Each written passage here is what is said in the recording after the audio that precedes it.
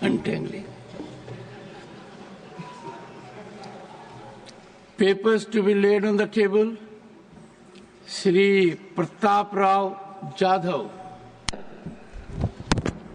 माननीय सभापति जी, मैं आपकी अनुमति से आज के संशोधित कार्यसूची में मेरे नाम के सन्मुख उल्लेखित विषय से संबंधित दस्तावेज सदन के पटल पर रखता हूं। Doctor L Murugan. Respected Chairman, sir, with your kind permission, on behalf of my colleague Sri Pankaj Chaudhary, I rise to lay on the table of the House the papers mentioned at serial number 1, Class B of today's revised list of business. Shri Shantanu Thakur. Sir, with your kind permission, I rise to lay on the table of the House the paper mentioned against my name, serial number 1, bracket C, in today's revised list of the business. Thank you, sir. Shri हर्ष मल्होत्रा। आदरणीय सभापति जी, मैं आज की संशोधित कार्यसूची में क्रमांक 1D पर मेरे नाम के सामने उल्लेखित पत्रों को सदन के पटल पर रखना चाहता हूं। श्रीमती नीमूबेन जयंती भाई बामनिया। माननीय सभापति महोदय, मैं आपकी अनुमति से आज की संशोधित कार्यसूची में क्रम संख्या 1E पर अपने नाम के आगे उल्लेखित कागजात हिंदी और अंग्रेजी में सभा पटल पर रखती हूं।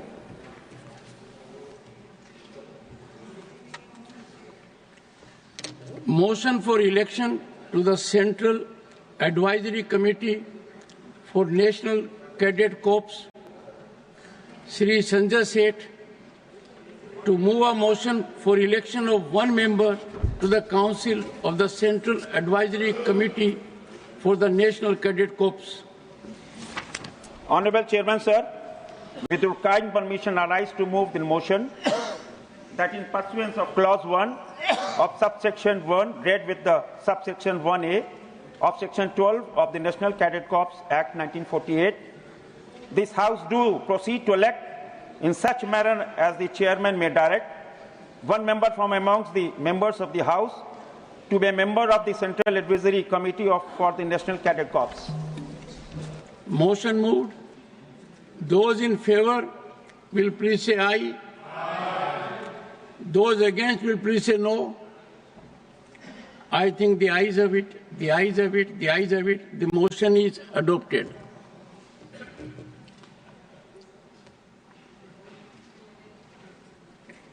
Honorable members, I have received notices under Rule 267. The notice of Sri Sanjay Singh demands discussion over alleged lapse of Election Commission in issuance of multiple duplicate elector photo identity cards across the country. Shri, एक second. Yes, sir. Given a short duration discussion, sir, you can allow in that because already we have raised 0. Yes. Kindly give a permission for a short duration discussion. We will be very pleased. Please, sir. You were reading, sorry. The notice of Sri Samik Bhattacharya demands discussion on non-implementation of Pradhan Mantri Janjati Adivasi Nyay Maha Abhiyan in West Bengal. One communication received not in accordance with rules is not being considered. Honorable members are fully aware of the contours and elements that are required for consideration of these notices. Having carefully gone through that and taking note of detailed ruling imparted earlier, in spite of best intentions at my level, I have not been able to persuade myself to accord acceptance, as these issues can be easily, effectively and impactfully raised during the listed business during the course of the session. Yes, Derek O'Brien. Sir, I'm on Rule 29 with a request to you, sir. In the period you were unwell, we're happy to see you back, that there was a broad consensus even at a BAC that a short duration discussion across would be one of the subjects, as my colleague had said, and one of the subjects was the epic duplication of voter cards. Sir, nobody here wants to... Also delimitation. And I will say, Bhaiya, let me finish speaking. On the duplication of epic cards and the election commission. Sir, it is not anyone's intention. One is on epic, sir, and the other is on delimitation. Now, Sir, it is not anyone's intention to disrupt this house, even when the minister is passing a railway budget during a discussion. So we want the house to run. Members have very important issues to raise in 0 hour, sir. Kind consideration, short duration discussion on this issue, sir. Thank you. honorable members. Yes, honorable members. Honorable members. Honorable members, it is very soothing, because if the house is in order, the productivity goes up, expectations of the people are fulfilled, and deliberations in accordance with rules go a long way in helping the government also and making people aware of the ground reality. I will confer with leaders of the parties and come back to the House at the earliest.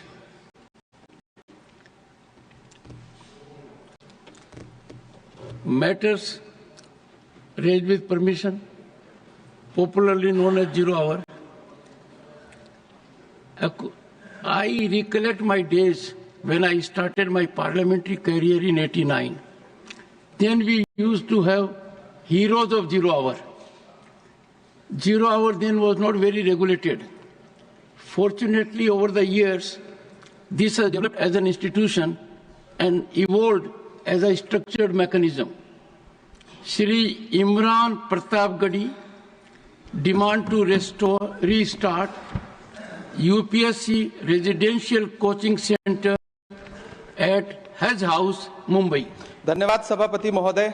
मैं आज इस सदन में खड़ा होकर हाशिए पर मौजूद देश के लाखों एससी, एसटी और माइनॉरिटी के छात्रों की तरफ से यूपीए की चेयरपर्सन रही श्रीमती सोनिया गांधी जी और पूर्व प्रधानमंत्री डॉक्टर मनमोहन सिंह साहब को सैल्यूट करूंगा, जिनकी कोशिशों से सच्चर कमेटी की सिफारिशों के बाद 2009 में कोचिंगों के अभाव में प्रतियोगी परीक्षाओं में हिस्सा न ले पाने वाले एससी, एसटी और माइनॉरिटी के छात्रों के लिए रेजिडेंशियल कोचिंग एकेडमी शुरू की गई थी। Doctor Bhimrao Ambedkar university, Hyderabad, AMU, Aligarh, Jamia Hamdard और जामिया मिल्लिया यूनिवर्सिटी में दूर दराज गांव से आने वाले बच्चों ने महंगी यूपीएससी कोचिंगों के बजाय भारत सरकार की रेजिडेंशियल कोचिंग एकेडमी में एडमिशन लेना शुरू किया और उनके प्रतियोगी परीक्षाओं में जाने के सपने पूरे होने लगे।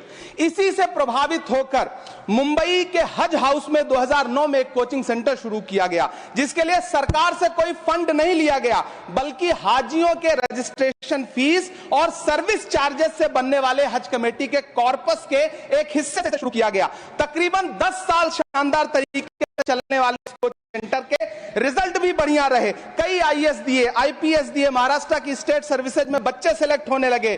फिर आया कोविड, पहले सीटें घटाई गईं और फिर तत्कालीन अल्पसंख्यक मंत्री महोदया को मौका मिला और उन्होंने 2023 में इस कोचिंग सेंटर को बंद कर दिया। वो सैकड़ों छात्र जो हर साल इस कोचिंग सेंटर से फायदा उठा रहे थे, एक झटके में उनके सपने चकनाचूर कर दिए गए। सभापति महोदय, मैं जब देश के प्रधानमंत्री को प्रोटोकॉल तोड़ के कतर के अमीर शेख तमीम को रिसीव करते हुए देखता हूं, जब मैं सऊदी के क्राउन प्रिंस मोहम्मद सलमान को प्रधानमंत्री जी को गले लगाते हुए देखता हूं, तो सोचता हूं कि काश प्रधानमंत्री जी अपने देश के गरीब भारतीय मोहम्मद सलमान और मोहम्मद तमीम को इसी तरह अपने पन का एहसास दिला पाते। कभी मैं जब प्रधानमंत्री जी को, शेख हसीना जी को प्रोटोकॉल तोड़ के रिसीव करते देखता हूं तो मैं सोचता हूं कि कभी प्रधानमंत्री जी अपने देश की बेटी बिल्किस को भी इसी तरह से अपने पन का एहसास दिला पाते। कभी कैब भोपाली ने कहा था, ये दाढ़ियां, ये तिलकधारियां नहीं चलती, हमारे अहद में मक्कारियां नहीं चलती, दिलों को हम कबीले वालों के दिल जोड़िए मेरे सरदार, सरों को काट के सरदारियां नहीं चलती।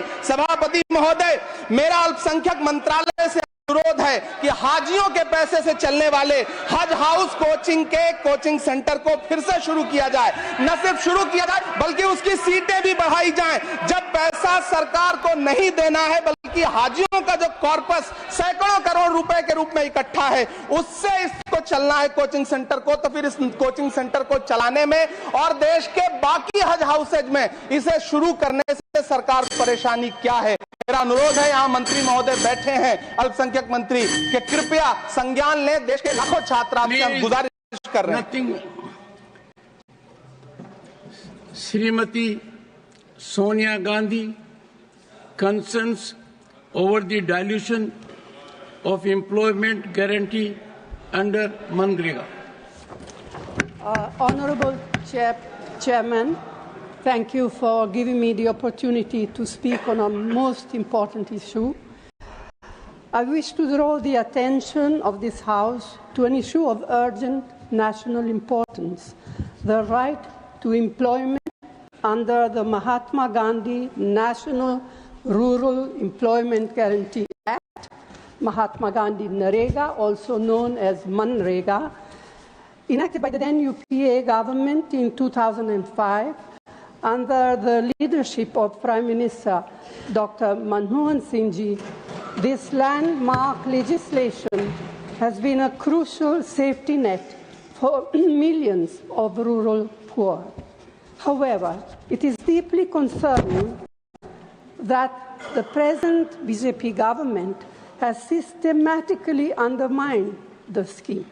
The budget allocation remains stagnant at rupees 86,000 crores, a 10-year low as a percentage of GDP. When adjusted for inflation, the effective budget has declined by rupees 4,000 crores. Moreover, estimates suggest that nearly 20% of the allocated funds will be used to clear pending dues from previous years. Additionally, the scheme faces multiple challenges, including the exclusionary Aadhaar-based payment system and the national mobile monitoring system, persistent delays in wage payments and wage rates not adequate to compensate for inflation. In light of these pressing concerns, the Congress Party demands the following. 1. Adequate financial provisions to sustain and expand the scheme. 2. An increase in the minimum wage of rupees 400 per day. 3. Timely disbursement of wages. 4. The removal of mandatory ABPS and NMMS requirements. 5. An increase in the number of guaranteed work days from 100 to 150 per year. These measures, sir, are essential to ensure that Mahatma Gandhi NREGA provides dignified employment and financial security. Thank you. Shri Manoj Kumar Jha, need for enhancement of honorarium for ASHA workers. शुक्रिया। So you want ASHA for ASHA workers? जी, शुक्रिया। माननीय सभापति महोदय, सबसे पहले आपको सकुशल सदन वापसी की बहुत बहुत शुभकामनाएं। सभापति महोदय, महत्वपूर्ण है कि नेता सदन और स्वास्थ्य मंत्री भी हमारे समक्ष हो।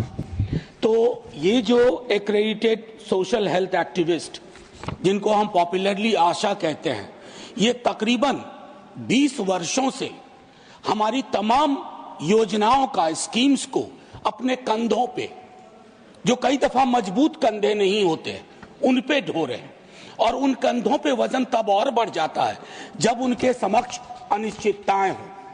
माननीय सभापति महोदय, मूलतः मैं आशा कर्मियों के लिए बात रख रहा हूं, लेकिन इस देश के तमाम स्कीम वर्कर्स जो अलग अलग योजनाओं में संलग्न हैं, उनके समक्ष भी अनिश्चितता का एक ऐसा माहौल है कि जिसको सिर्फ तालियां बजा करके, उनको ग्रेटिट्यूड दे करके उसकी भरपाई कतई संभव नहीं है।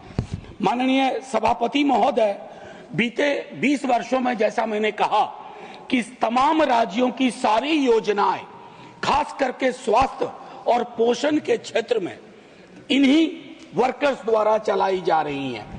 एक जेंडर्ड नोशन भी है माननीय सभापति महोदय कि महिलाएं हैं मूलतः तो ये केयर गिवर हैं, इनका शोषण भी अगर हो जाए तो केयर गिवर के नाम पर इसको रख लिया जाए। 2005 से एनआरएचएम का हिस्सा थी और मुझे दुख के साथ कहना पड़ रहा है, राज्यवार परिस्थितियां बहुत विपरीत है इनके लिए। हाल में इनकी एक हड़ताल भी हुई थी। एक तरफ केरल जैसा राज्य है जहां सबसे ज्यादा ऑनरेडियम है, दूसरी तरफ मेरा अपना गृह राज्य बिहार है जहां 2000 रुपए मात्र ऑनरेडियम है। सर, ये तो पूरे देश के समक्ष एक चुनौती है। पूरे देश में कम से कम मेरी मांग होगी कि इनका जो आप एक तो ऑनरेडियम अगर वर्कर कह रहे हैं, एक्टिविस्ट कह रहे हैं, सर ये ऑनरेडियम थोड़ा डिमीनिंग लगता है। अगर इसको हम कोई बेहतर नाम दे और 21,000 रुपया कटिंग अक्रॉस स्टेट्स करें और one time retirement benefit 5 lakh रुपए का करें तो शायद, और ये स्टैंडिंग कमेटी का भी सर ये आग्रह था 2020 में कि फॉर्मलाइज किया जाए इनके काम को। और मैं अंत में आपके माध्यम से सभापति जी, माननीय स्वास्थ्य मंत्री जी से आग्रह करूंगा, अगर आपने सकारात्मक पहलकदमी ली इसकी गूंज दूर तक जाएगी, हम बेहतर प्रदर्शन कर पाएंगे। और इसी के साथ मैं जोर से कहना चाहता हूं, जय Hind sir.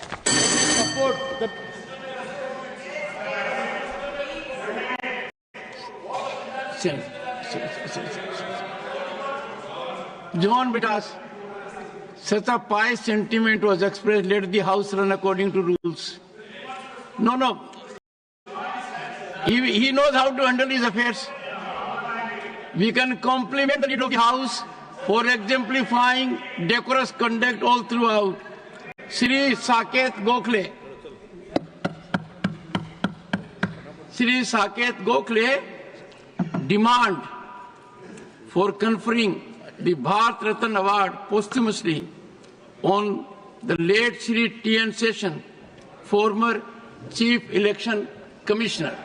Thank you, Chairman, sir. So, T.N. Session was the 10th Chief Election Commissioner of India, and he redefined the way in which the Election Commissioner of India functions. So, Mr. Session was a fiercely independent election commissioner. His famous quote, which is, "I eat politicians for breakfast," showed that he worked without fear or favor and upheld the independence and dignity of the Election Commission. Sir, I'll state a few reasons as to why it is extremely important that our country honor T.N. Session with the Bharat Ratna. First reason, sir, T.N. Session's independence gave a strong image to the ECI, which is the constitutional body. So today, election commissioners are appointed directly by the government with a majority vote of PM Modi and PM Shah and Home Minister Shah on the selection panel. Neither the Chief Justice of India, which is the judiciary, nor the leader of opposition, which is the legislature, have any say in the appointments. The ECI has now become a government-appointed body. T.N. Session would not approve of this. Second reason, sir, T.N. Session strictly enforced the Model Code of Conduct and made it a powerful tool for free and fair elections. Sir, in the last Lok Sabha elections, we saw how the MCC was shredded by PM Modi when he went around the country making some extremely communal and polarizing speeches. So media owners capitulated to the PM and he gave 80 interviews during the course of the election while no other opposition leader got that kind of coverage.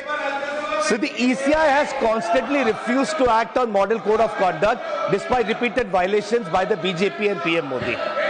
So the third reason, and this is the most important reason, sir. So TN session, and this is important for everyone to know in the government especially, TN session created the epic cards, envisaged the identity, the voter ID cards were envisaged by TN session. So he envisaged them as being a unique electoral ID for every Indian. So today our electoral system is in dire straits, where the ECI itself has accepted and admitted that multiple duplicate epic cards exist within the system. The unique voter ID envisaged by TN session is no longer unique, sir. So what is shocking is that ECI was aware of this major scam, but they did not do anything about it until it was raised by my leader Mamata Banerjee on 27th of February. So what is even more shocking, sir, is the ECI now says that they will resolve this issue within 90 days. So the Election Commission still hasn't disclosed how many duplicate epics even exist in India. How are they going to resolve this in 90 days, sir? So we have expressed concerns. Delhi elections, about 8 lakh new voters were added. Maharashtra, 39 lakh new voters were added. How is this possible, sir? So under TN session, the EC was independent. And we need to give him Bharat Ratna, sir, to remind the Election Commission today that it is a free body, it is a constitutional body, and they must function independently, sir. Thank you. Election Commission is a constitutional body. No comment on Election Commission, please. Srimati Maya Narnolia demand to increase effectiveness of one-stop center service number in Madhya Pradesh. Please. माननीय उपसभापति महोदय, मैं आपका धन्यवाद देती हूं कि आपने इस महत्वपूर्ण विषय पर बोलने के लिए मुझे अवसर प्रदान किया। माननीय उपसभापति महोदय, मैं इस सदन के माध्यम से माननीय महिला एवं बाल विकास मंत्री जी का ध्यान वन स्टॉप सेंटर की ओर आकर्षित करना चाहती हूं। माननीय उपसभापति महोदय, पूरे भारत देश में अभी तक 878 वन स्टॉप सेंटर खोले गए हैं, जिसमें से 802 वर्तमान में कार्यरत हैं। मध्य प्रदेश में 64 वन सेंटर खोले गए हैं, जिसमें से 57 वर्तमान में कार्यरत हैं। माननीय उपसभापति महोदय जी, मैं इस सदन के माध्यम से माननीय मंत्री जी से यह निवेदन करती हूं कि यह वन स्टॉप सेंटर को hospital, police station, railway station एवं अन्य सार्वजनिक स्थानों पर रणनीतिक रूप से स्थित हों, ताकि आसान पहुंच सुनिश्चित हो सके। माननीय सभापति महोदय जी, इन केंद्रों के कर्मचारियों को, जरूरतमंद महिलाओं को प्रभावी सहायता करने के लिए पर्याप्त प्रशिक्षण की बहुत आवश्यकता है। वो प्रशिक्षण मिलना बहुत जरूरी है। इसके अलावा इन केंद्रों की पहुंच बढ़ाने के लिए एक व्यापक जागरूकता कार्यक्रम लागू करने की तत्काल आवश्यकता है। ऐसी पहलों से जनता को वन स्टॉप सेंटर OSC द्वारा दी जाने वाली सेवाओं के बारे में शिक्षित किया जाए, जिससे अधिक से अधिक महिलाएं इन आवश्यक सेवाओं का उपयोग करने के लिए प्रोत्साहित होंगी। इससे उनकी सुरक्षा और कल्याण में महत्वपूर्ण योगदान मिलेगा। माननीय मंत्री जी से आग्रह करती हूं कि वे मध्य प्रदेश में वन स्टॉप सेंटर की प्रभावकारिता और नंबर बढ़ाने के लिए इन उपायों पर विचार करें। हालांकि हमारी भारतीय जनता पार्टी की सरकार और मध्य प्रदेश सरकार भी सरकार के माध्यम से और महिला बाल विकास मंत्रालय के माध्यम से बहुत अच्छा कार्य कर रही है, लेकिन इसको और बेहतर और प्रभावी बनाने के लिए निश्चित रूप से प्रशिक्षण और महिलाओं को प्रशिक्षित किए जाने की भी बहुत आवश्यकता है। धन्यवाद। धन्यवाद। माननीय Shri Pramod Tiwari ji, concern over crashing of Indian stock market and its impact on investors. धन्यवाद उपसभापति जी। दलाल स्ट्रीट रक्त रंजित हो गया है, चारों तरफ तबाही मची हुई है। 30 साल की रिकॉर्ड गिरावट शेयर मार्केट में दर्ज की गई है। पिछले 5 महीने में 95 लाख करोड़ स्वाहा हो गए हैं। विदेशी निवेशकों को भारतीय बाजार अब आकर्षक नहीं लग रहा है, इसलिए 6 महीने में 1.67 लाख करोड़ बाजार से निकाले गए हैं। इन विदेशी निवेशकों को अमेरिका और चीन का बाजार ज्यादा आकर्षक नजर आ रहा है। तभी तो पिछले 6 महीने में चीन के बाजार में 17% की उछाल दर्ज की गई, जबकि इस अवधि में भारतीय बाजार में 12% की गिरावट दर्ज की गई। इस तबाही के बीच सरकार मौन साधे हुए है। भारतीय शेयर बाजार विश्व में सबसे खराब प्रदर्शन करने वाले बाजारों में शामिल हो गया है। बड़े बड़े शेयर धड़ाधड़ गिर रहे हैं। सबसे ज्यादा नुकसान बाजार की इस गिरावट पर छोटे निवेशकों पर आ रहा है। वैश्विक बाजारों की कमजोरी, विदेशी निवेशकों की बिकवाली और अमेरिका के नए टैरिफ से जुड़े चिंताओं के चलते बाजार में ये गिरावट देखी जा रही है। लेकिन इस गिरावट में घरेलू कारण भी शामिल है। देश में आर्थिक मंदी की चिंता, उम्मीद से कम कमाई, रुपए की लगातार कमजोरी, कम उपभोग के कारण हम कारपोरेट कमाई भी शामिल है। भारत की जीडीपी में गिरावट आई है।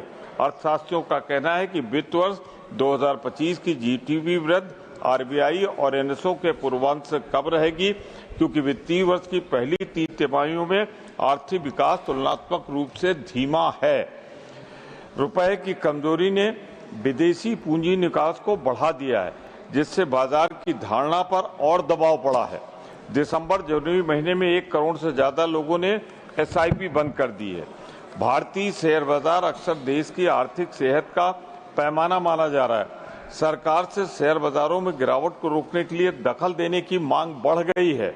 मैं इस सदन के माध्यम से सरकार से आग्रह करता हूं, निवेशकों को राहत पहुंचाने के लिए कोई ठोस कदम उठाए। इस सरकार की आर्थिक नीति तबाही और बर्बादी की ओर इस देश को ले जा रही है। सरकार को सुधार करने की जरूरत है। जो कुछ लोग विश्वगुरु बन रहे हैं, विश्वगुरु कम से कम आर्थिक नीति को छोड़ दो, इसलिए छोड़ दो कि उसमें आपने देश को तबाह और बर्बाद किया है। मैं इन शब्दों के साथ सरकार के दखल की मांग करता हूं। धन्यवाद। Doctor Sasmit Patra ji, demand for special category status for Odisha. Honorable Deputy Chairman, sir, I rise to demand special category status for the state of Odisha. Today, I do not rise merely as a representative of the state of Odisha. I rise as the conscience of a state that has powered India's progress, borne nature's fury, and stood tall time and again without ever faltering. Odisha does not seek sympathy. It is demanding justice, justice long overdue. For over 2 decades, under the indomitable leadership of Shri Naveen Patnaik ji, Odisha has made a dignified, consistent and rightful demand for special category status. We have not raised our voice in anger. We have raised it in reason. But reason, when ignored for too long, must thunder. Odisha is the pillar of India's growth, the shield against nature's wrath. Odisha is the engine room of India's economy. Our coal powers industries. Our minerals build India's infrastructure. Our ports connect India to the world. Yet Odisha stands vulnerable, Honorable Deputy Chairman, sir, year after year, storm after storm. Super cyclone, Phylin, Fani, Amphan, Yas, the names change, but the destruction continues of Odisha. While Odisha fuels India's rise, Odisha alone bears the brunt of devastation. Is this the federal vision enshrined in our constitution? Is this the idea of cooperative federalism we speak of? Fairness is not a favor. Recognition is not a request. Special category status for Odisha is not an indulgence. It is a rightful recognition of Odisha's dual responsibility as the economic backbone of India and as the perennial front line against natural disasters. Odisha's fiscal health is strained because of factors beyond its control. Rebuilding infrastructure, rehabilitating millions, securing lives, all of while contributing billions to the national exchequer. No other state is asked to sacrifice as much, contribute as much, and yet to receive so little national assistance. This House must ask itself, Should Odisha forever remain the silent sentinel, expected to give but not to get? Honorable Chairman, sir, this is a national test of fairness. This is no longer a routine demand. This is a test of our nation's commitment to justice, equity, and federal responsibility. Odisha has shown resilience. Odisha has shown contribution. And I firmly demand that this must be given to Odisha a special category status. Bande Utkal Janani Jai. Thank you. Thank you.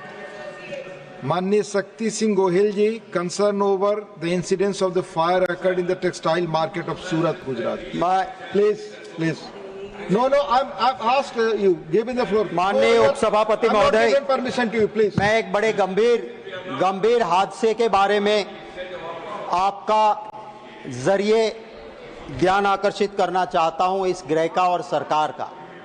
उपसभापति महोदय, गुजरात के सूरत में Shiv Shakti textile market है, उसमें बुरी तरह से आग लगी। छोटे छोटे व्यापारी, आजकल टेक्सटाइल में वैसे भी रिसेशन होने के, मंदी का माहौल होने की वजह से स्टॉक सबके पास था। आग लगी, 900 शॉप्स, 900 दुकानें जल के खाक हो गई। और सबसे दुख बड़ी बात तो यह है कि वहां पे कोई मुआवजा, क्योंकि छोटे छोटे व्यापारी हैं, उनके पास इंश्योरेंस नहीं है। नेशनल डिजास्टर रिलीफ फंड से उनको सहायता वहां पहुंचनी चाहिए। एक हकीकत यह भी है कि किस तरह से लापरवाही वहां की गई। 1:30 बजे दोपहर को आग लगती है, फायर ब्रिगेड आती है, ऑफिसर्स आते हैं पुलिस के, आग कंट्रोल में हो गई है करके शाम को चले जाते हैं, धुआं निकल रहा है, लोग कहते हैं सर देखिए अभी भी, चले गए। रात को 1 बजे फिर से आग निकली और बहुत बड़े पैमाने पे, अगर वो लापरवाही नहीं होती तो जो 1:30 बजे दोपहर आए थे और ठीक करके जाते, इतना बड़ा नुकसान नहीं होता। इससे पहले 2020 में भी इसी तरह से एक टेक्सटाइल मार्केट में बुरी तरह से हादसा हुआ था। वहां से सरकार को सीख लेना चाहिए कि दोबारा ऐसे हादसे न हो। मेरा उपसभापति महोदय, आपके जरिए सरकार को अनुरोध है कि दोबारा ऐसे गुजरात में हादसे ना हो, इसके प्रिकॉशंस लिए जाए।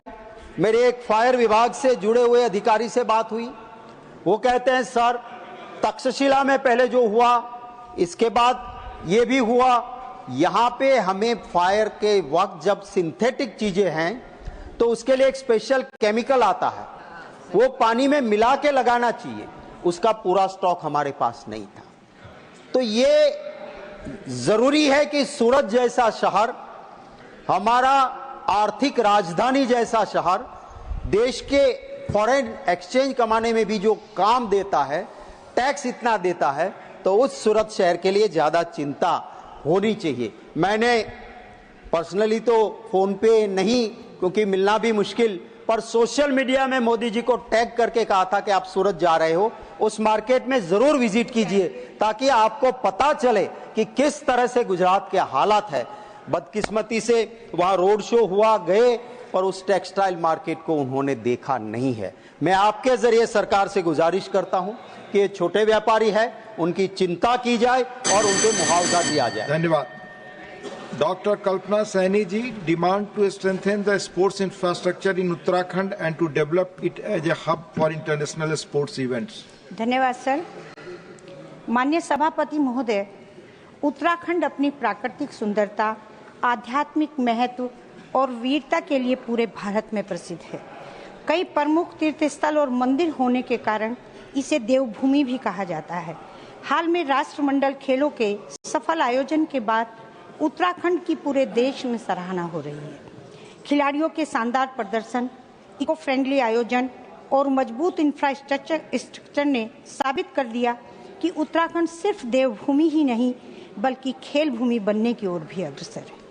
यहाँ के युवाओं में खेलों के प्रति उत्साह और क्षमता देखते हुए यह आवश्यक हो गया है कि राज्य को अंतर्राष्ट्रीय खेल आयोजन के केंद्र के रूप में विकसित किया जाए। राष्ट्रीय खेलों का आयोजन एक भारत श्रेष्ठ भारत की अवधारणा को मजबूत करते हुए भारत की संस्कृति, परंपराओं और खेल प्रतिभा का उत्सव मनाने का एक प्रभावी मंच है। भारत तेजी से दुनिया की तीसरी सबसे बड़ी आर्थिक शक्ति बनने की ओर अग्रसर है।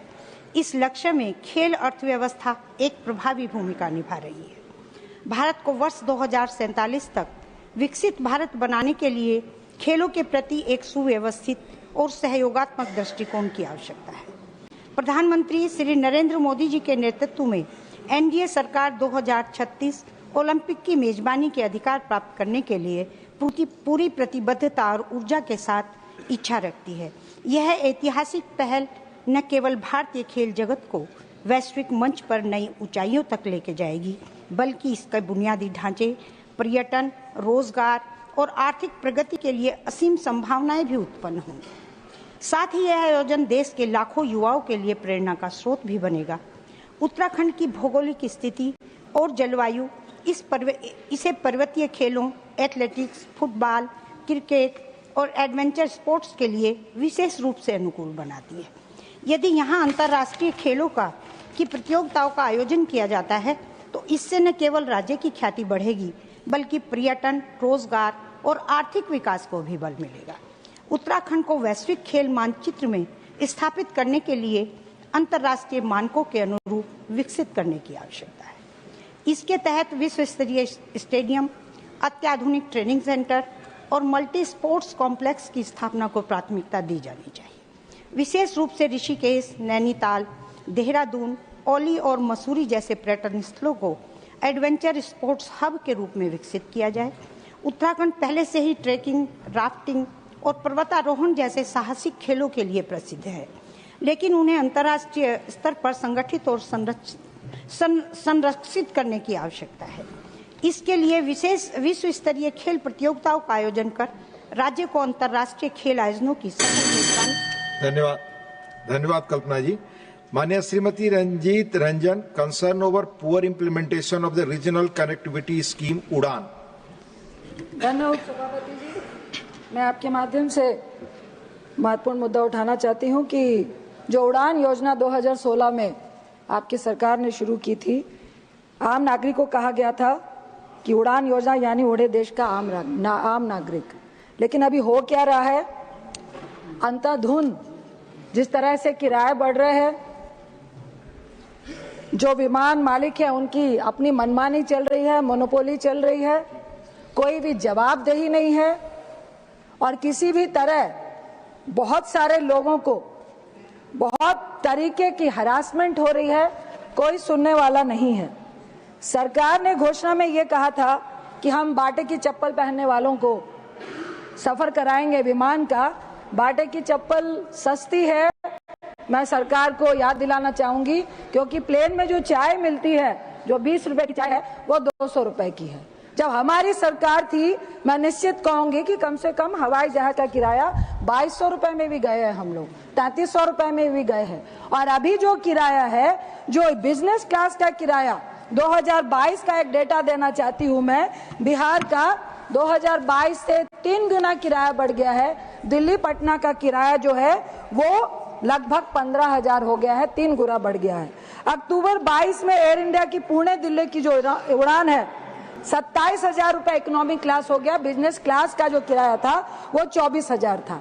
इस तरह से बहुत सारी ऐसी घटनाएं हैं। अभी रिसेंटली एक शुगर का पेशेंट था, उसने प्री बुकिंग अपना मील बुक कराया, उसको बहुत डिले हुआ, उसको बहुत ज्यादा हाइपरटेंशन हो गई, वो सीरियस हो गया। बहुत सारी ऐसी घटनाएं आई हैं। खराब फूड, खराब क्वालिटी का खाना परोसा जाता है। सीटों की क्वालिटी, कई बार टूटी सीटों पे लोगों को बैठना पड़ता है। कई बार घंटे घंटे रनवे पे प्लेन को खड़ा रखा जाता है। कई बार एसी बंद हो जाते हैं और पैसेंजर वहां पे पसीने पसीने हो रहे होते हैं। कई बार कई पैसेंजर को विमान से निकालना पड़ता है क्योंकि उनकी तबीयत खराब हो गई होती है। तो क्या कोई जवाबदेही तय होगी? आप किराया कम करने की बात कर रहे हैं। आप कुंभ का आपको एग्जाम्पल दूंगी, आपने 50% का डिस्काउंट भी दिया, उसके बाद 30 से 1 लाख रुपए वसूले जा रहे थे। ये किसकी उड़ान है? क्या ये विमान मालिकों की उड़ान है या ये आम नागरिकों की उड़ान है? तो मैं सरकार से ये पूछना चाहती हूँ कि जो विमान मालिक है उनकी कोई जवाबदेही तय होगी कि नहीं। साथ ही मैं एक और चीज जोड़ना चाह रही हूँ कि हमारे प्लेयर जाते हैं, एक्सेप्ट क्रिकेट, बहुत सारे बच्चे जाते हैं जो नेशनल खेल रहे होते हैं, स्टेट से जा रहे होते हैं, किराया ऑनलाइन दिखता है 4,000, जब आप बुकिंग कराने जाइए तो सीधा 4,000 बढ़ जाता है। तो क्या आप उन बच्चों को, अब सरकार विमान मालिकों को सब्सिडी दे रही है? धन्यवाद। माननीय Shri Dhairyasheel Mohan Patil, demand to lift ban on POP idols imposed by the Central Pollution Control Board. आदरणीय सभापति महोदय, महाराष्ट्र में गणेशोत्सव बड़े भक्तिभाव से मनाया जाता है। इस राज्य में गणेश जी की लाखों मूर्तियां बनती है। ये न केवल पूजन के लिए उपयोग में आती है, बल्कि इससे बहुत बड़ा रोजगार भी अध्यक्ष महोदय मिलता है। 20,000 कारखाने मूर्ति बनाने वाले के महाराष्ट्र में है, जिससे 2-3 लाख कलाकार, मूर्तिकार यहाँ पर अध्यक्ष महोदय काम करते हैं। अब केंद्रीय प्रदूषण नियंत्रण मंडल ने प्लास्टर ऑफ पेरिस के मूर्ति पर प्रतिबंध लगाया है। इस निर्णय से कई हजारों लाखों मेहनतकश मूर्तिकारों का रोजगार अध्यक्ष महोदय संकट में आया है। अध्यक्ष महोदय, गणेश जी की मूर्ति मुख्य स्वरूप से प्लास्टर ऑफ पेरिस ही बनती है। वही ये प्लास्टर ऑफ पेरिस है जो हम यहाँ पे भिंत पर यहाँ पर प्लास्टर के लिए लगाते हैं। अध्यक्ष महोदय, पीओपी से बनी हुई मूर्तियां अत्यंत सुगठित, सुंदर, सुबक, मजबूत और यातायात करने के लिए बहुत ही हल्की होती है। अध्यक्ष महोदय, एनपीसीबी बोर्ड ने यह तर्क दिया है कि पीओपीसी मूर्ति से प्रदूषण होता है, लेकिन कई संशोधक ये वैज्ञानिक ये दावा करते हैं कि प्रदूषण यहाँ पर बिल्कुल होता नहीं है। अध्यक्ष महोदय, पीओपी एक खनिज है कि जो खनिज प्राकृतिक रूप में पाया जाता है, जिसे जिप्सम बोलते हैं। कृषि क्षेत्र में भू सुधारक के रूप में भी अध्यक्ष महोदय इसका उपयोग होता है। अध्यक्ष महोदय, अगर प्लास्टर ऑफ पेरिस से कुछ हद तक प्रदूषण होता भी है तो प्रदूषण का नियंत्रण करना चाहिए, प्रतिबंध नहीं होना चाहिए। पर्यावरण और रोजगार निर्मित का अध्यक्ष महोदय बैलेंस बनाना अध्यक्ष महोदय यहाँ पर बहुत जरूरी है। जब हम प्रगति की ओर बढ़ते हैं अध्यक्ष महोदय, तो कठिनाइयां तो आती है, लेकिन उस पे आधुनिकीकरण के उपायों से उसका उपचार करना चाहिए। अध्यक्ष महोदय, 30-40 साल पहले गाड़ियां चलती थी 40-50 किलोमीटर के हिसाब से चलती थी। अध्यक्ष महोदय, उस वक्त भी एक्सीडेंट होते थे, लेकिन गाड़ी पे प्रतिबंध नहीं लगाया। टेक्नोलॉजी में सुधार लाया, रास्ते अच्छे किए, ड्राइवरों को प्रशिक्षण दिया और टेक्नोलॉजी के सहारे यहाँ पर गाड़ी को प्रतिबंध न लगाते हुए सुधार करने की अध्यक्ष महोदय कोशिश की गई। अध्यक्ष महोदय, मूर्तिकारों पे प्रतिबंध लगा के उनका रोजगार नहीं नष्ट करना चाहिए, लेकिन मैं ये बोलूंगा कि मूर्तिकारों के विसर्जन प्रक्रिया में हम सुधार ला सकते हैं। प्रक्रिया में सुधार ला सकते हैं। पीओपी का बायोलॉजिकली डिसइंटीग्रेशन कैसा हो ये देख सकते हैं। उपाय यहाँ पर अनेक किए जा सकते हैं कि जिससे थोड़ा बहुत होने वाला प्रदूषण यहाँ पर कंट्रोल में लाया जा सके। अध्यक्ष महोदय, मैं यही विनती करता हूं कि जो रोजगार मूर्तिकारों ने अपने खुद के बलबूते पे किया है, मेहनतकश लोगों ने 4 या 5 लाख लोगों का रोजगार महाराष्ट्र में अध्यक्ष महोदय जो बनाया है, वो यहाँ पर नष्ट नहीं होना चाहिए। मैं आपको यहाँ से यही विनती इस सदन को करता हूँ कि अलग अलग तरीके सोचे जाए जिससे प्रदूषण का नियंत्रण हो। प्रतिबंध हटाकर मूर्तिकारों ने खुद के बलबूते पे जो व्यवसाय यहाँ पे डेवलप किया है, उसको ये सदन यहाँ पे संरक्षण दे। धन्यवाद। माननीय Shri Santosh Kumar P, need to address the problems faced by bank employees. Thank you, Deputy Chairman, sir. Sir, the United Forum of Bank Unions, an umbrella organization consisting 9 unions, have given a call for 48 hours bank strike on 24th and 25th of this month. These organizations jointly represent more than 8 lakh employees and officers in banking sector. So it's going to affect the banking sector. And I take this opportunity to request through you, sir, the finance minister should take a very serious look into this matter and address the genuine concerns raised by these unions. So the 1969 bank nationalization was one of the landmark legislations in India's history. Now coming to the point, sir, the bank employees, especially in public sector banks, are facing a lot of problems. The number one issue is the shortage of adequate number of staffs in public sector banks. At present, it is estimated that more than 2,11,000 posts are vacant in staff cadre only. And this adversely affects the mental health of the workers also. They are overburdened by work. It leads to stress and even suicides. No need of further explanation. Sir, now in PSBs, the customer or employee ratio has reached, for 2,000 customers, it's just one employee. This needs to be enhanced. Sir, another issue is related to the 5 working days of bank employees. It was a demand from the bank employees, and there is a consensus also. The bank authorities, the Indian Banks Association also agreed to the same. And now the demand is, this request is pending before the Union Finance Ministry, and I take this opportunity to request through you, sir. The Union Finance Minister should take a serious look into this matter. And in all other financial sectors, sir, it is just 5 hours working day. In RBI, it's 5 hours, and other insurance sector is 5 days. Sorry, 5 days. I'm sorry, 5 days in a week, and 5 days insurance companies also. And this should be applicable to the banking sector also.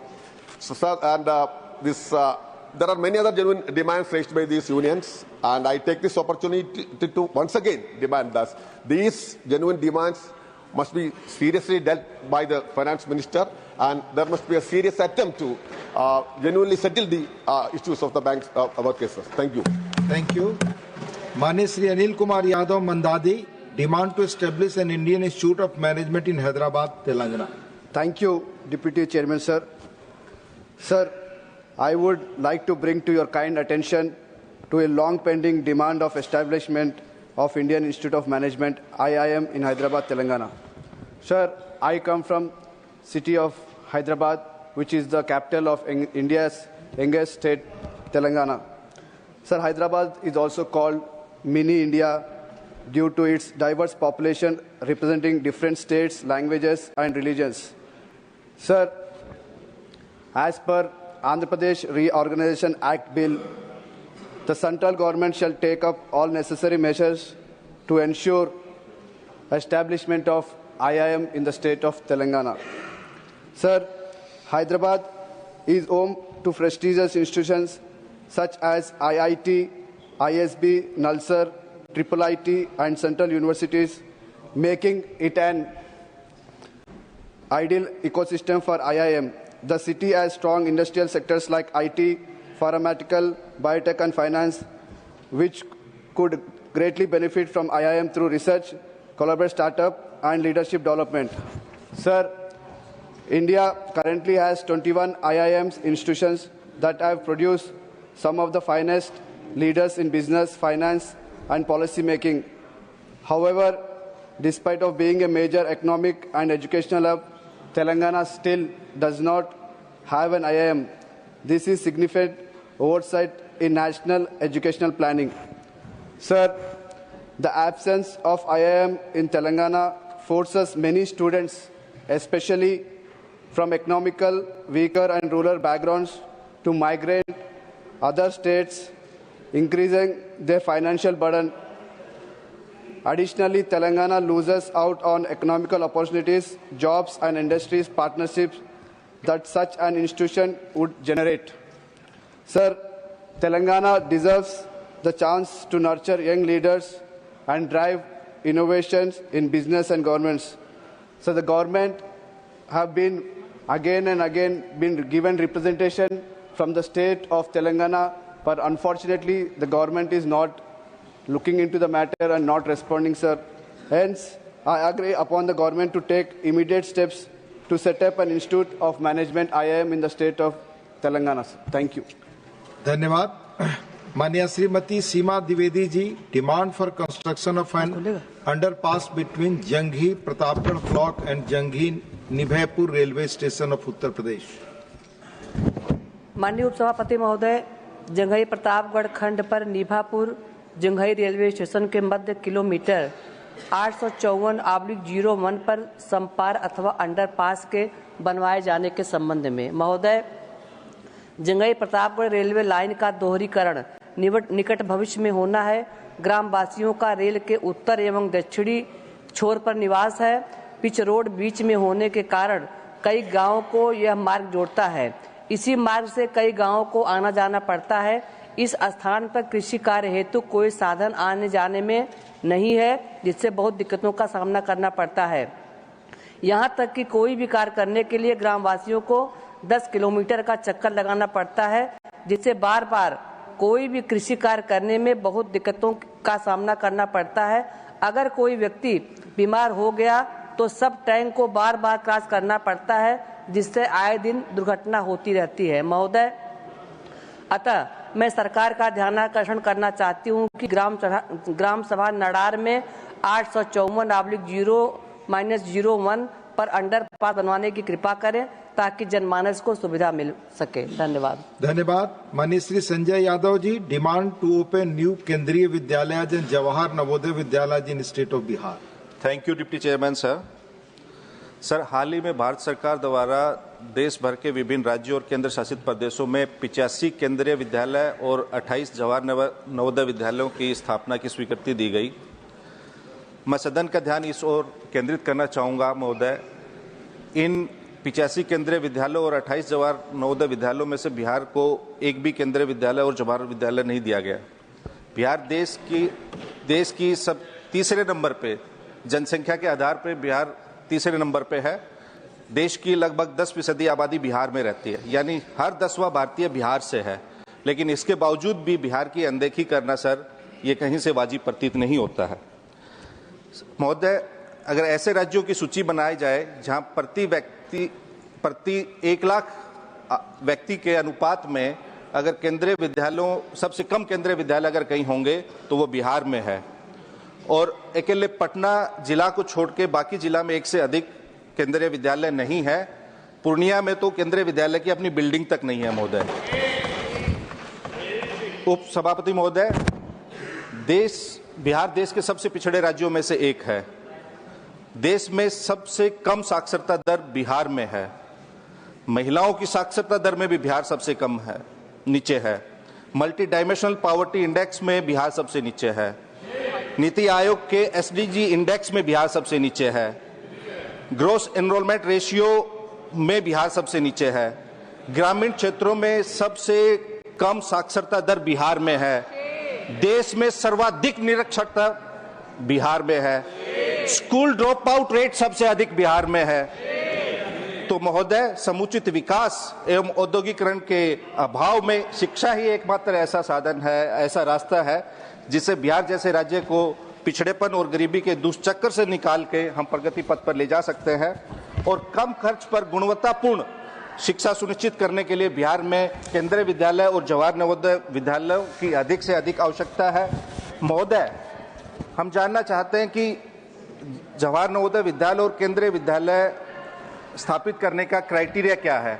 अगर बिहार में सबसे कम साक्षरता दर है, सबसे कम महिला साक्षरता दर है, सर्वाधिक निरक्षरता दर है, सबसे अधिक स्कूल ड्रॉप आउट रेट है, ग्रोस एनरोलमेंट रेशियो सबसे कम अगर बिहार में है, अगर ये पैमाना माना जाए तो सबसे अधिक केंद्रीय विद्यालय और जवाहर नवोदय विद्यालय बिहार को मिलना चाहिए। लेकिन यहाँ उल्टा हो रहा है। हर 10वां भारतीय बिहारी है, तीसरी सबसे अधिक जनसंख्या बिहार की है, फिर भी आप बिहार को एक केंद्रीय विद्यालय और जवाहर नवोदय नहीं देना चाहते।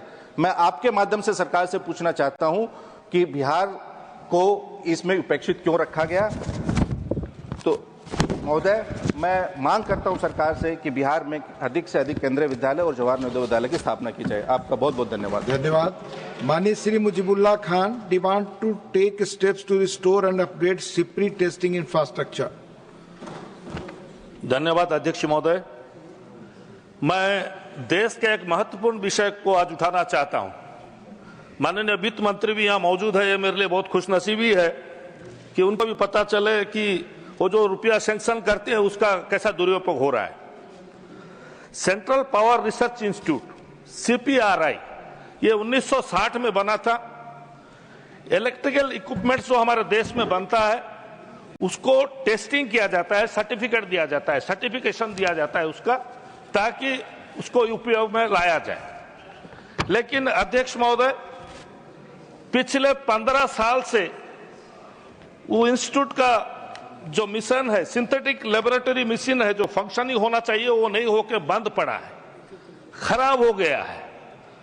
जब एनर्जी कमेटी, हमारा स्थायी कमेटी का वहां हम लोग गए थे उस सेंटर को, रिसर्च सेंटर को, तो हम लोग ने जानना चाहा कि वो रिपेयर क्यों नहीं हो रहा है। तो उन लोगों ने कहा कि कोई मैकेनिक नहीं मिल रहा है उसको रिपेयर करने के लिए। मैं बोला, अरे भाई, हमारा देश चांद में जाके पहुंच गया, तुमको मैकेनिक नहीं मिल रहा है। उसका मेन कारण, असली कारण यह है अध्यक्ष महोदय, कि उस इंस्टीट्यूट का कोई अधिकारी वहां से नौकरी छोड़ के विदेश में जाकर नौकरी कर रहा है दूसरे कंपनी में। इसीलिए हमारा टेस्टिंग के लिए विदेश को जाना पड़ता है, छोटे छोटे एंटरप्रेन्योर को विदेश लेके जाना पड़ता है। इलेक्ट्रिकल इक्विपमेंट्स को टेस्ट करने के लिए विदेश लेके जाना पड़ता है।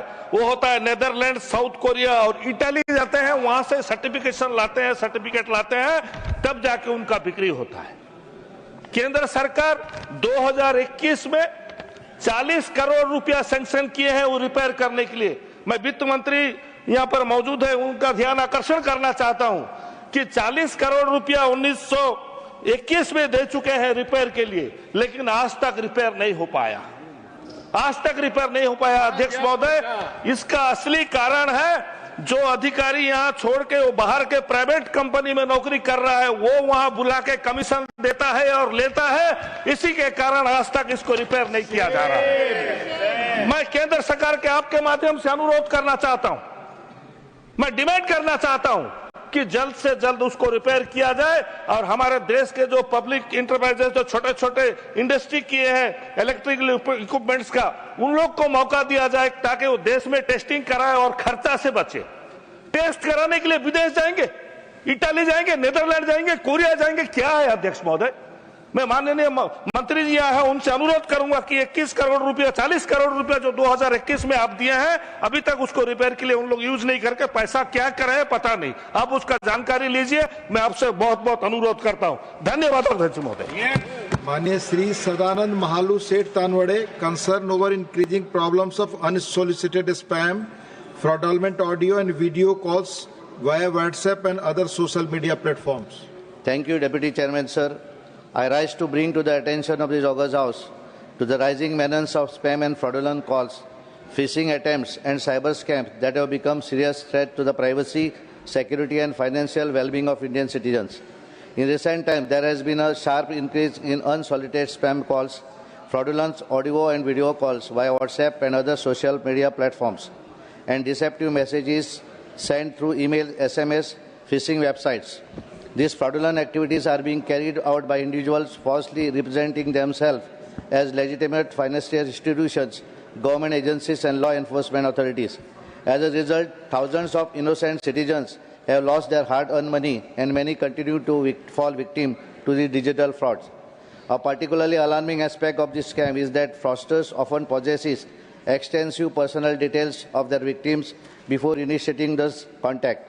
These raise serious concerns about data privacy and unauthorized access and sale of personal information by data brokers and telemarketers. The citizens, especially those who are not well versed in advanced digital technology, are at higher risk of being duped. The fear and anxiety caused by such fraudulent activities have created an environment of insecurity for mobile phone internet users. A primary factor contributing to this growing menace is the unauthorized access and misuse of personal data. Spammers and fraudsters illegally obtain phone numbers and personal details through various means, including data harvesting, data mining, and purchasing cyber ready-made data from third parties or companies maintaining data banks. This blatant misuse of data raises serious concern about the privacy and security of Indian citizens.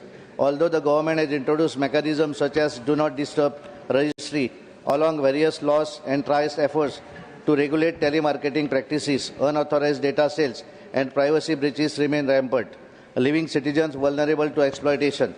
Honorable Vice Chairman, sir, the right to privacy and data security is a fundamental right, and it is imperative that the government takes decisive action to safeguard its citizens from data misuse and unsolicited calls.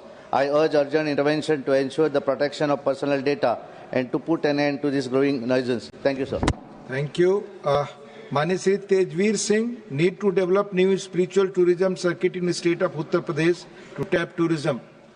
माननीय तेजवीर सिंह जी, माननीय श्री भट्टाचार्य जी Rajiv, need to promote export of pineapple, please. Please. माननीय उपसभापति महोदय, हमको बोलने का मौका दिया है 0 आवर में। हम लोग जानते हैं उत्तर पूर्वांचल में त्रिपुरा ऐसे राज्य है जहां पहाड़ी राज्य है, जहां पाइनएप्पल की खेती होती है और पाइनएप्पल 2018 में हमारा सरकार बनने के बाद माननीय राष्ट्रपति द्वारा स्टेट फूड डिक्लेयर किया है और अभी Honorable member, question hour. We'll give you opportunity again. Question hour. Question number 181. Shri Sanjeev Arora, not present. Honorable Minister. Question number 181. विवरण सदन के पटल पर रख दें। Doctor Laxmikant Vajpayee, supplementary. माननीय सभापति जी, मैं आपके माध्यम से माननीय मंत्री जी से जानना चाहता हूं कि कैंसर जैसी भयावह बीमारी के लिए विस्तृत उत्तर ग्रामीण क्षेत्र के संबंध में तो दिया है, लेकिन एक गर्भाशय कैंसर एक बड़ी विकराल समस्या है जिस पर समय समय पर चिंता भी व्यक्त की गई है। सरकार अपनी इस व्यवस्था के अंतर्गत गर्भाशय कैंसर वैक्सीन को कोरोना वैक्सीन की तरह से जनरल पब्लिक को लगाने के बारे में कोई विचार करेगी। दूसरा विषय मेरा है कि मेरठ में मेडिकल कॉलेज में कैंसर इकाई की स्थापना के संबंध में भी मेरा निवेदन है कि क्या सरकार उस पर विचार करेगी। Honourable minister. माननीय सभापति जी, सर्वाइकल कैंसर के वैक्सीन के बारे में जो सम्मानीय सदस्य ने यहाँ पर पूछा गया, तो निश्चित रूप से इसकी वैक्सीन बाजार में उपलब्ध है और निश्चित रूप से हमारी सरकार, हमारे प्रधानमंत्री आदरणीय नरेंद्र मोदी जी और हमारे स्वास्थ्य मंत्री जेपी नड्डा जी के मार्गदर्शन में निश्चित रूप से कैंसर के रोकथाम के लिए बहुत सारे उपाय और योजनाएं भी हमारे सरकार ने यहाँ पर लागू की है। और जो कि सदस्य ने यहाँ पर जो प्रश्न पूछा कि कैंसर का जो प्रादुर्भाव जो बहुत हृदय, उसके रोकथाम के लिए स्क्रीनिंग का जो काम है कि हमारे जो सब सेंटर है, पीएससी है, सीएससी है, सभी जगह पे स्क्रीनिंग करके कैंसर के रोगियों को पहले ही स्टेज में अगर निश्चित रूप से ढूंढा जाता है या उपचार शुरू होते हैं तो उनके दुरुस्त होने की ज़्यादा प्रतिशत में जो लोग जो होते हैं, लेकिन थर्ड स्टेज में कैंसर के रोगी जब उपचार करने आते हैं तो उसमें उपचार करने में भी और उनको बचाने में भी बहुत सारी दिक्कत होती है। लेकिन इसके जागरूकता, कैंसर के बारे में जागरूकता दिन भी मनाया जाता है और वो जागरूकता के माध्यम से लोगों में अवेयरनेस पैदा करने की कोशिश भी हमारे मंत्रालय के माध्यम से की जाती है और कैंसर जैसे बीमारी के रोकथाम के लिए, उनको कम करने के लिए हमारे विभाग के माध्यम से बहुत सारे उपाय और भी यहाँ पर चलाए जा रहे हैं। Shri Praful Patel. Sir, Chairman, sir, cancer is a very, dreaded disease, and of course it requires specialized treatment and long gestation treatment. So when many people go to, say, Mumbai, Delhi and bigger centers, even AIIMS and other places where government has now done a great job of increasing the reach of all these specialized medical facilities. However, there needs to be some sub-centers. I will just give one example that in Maharashtra we have many private hospitals having extended facilities for targeted immunotherapy and all in many districts. Similarly, if the government also, through the private as well as some of the government institutions, reaches out to, say, virtually every district, there are about 600 districts in the country, All need not be covered, maybe 300 districts or so which are very backward. There, if these kind of centers, once the main treatment is done in the bigger center, the sub-center can do the rest of the treatment so that time is saved for the person to go again to the bigger centers. Cost is involved, staying facilities are a big problem. So may I request the Minister to have a view and let us know what he thinks. Honorable Minister. सभापति महोदय, सम्माननीय सदस्य प्रफुल्ल पटेल जी ने जो पूछा है कि निश्चित रूप से हमारे स्वास्थ्य विभाग के माध्यम से एनपी एनसीडी के तहत 770 जिला एनसीडी क्लिनिक है, 223 हृदय परिचर्या इकाइयां है, 372 जिला डे केयर सेंटर भी चलाए जाते हैं। सामुदायिक स्वास्थ्य केंद्रों पर 6410 एनसीडी क्लिनिक भी स्थापित किए गए। इसके अतिरिक्त 19 राज्य कैंसर संस्थान और 20 विशिष्ट कैंसर परिचर्या केंद्र का भी कार्यात्मक वहां पर कार्य चल रहा है।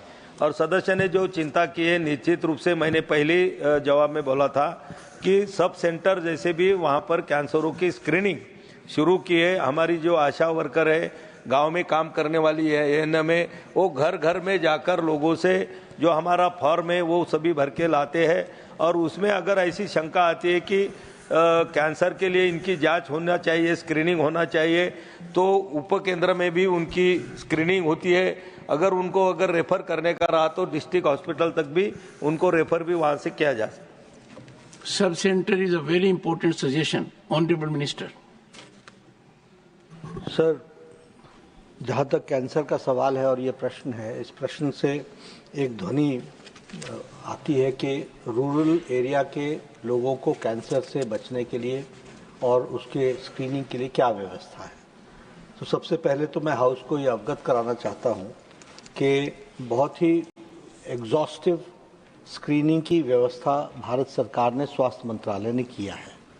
हमारे 1,75,000 आयुष्मान आरोग्य मंदिर हैं और आयुष्मान आरोग्य मंदिर के तहत हम स्क्रीनिंग कर रहे हैं और ये screening oral cancer, breast cancer और सर्विक्स कैंसर, ये तीनों की स्क्रीनिंग की जा रही है। और इस स्क्रीनिंग की दृष्टि से अगर हम देखें तो लगभग 29.32 करोड़ ओरल कैंसर का स्क्रीनिंग हुआ है और उसमें से डायग्नोज्ड 1,63,000 डिटेक्ट हुए हैं। उसी तरीके से 15 करोड़ 60 लाख ब्रेस्ट कैंसर की स्क्रीनिंग हुई है और डायग्नोज हुए हैं 57,000। उसी तरीके से 9 करोड़ 48,000 सर्विक्स कैंसर का स्क्रीनिंग हुई है और डायग्नोज हुए हैं 97,000। यानी you can understand the number. ये नंबर मैं इसलिए बता रहा हूँ कि करोड़्स में स्क्रीनिंग की गई है और थाउजेंड्स में और लाख्स में ये स्क्रीन्ड लोगों के जो निकले हैं उनका हम इलाज कर रहे हैं। जहाँ तक आपने कहा कि लोगों को फैसिलिटी मिलनी चाहिए ताकि उनको कोई नेशनल लेवल के या स्टेट लेवल के हॉस्पिटल्स में ना आना पड़े, इसके लिए प्रधानमंत्री मोदी जी ने बहुत ही अच्छी योजना को आगे बढ़ाया है और अभी हमारे 372 डिस्ट्रिक्ट डे केयर सेंटर्स हैं जो कीमोथेरेपी अक्रॉस द कंट्री दे रहे हैं। इस बार निर्मला सीतारमण जी, हमारी माननीय वित्त मंत्री जी ने यह बजट में घोषणा की है कि हम आने वाले समय में every district will have a daycare cancer center, and this year we have decided to open 200, and within next 3 years all districts will have cancer daycare center, chemotherapy and radiotherapy also. Shrimati Mausam B Noor. Thank you, Chairman, sir. It's great to have you back. The Honorable Minister has already given an elaborate answer, but my question is if he can kindly state whether the Ministry is considering expanding telemedicine services and mobile cancer screening units to improve early detection and treatment accessibility in rural areas. If yes, please provide the details. Thank you, sir. Honorable Minister. Very good question sir. जैसा मैंने कहा कि हम screening पर बहुत ध्यान दे रहे हैं और इसलिए हम टेलीमेडिसिन को भी बहुत तवज्जो दे रहे हैं। And we have developed hub and spoke model, and hub and spoke model में we are giving training to the CHOs, community health officers, those who can detect which looks like cancer. And those patients are through telemedicine, they are connected to the district hospitals and to the state hospitals and to the national institutes also, so that we decide whether this patient has to be brought at what level, so that we save time. And I would also like to share with the House, we would also like to share with the House that the Lancet study, Lancet की एक study आई है, जिसमें they have said that the timely cancer treatment initiation has improved in India and 90% rise in the access of timely treatment. This has been said by Lancet about the cancer treatment. So all this has been possible because the screening is exhaustive, and the moment the person is confirmed that he has got cancer, where he has to be treated, that is also advised at that very moment. Many honorable members, quite a large number, they wanted to ask supplementaries. Since there will be a discussion on the ministry, those of members who will not get opportunity otherwise to participate, I will accommodate all of them during the discussion. Question number 182, Srimati Sunetra Ajit Pawar. She had sought my leave. She was part of a delegation to Mexico representing the Parliament. Honorable Minister. Statement is laid on the table of the House, sir. Supplementary, Shri RPN Singh. माननीय मंत्री जी से मैं जानना चाहता हूं कि storage के लिए बहुत फैसिलिटीज पूरे देश में बनाई गई हैं, परंतु फल के लिए मैं क्योंकि पूर्वांचल से आता हूं, कुशीनगर से आता हूं, हमारे यहाँ बहुत आम, लीची, केला की खेती होती है, परंतु जैसे हम सबको मालूम है लीची बहुत ही पेरिशेबल एक फल है, तो क्या इसके लिए सरकार फलों के लिए स्टोरेज बनाने के लिए कोई स्कीम लॉन्च कर रही है या इस पे सोच कर रही है कि फलों के लिए भी स्टोरेज के लिए सरकार की तरफ से यूटिलिटीज देश भर में बनाई जाएगी और खास तौर के ईस्टर्न पार्ट मीनिंग पूर्वांचल में बनाई जाएगी? Honourable minister. Sir, this is उधर जाकर बहुत सोबर हो गए. आपका इरादा है क्या सोबर होने का? हमारा पुराना नाता है. Honorable Minister.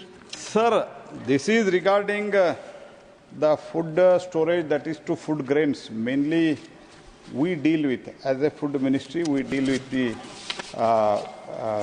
paddy, that is, and of course, after conversion of as a rice and wheat. But as far as overall storage is concerned, fruit storage, of course, as far as my ministry is concerned, my department is concerned, we are continuously increasing the overall storage capacity, since the procurement of the food grains, whether it is paddy or the wheat, it is continuously increasing. If I can quote the figure, from 2004 to 2014, total quantity procured was 4,590 lakh metric ton, whereas from 2014 to 2024, we have procured almost 700 lakh metric ton. Almost more than 50% procurement is more, and also the total value for that from 2004 to 2014 is 4,40,498 crores, whereas from 2014 to 2024, it is 12,51,403.58 crores. That is 184% increase. Because of this procurement, more procurement, storage has to be arranged. For that, many action we are taking. I do not want to go into those details. But for the fruits, it is for the cooperation minister and other storage facility, either it is dealt by agricultural or cooperative ministry. And we only deal with the food grain. That is the situation, and our department deals only with the food grains. Shri Manoj Kumar Jha. Thank you, Honorable Chairman, sir. My very pertinent but straight question to Honorable Minister, that reports indicate that India loses millions of metric tons of food grains annually due to inadequate storage. Has the government conducted any audits on storage losses, and what penalties are imposed on agencies responsible for mismanagement? Honorable Minister. Sir, as it is, if I can say that storage improvement is the major concern, but in last 10 years, we have taken a lot of measures. By that, the overall spoilage, because either it is for the storage, whether it is the transportation, whatever, all put together, total storage is 0.022%. However, using the technology, and that measures have reduced the spoilage, and it is not the question of taking the action. We are trying to introduce more and more technologies. Because of that, considerably, it has come down.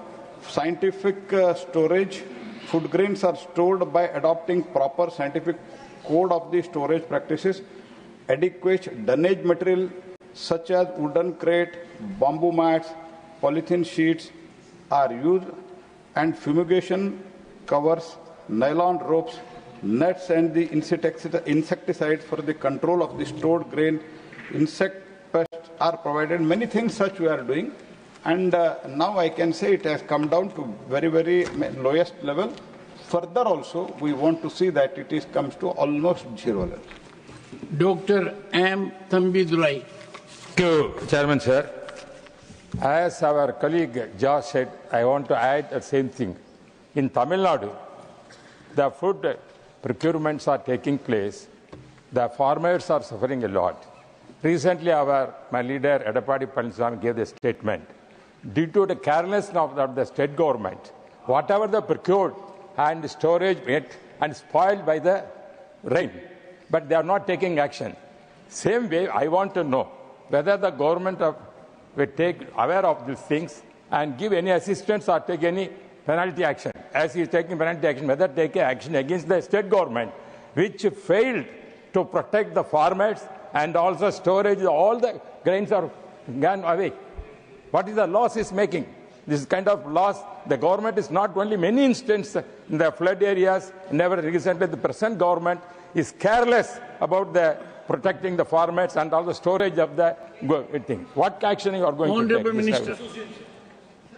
Already mentioned here, the overall spoilage is very, as far as central pool storage is concerned. I am talking because that report, whether the state government which stores for its own consumption, because some of the states, we provide 5 kgs of either rice or wheat free of cost under Pradhan Mantri Garib Kalyana Anna Yojana, free of cost for the 80 crore people in the entire country. Whatever PDS rice or wheat we store in the state, we take care of that, and out of that, as I have already mentioned, 0.022% is the loss because of these various reasons, and we have decided to further reduce it.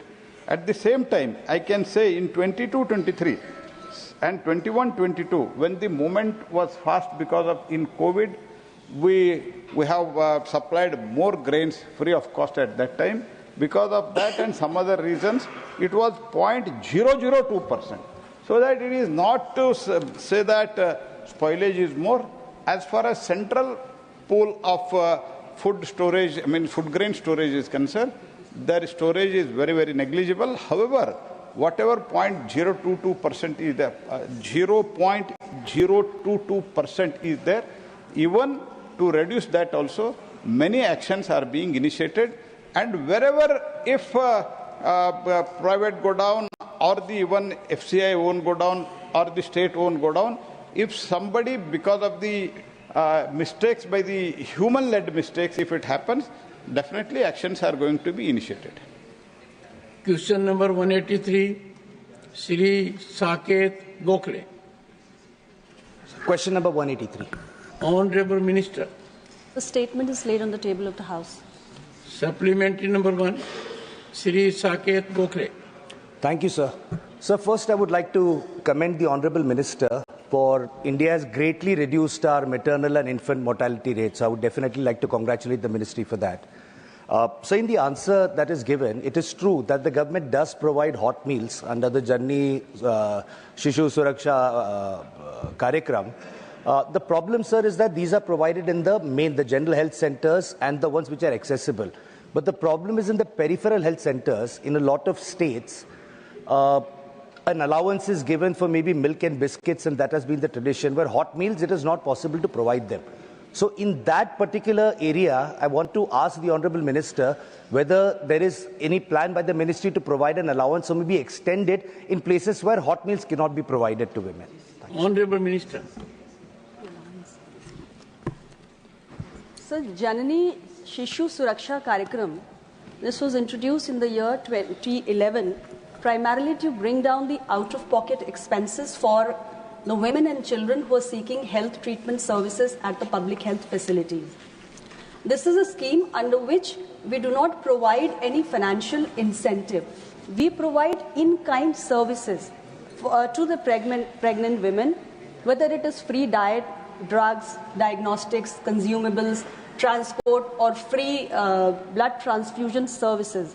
So these are the facilities which are being provided all over the country to different states, and the out-of-pocket expenses have come down because of many schemes, but primarily because of this scheme. Second supplementary, Shri Saket Gokhale. So unfortunately, my question wasn't answered because I said there are peripheral health centres where it is not possible for the government to provide hot meals. What do we do in areas like those? But nevertheless, sir, the other issue that people are facing is, again, in peripheral areas, a lot of times ambulances, there is a shortage, they cannot reach, so they have to take referral transport. Or in a lot of peripheral health areas, advanced ultrasound facilities are not available. So these are areas where out-of-pocket expenses do happen. I mean, the government doesn't reimburse, but women do end up going through. So I'm talking specifically about these remote areas, be it in terms of diet, be it in terms of ultrasound. Is the government considering providing reimbursement in areas where the government is not able to, for logistical reasons, provide those services? Thank you. Honourable Minister. So there is a provision under the National Health Mission, which we call as PIP, Program Implementation Plan. So how do we unfold the program? That has to be decided at the grassroots level. The suggestions which you have given, if it comes under the Program Implementation Plan, we can think about it because they sit, they have discussion, the meeting takes place, and we discuss in the nitty-gritties of it. So the suggestion is good, but I would advise the Honourable Member that the Chief Medical Officer and the Block Medical Officer, they should come up with some plan. What do they need at which place? And the National Health Mission, the steering committee, the steering group is always very conscious about all these things. And the annual meeting takes place and we also monitor it. So we'll see accordingly. Supplementary, third, Susri Dola Sen. Thank you, Chairman, sir. You are welcome, most welcome back, sir. Hope you are in good health and spirit. Somehow, nowadays, the price of the general medicines needed for the pregnant women and the general medicines needed for the newborn children, which is very much related for Janani Shishu Suraksha, and also the life-saving drugs for the mother and child, and also for the cancer patients, for the high blood pressure, diabetes patients also, increasing day by day. Our crores of common and downtrodden people and mothers and children are suffering always for this reason. What measure is being taken by the Union Government, Minister, through you, sir, I want to know, to address these people's issues so that the price of medicines may be reduced? Honorable Minister.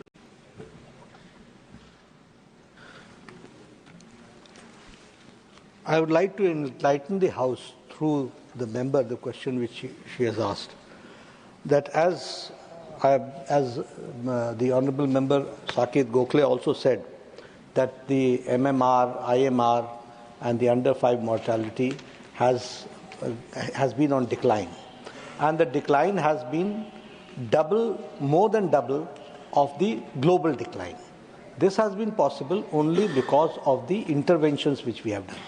And I would like to enlighten the House, because through you, the people should also come to know that we have a very exhaustive mother and child treatment program, and the reproductive health care has been taken care. As far as the mother and the child health care is concerned, we should know that the moment any woman conceives, from that very moment, there are 4 compulsory antenatal checkups which are being done. And there are 3 additional checkups for high-risk patients.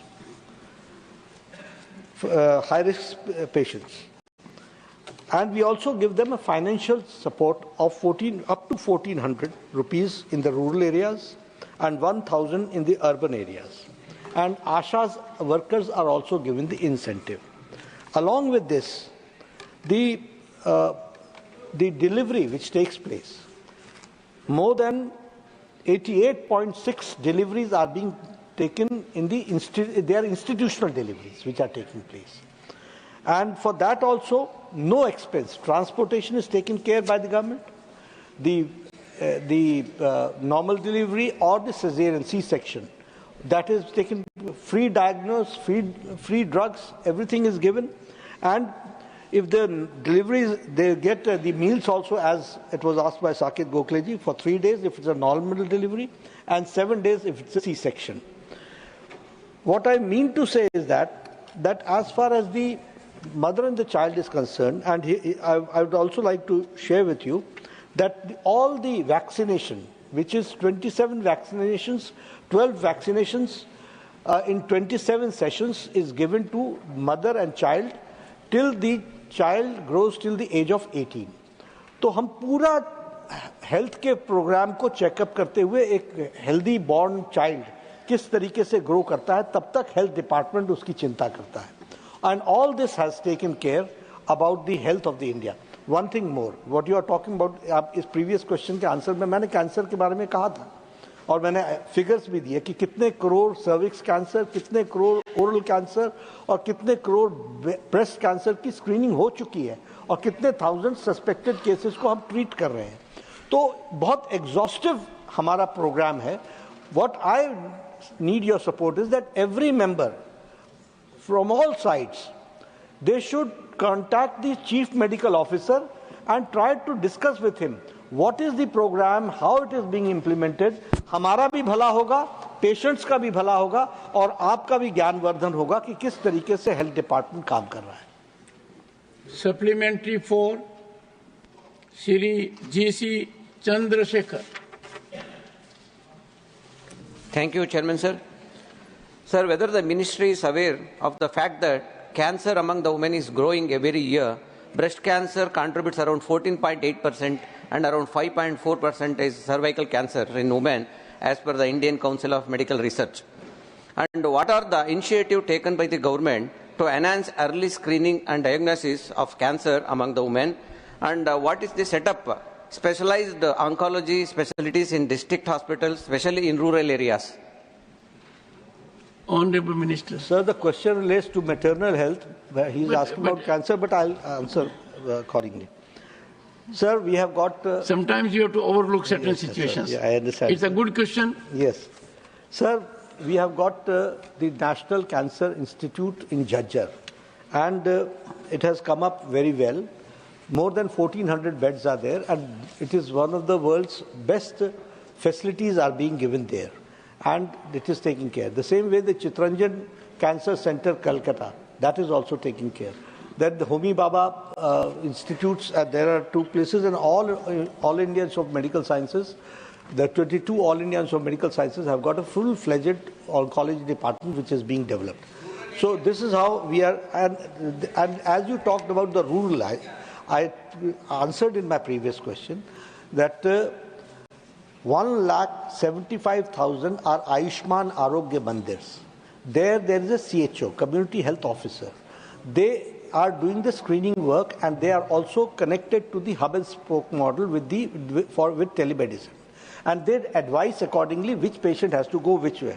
But I repeat again that screened up to 16th March 2025, 29.32 crore oral cancers have been screened and diagnosed 1,63,000. The same way for breast cancer, 15 crore 60 lakh has been screened and diagnosed 57,000 to be patient of breast cancer, and 9 crore 48 lakh have been screened for cervix cancer and diagnosed 97,000. So you can understand the volume, and you can understand at the level at which we are screening and we are diagnosing and we are treating them also. It was a supplementary to question number 181, as a matter of fact. Supplementary 5, Shri A.A. Rahim. Thank you for this opportunity. Sir, my question regarding the JSSK. Sir, I want to know particularly regarding the non-adult mothers in the tribal area. Sir, I have a bitter experience in this guest house. When I asked the Ministry of Tribal Affairs on March 12th about the number of non-adult mothers, Honorable Minister gave an evasive answer. That's why I am asking again the floor. I now ask the Minister directly, how many non-adult mothers are there in tribal areas? How many of them have received the benefit under the Janani JSSK? What is the infant mortality rate in this area, particularly in this area of tribals? Honorable Minister. From the question is non-adult mother means the teenage pregnancy. We don't have, as such, at this point of time, I don't have the exact figures about it. If you can ask separately, we will certainly answer this question, because we don't, we keep the register accordingly. ASHA workers note down the age. So we will come out if the separate question is being asked. Question number 184, Shri Bhuvaneshwar Kalita. Honorable Minister. सभापति महोदय, विवरण सभा के पटल पर रखा गया है. Supplementary number 1, Shri Bhuvaneshwar Kalita. Thank you, Honorable Chairman Cha. I join the entire House to wish you quick recovery, good health and long life. Since all are beneficiary of CGHS, and my supplementary relates to only CGHS wellness centers, and particularly in northeastern region. During the visit to the CGHS wellness centers, we found that in many of the wellness centers, regular doctors are not there. Only doctors on contact basis they are working. So the complaint from them was that there is no parity, whether the minister is considering to bring parity in the salary and pension of these contextual doctors. Honorable Minister.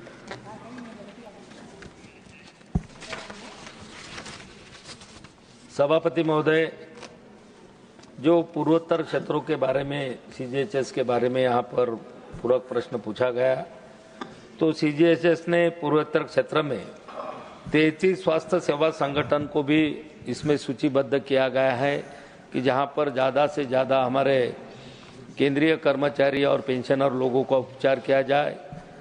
वैसे ही CGHS लाभार्थी को नगद रहित सुविधा प्रदान करने के लिए भी एम्स गुवाहाटी के साथ भी एक समझौता और ज्ञापन पर हस्ताक्षर भी किए गए हैं। सीजीएचएस ने सीजीएचएस पेंशन भोगी लाभार्थियों को नगद रहित उपचार के लिए 12 नवंबर 2024 को क्षेत्रीय आयुर्विज्ञान संस्थान रिम्स इम्फाल तथा 25 फरवरी 2025 को पूर्वोत्तर इंदिरा गांधी क्षेत्रीय स्वास्थ्य एवं चिकित्सा विज्ञान संस्थान निग्रिम्स शिलांग के साथ पर भी समझौता ज्ञापन पर हस्ताक्षर किए हैं। और निश्चित रूप से इसका जो बजट है कि ज़्यादा से ज़्यादा किया जाए, तो पिछले बार जो 7,500 के लगभग इसका बजट था, तो ये साल में उसको लगभग 1,000 करोड़ से बढ़कर 8,500 तक होने का भी अनुमान है। तो केंद्रीय कर्मचारी की स्वास्थ्य के लिए जो भी सुविधाएं दी जाती है सीजीएचएस सेंटर में से, तो वो देने के लिए निश्चित रूप से स्वास्थ्य विभाग से पूरे प्रयास किए जा रहे हैं। Supplementary to Shri Bhuvaneshwar Kalita. Sir, the Honourable Minister's reply is also already in the written answer. My question was different. That was the parity he is just 1 meter away from you.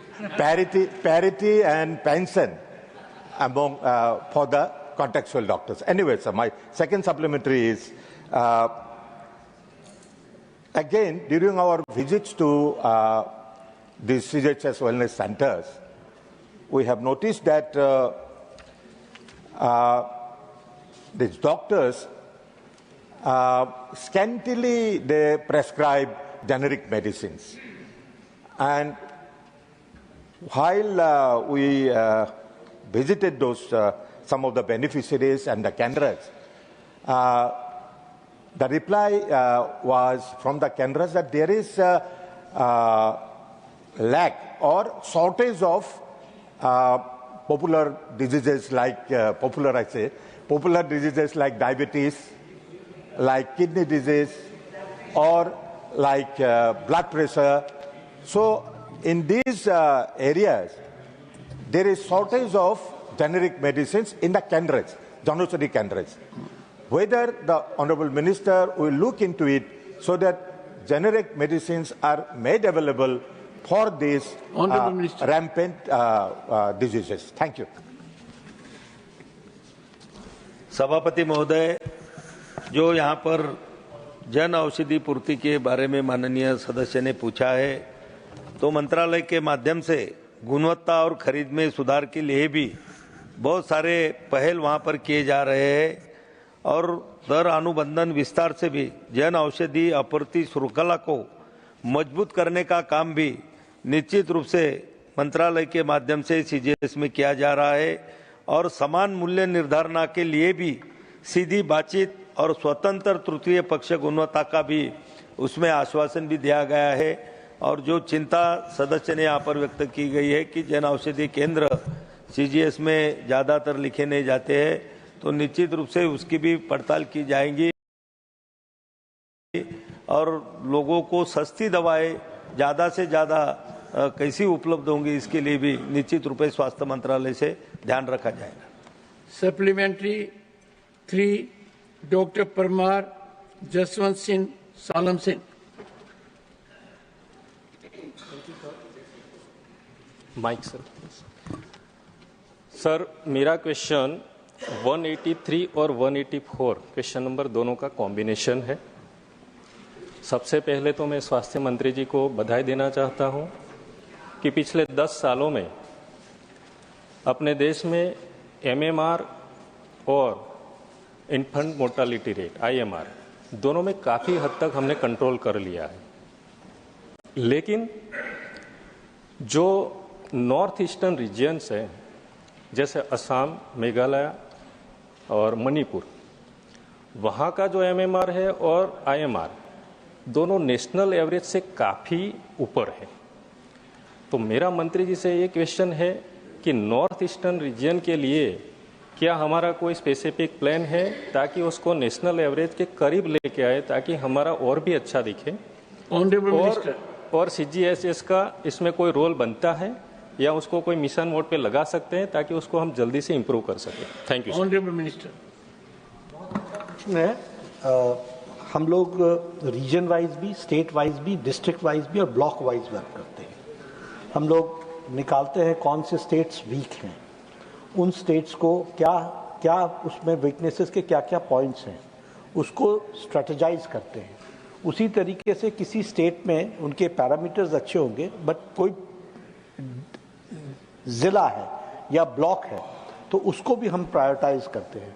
तो इस दृष्टि से जो प्रश्न माननीय सदस्य ने पूछा है, मिनिस्ट्री एक्ट्स अकॉर्डिंगली और हमारा जोन वाइज भी होता है। और नॉर्थ ईस्ट ही नहीं, बहुत से ट्राइबल एरियाज हमारे सेंट्रल इंडिया में भी हैं जिसको हम प्रायोरिटाइज करके और प्रायोरिटी दे करके स्पेशल फोकस पे उन एरियाज को हम एड्रेस करते हैं। Supplementary for doctor Syed Nasir Hussain. Supplementary for 185, sir.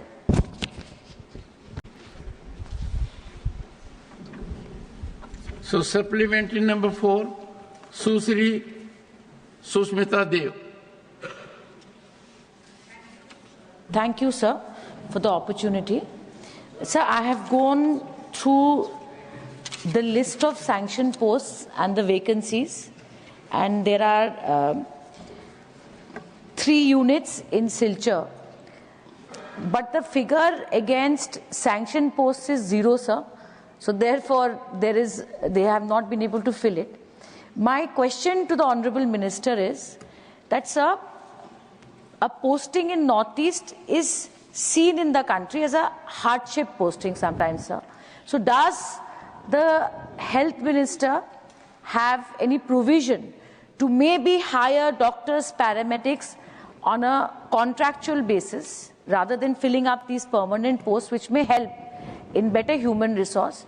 And Nadda ji सदन में है, सर एक बात मैं कहना चाहती हूँ कि NHM के जो एम्प्लॉइज है वो आसाम में बहुत दिनों से एक स्ट्राइक कर रहे हैं for equal pay equal work. बड़ी मेहरबानी होगी सर अगर आप उनके डिमांड को लेकर थोड़ा चिंता करें। धन्यवाद। Honourable minister. डॉक्टर्स के लगाने का सवाल है। हमारे यहाँ कंबाइंड मेडिकल सर्विसेज होती हैं और वो जैसे यूपीएससी लेता है और यूपीएससी ईयर वाइज ईयर लेता है। लास्ट ईयर 165 पोस्ट उन्होंने भरी थी और वो हम प्रायोरिटी पर नॉर्थ ईस्ट में ही हम भेजते हैं। और वैसे ही अब इस बार हमने 225 पोस्ट की रिक्वेजिशन भेजी है और वो एग्जामिनेशन होगा तो वी विल अपॉइंट अकॉर्डिंगली। जो आपने कहा कि लोकल लोगों को या कॉन्ट्रैक्चुअल पर, तो मैं इनका सजेशन है, सजेशन इज गुड। देखते हैं मैं मंत्रालय में क्या इसका निष्कर्ष निकलता है। और आपने एक बात और कही कि NHM के लोगों का इक्वल पे वाला विषय हमारे ध्यान में नहीं है, लेकिन आप मुझे चेंबर में कोई इसके बारे में डिटेल पर्टिकुलर्स देंगे तो I will certainly look at it.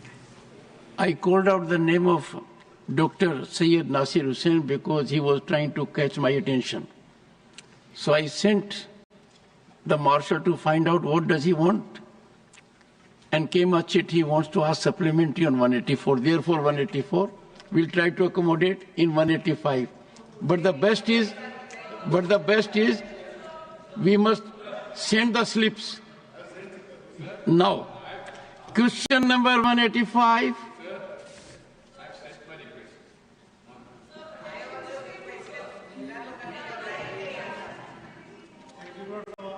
Shri Rita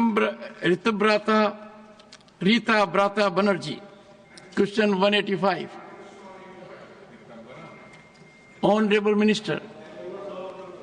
Supplementary 1, Shri Rita Brata Banerjee. Thank you, sir. Sir, roughly the return of loans for the nationalized banks tends to around 12 lakh crore. It has been written off by the nationalized banks. The recovery rate from the answer that the amount of recovered loan is 1,26,000 plus, that is roughly 10%. Through you, sir, I want to know from the Honourable Minister that can the Honourable Minister please provide the House with the details of the top 20 willful defaulters in India as on date, and state specifically what action has been taken to recover the outstanding amounts from these willful defaulters. It will be greatly appreciated if the Honourable Minister can furnish a written response on this with details. Honourable Minister. अध्यक्ष महोदय, जहाँ तक माननीय सदस्य ने NPA की बात किया है, अगर देखें तो बैंक आरबीआई के गाइडलाइन के अनुरूप और अपने बोर्डों के अप्रूव्ड पॉलिसी के अनुसार एनपीए लोन को राइट ऑफ करती हैं, और साथ ही साथ अगर देखें तो राइट ऑफ करने से पहले 100% का प्रोविजन किया जाता है ताकि जमाकर्ताओं को कोई भी नुकसान ना हो। और राइट ऑफ करने का मतलब ये नहीं होता है कि वो पैसा माफ कर दिया गया। जिस प्रकार से बैंक रिकवरी करती है और यथावत करती रहती है, और ये बैंक अंतर्राष्ट्रीय मानकों के आधार पर करती है। जहाँ तक माननीय सदस्य का सवाल है कि एनपीए बहुत बढ़ा है, मैं बताना चाहता हूँ कि अगर आप देखें तो एनपीए लगातार गति से घट रही है, और 2024-25 में अगर देखें तो 2.42% रह गई है। Supplementary to Sri Rita Brata Banerjee. Sir, my specific question was that the nationalized banks, overall 16.35 lakh crores have been written off. Overall, the nationalized bank amount is 12 lakh crores. Of that, the answer that is given by the government, it shows that the recovery is 1,26,000. That is merely 10%. So 90% of the loans is not recovered. Now my second supplementary, through you, sir, I want to know, can the ministry please state the details of the cases where the government has taken recapitalization measures for public sector banks facing a high volume of non-performing assets? Please also state the details of the funds for recapitalization released to these banks in the last 5 years. I will urge through you, sir, I need a specific answer. The earlier answer was not at all specific. Honourable Minister.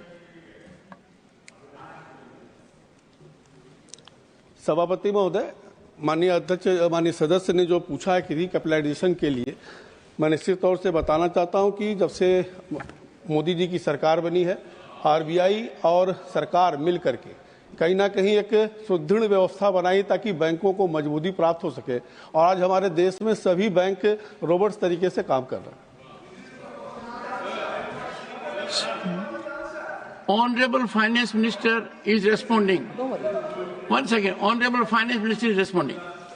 Sir, I just want to add a few more things to what the Honourable Minister of State has said. On the recovery of written-off loans, sir, first of all, I'm sure the Honourable Member realises that when we say a loan is written off, it is not as if it has been completely waived off. The defaulter doesn't escape consequences. Action is taken through courts, action is taken through the IBC process, and recovered monies are restored to the banks. And that record of how much has been restituted to the banks have been periodically answered when questions are asked in the Parliament. We have done that. But I just want to, because the Honourable Member kept saying he wants specific details, the numbers that he mentioned are probably old. I want to give the latest numbers, sir. Actually speaking, recovery in written-off loans by banks, sir, had reached a peak in the sense by about 22-23 public sector banks, recovery of written-off loans has gone up to the level of 35,378 crores. Cumulatively, the public sector banks have recovered written-off loans of a total of 2,27,288 crores. Now, private sector banks on their own are also recovering, and they have recovered something like 55,598 crores, and therefore the recovery is an ongoing process. Every year adds to the total of money recovered. Now, as a whole, there is 2,27,288 crores which are recovered by just the public sector banks.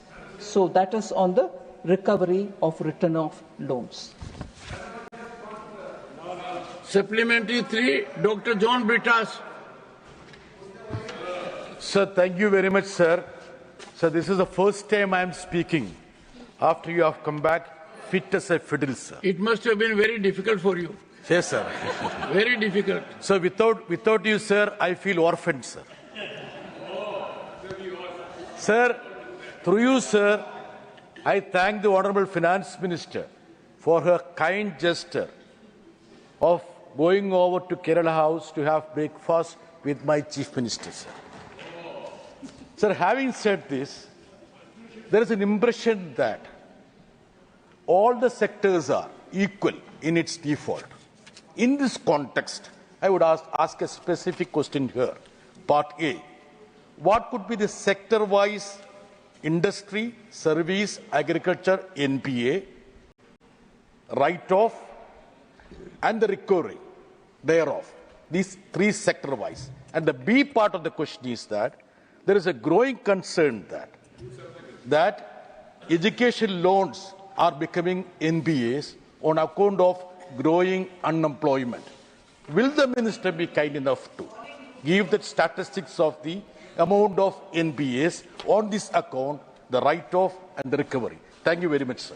Honorable Minister.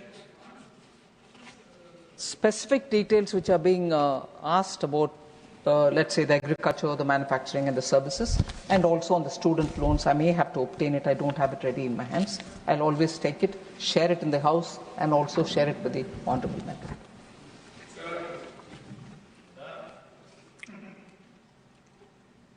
Difficult choice.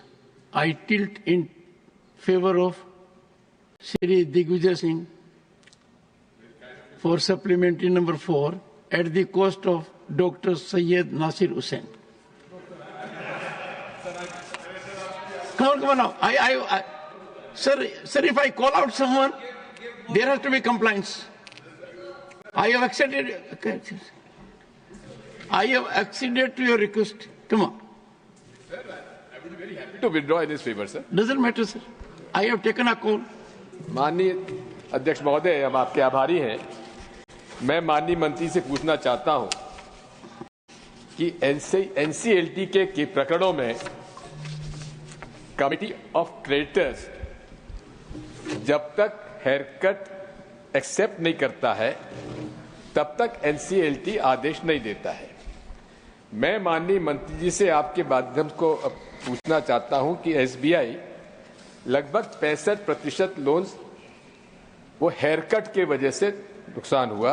इसी प्रकार 2 प्रकरणों में जो उसके creditors की जितना amount था केवल 4%, 96% हेयरकट हुआ है। एक हुआ है रेडियस एस्टेट के लिए और वीडियोकॉन इंडस्ट्री के लिए। वहां का जो लाभार्थी कौन थे मुझे बताने की जरूरत नहीं है, अडानी गुड होम्स। मैं आपके माध्यम से पूछना चाहता हूं कि क्या जो आपने उत्तर में बताया है जितना लोन राइट ऑफ हुआ है उसमें क्या हेयरकट का जो फिगर है वो शामिल है और क्या उसे कमिटी ऑफ क्रेडिटर्स ने मंजूरी दी है? Honorable Minister. Sir, the Committee of Creditors will have to give manzoori. There is not as if any one liquidation process or resolution process can. Sir, is that a binding? Honorable Finance Minister is on her legs. Sir, very senior member sometimes is in a hurry to get the reply, just as he is in a hurry to also arrive at the numbers. 34% haircut and all that is on the basis of what claims have come through. Liquidation, and when it is done, and the calculation of haircut is being done by one section in one way, but the laid down procedures talk about liquidation value, the liquidation value on the basis of which you've recovered, and that is what is counted when you're talking in the terms of IBC resolution process. So the same number per the laid down rules approved by this Parliament through the IBC law shows that 169% has been realized. 169% has been realized, sir. And therefore, looking at it from the value of claims alone does not count for what I will perceive as a haircut or somebody else will perceive as a haircut. Haircut is when you already have seen what's the liquidation value, and if you're realizing 169% of the liquidation value, Honourable Member Digvijay Singh will probably have to look at these figures also and then take the inference about how the system works. And moreover, this is the kind of number that we're talking about for those cases where the claims are more than 1,000 crores each. 164 corporate debtors whose cases were admitted have realized 169%. So, sir, it is important. If you're talking about particular cases, I do not want to get into who's the beneficiary, who's the bidder, who came to claim, and who is now taking over that defaulted company. Is the company's defaulting promoter coming through back door, which the law does not permit? All this, I'm sure the Honourable Member knows. But since he's talked about prominent cases, I will take the liberty 1 minute extra to tell through you, Sir Honourable Chairman. SR Steel India Limited, realization as percentage of admitted claims is 77%. And number of days it took for resolution is, of course, a protracted long one, which goes beyond what we wanted it. It had taken 583 days. Sir, in the case of Binani Cements Limited, 99% has been the realization. MBL Infrastructure Limited, 120% realization. IVRCL Chengapalli Tollways Limited, 100% realization. So there are instances where realization is in this order. And to talk of haircut, 30%, 15%, 90% has been given away as a haircut are all, I'm sorry to say, will you allow me some indulgence, exaggerated. In the last session, the Honourable Finance Minister was very graceful to enlighten me about phone banking, this time about haircut. Srimati Sangeeta Yadav, Supplementary 5. माननीय सभापति जी, आपको आभार कि आपने मुझे अवसर दिया। यहाँ चर्चा तो बैंकों के एनपीए और राइट ऑफ की हो रही है, लेकिन एक बहुत बड़ी समस्या इसमें चल रही है डिजिटल फ्रॉड का। तो मैं आपके माध्यम से माननीय मंत्री से जानना चाहती हूँ कि क्या सरकार इस स्थिति से कंडीशन से निपटने के लिए कोई प्रयास कर रही है क्या? Honourable minister. मैं आपके माध्यम से माननीय सदस्य को बताना चाहता हूँ कि सरकार शुरू से जब से आई है, कहीं ना कहीं आरबीआई और सरकार मिलकर के लगातार बैंकों को शुद्धिकरण के लिए काम कर रही है। जहाँ तक डिजिटल फ्रॉड का मामला है, अगर देखें तो भारतीय साइबर सर्वेलेंस केंद्र I4C की स्थापना की गई। रियल टाइम रिपोर्टिंग के लिए citizen financial cyber crime report और मैनेजमेंट सिस्टम को स्टार्ट कर इसे NPCI से इंटीग्रेट किया गया। 1930 की टोल फ्री नंबर चलाया गया। दूरसंचार विभाग के चचू पोर्टल पर कॉल एवं SMS के संभावित फ्रॉड पर निगरानी रखी जा रही है। पीएम का मन की बात का संदेश जो प्रधानमंत्री जी ने सदन में दिया था कि रुको सोचो एक्शन के इन्हीं प्रयासों से परिणाम में आता है। और मैं 2014-15 में देखें अगर तो डिजिटल फ्रॉड जो हो 56,215 करोड़ हुआ था, वहीं 23-24 में घटक कर वो 4,224 करोड़ ही रह गया है। इसलिए सरकार कहीं ना कहीं उस पर लगातार प्रयास करी है और इसका मुख्य उद्देश्य है कि हम सबको मिल करके उसकी कहीं ना कहीं पब्लिसिटी की बहुत आवश्यकता है। Question number 186, Shri Neeraj Shekhar. प्रश्न संख्या 186। Honourable minister. Supplementary 1, Shri Neeraj Shekhar.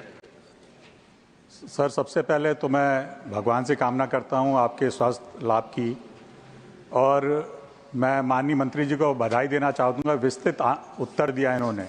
मैं जानना चाहता हूं माननीय मंत्री जी से कि विशेषकर पूर्वांचल में, जहां से मैं आता हूं, बलिया, गाजीपुर, मऊ, वहां पर वहाँ पर अनाज के भंडारण की बड़ी समस्या है। आज किसान ज़्यादा उगा देता है, उसके भंडारण नहीं हो पाता है। कुछ दिनों पहले सरकार ने कहा था कि स्टील साइलोस बनाए जाएंगे। ऐसा हम लोग ने भी सुना था कि पूर्वांचल में गाजीपुर बलिया में बनेंगे। मैं माननीय मंत्री जी से जानना चाहता हूं, क्या सरकार उस पर विचार कर रही है और क्या स्टील साइलोस बलिया गाजीपुर में बनेंगे? Honourable minister. सर, ओवरऑल देश में स्टोरेज कैपेसिटी बढ़ाने के लिए बहुत ही प्रयास तो जारी है। इसमें तो construction of silos under public private partnership PPP mode पर हमने शुरू किया है। Private entrepreneurs guarantee PG scheme under PPP mode भी है। Central sector scheme storage and godown focus on the north east है और hiring godown from the central warehousing corporation, ऐसे बहुत कुछ स्कीम के द्वारा क्वेश्चन आवर हम चला रहे हैं sir. Over. Thank you. Happy. Jairam ji बहुत पर्टिकुलर थे कि जवाब पूरा न हो।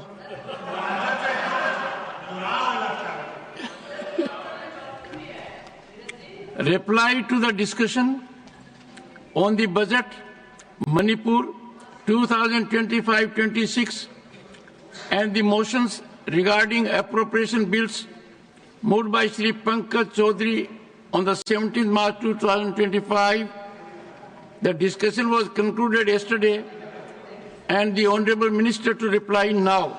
Srimati Nirmala Sitharaman.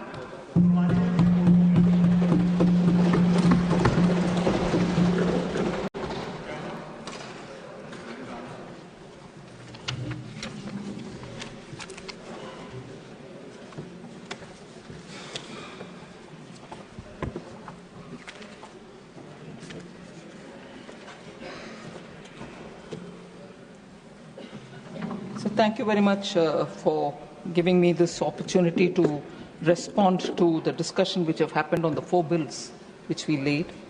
The 4 bills relate to the second and final supplementary demand for grants 2024-25, excess demand for grants 21-22 of the Union Government, budget of Manipur 25-26, and supplementary demand for grants 24-25 of Manipur.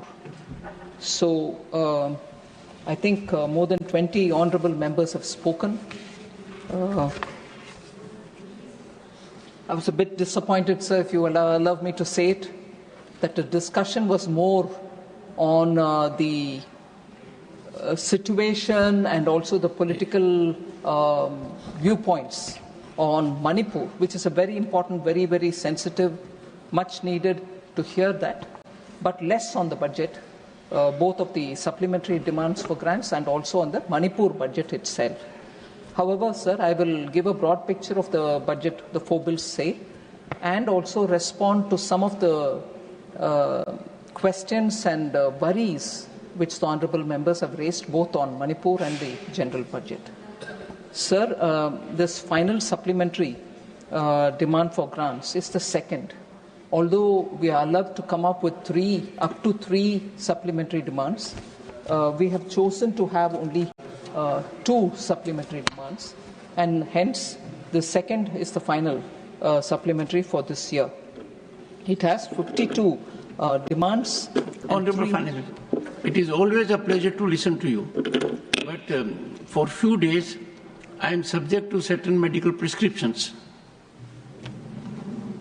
Thank you, sir. Sir, I did have a word of message conveyed to you, but I welcome you and my prayers that your health is good and recovery is fast.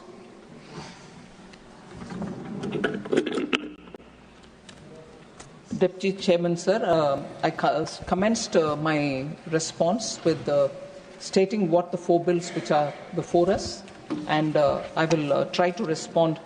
First of all, let me talk on the contents of the budget, sir. Sir, it has 52 demands and 3 appropriations. I take a minute to explain about the elements of the supplementary demand. There is a technical supplementary, which the supplementary demand for grants includes, it is required for using savings from one section. It is more as a matter of information for the House. It is required for using savings from one section to another section within the given or between grants, and also when additional expenditure is matched by concurrent receipts or recoveries. For example, the technical supplementary of 750 crores, which is being sought for transfer to Senior Citizens Welfare Fund in the DEA demand. So it is only a transfer within. The token supplementary, on the other hand, it is a provision, sir, of 1 lakh of rupees made to seek prior approval of Parliament on specific items attracting the financial limits of the new service or new instrument of service. It enables the department to reappropriate resources within the same section of the grant. So they can just be 1 lakh rupees made as a grant, which is a token supplementary. Later on, more can be added, but we create that window by providing that 1 lakh. And for instance, in that token supplementary, sir, a token supplementary is being made sought for education, school education, to meet additional expenditure under the grants for creation of capital assets in the Samagra Siksha Abhiyan from savings within the same section of the grant. So that is a new instrument which is coming in, new scheme or new idea for creation of capital assets. So you would have created the token and then it will get expanded. Finally, sir, there is a cash supplementary which we explain, and the cash supplementary entails cash outgo. It increases the BE of the year by an equivalent amount when provided. It is given when adequate savings are not available to meet the additional fund requirements through reappropriation. For example, the cash supplementary in this particular supplementary demand for grants of 2,500 crore is being sought for urea and P&K subsidy this year. So that is a cash supplementary. So a token, a cash, or a technical are the three headings under which we come for appropriation-based approval. So that is what is explained, sir. The net cash outgo or cash supplementary is 51,463 crores in this budget. Technical supplementary is 6,27,045 crore, and unusually a big amount. Normally you don't have this kind of a large technical supplementary, but this is being matched by savings from different sections and the same grant or among the same grants, and therefore it doesn't recover newer payments. Token supplementary is only 0.67 crores, 67 lakhs.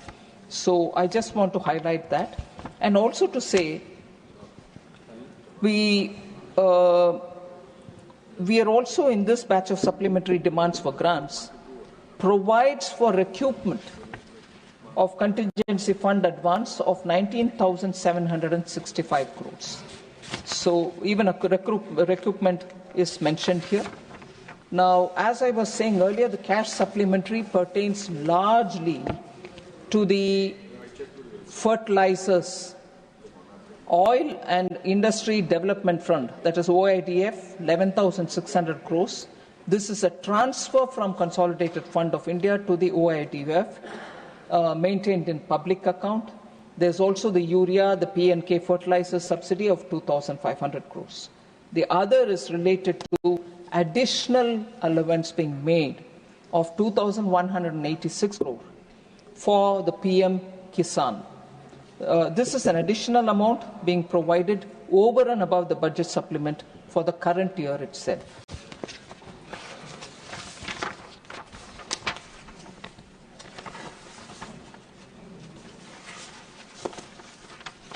I'm not getting into the technical supplementary, sir, which is already very much in detail explained in the budget document itself. So the excess demand for the year 21-22 amounts to 1,291 crores. Again, that year's excess demand goes towards Department of Fertilizers and Pension, that is a civil pension, and two appropriations, namely for Defence Ministry Civil, which is a charge section, and Ministry of Railways, which is again a charge section. So now I come to the Manipur budget and also the Manipur supplementary demands. I first deal with the supplementary demand for Manipur, sir. This supplementary demand, sir, is for 1,861 crore, covers 20 demands and 1 appropriation. 948 crore rupees supplementary is being sought for revenue expenditure itself. These include, and very importantly, interest payment and debt services, additional requirement of pay and allowances, relief measures and security expenditure on account of law and order situation, and taking over the DISCOM losses for the state. That is one heading, sir. 913 crores supplementary is being sought for capital expenditure also. We gave the revenue expenditure and the items under it. Now the capital expenditure. I'd like to say that for Manipur, we have already given the special assistance for state capital investment, which is a 50-year interest fee, which all states get. But however, because of the disturbance and the administration being focused on that, last 2 years, they hadn't claimed anything under the 50-year interest free. Manipur needed it. So 913 crores are being given under the special assistance for states' capital investment. That is for 24-25, sir, the current running year. Other than this, Manipur as a state had never had contingency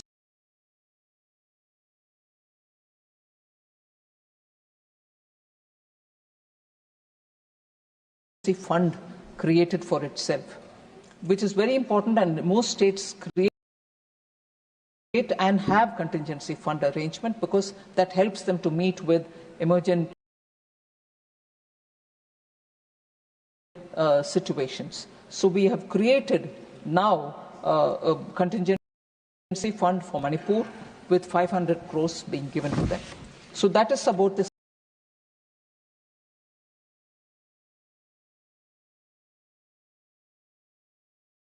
supplementary demand for 24-25 Manipur budget, sir. But the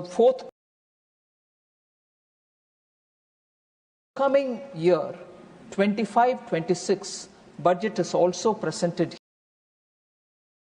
here. And I would like to remind honorable members, particularly member Sushmita Dev, because of a concern about Manipur and its requirement for funds, given the situation they are in, she had said, why are you not announcing a package? I would like to tell her, honorable member, through you, sir, that this is a vote on account budget for Manipur. We are presenting a vote on account for 6 months so that the government runs, its immediate emerging expenditure can be taken care of, and the government, when it comes into place, will obviously make provision for whatever they want, and that is the budget, which is the year-long budget. So this is a budget vote on account for 6 months, and this is for 17,947 crores. The total receipts which I've projected is 35,368 crores. Revenue receipts are estimated to be 27,231 crores.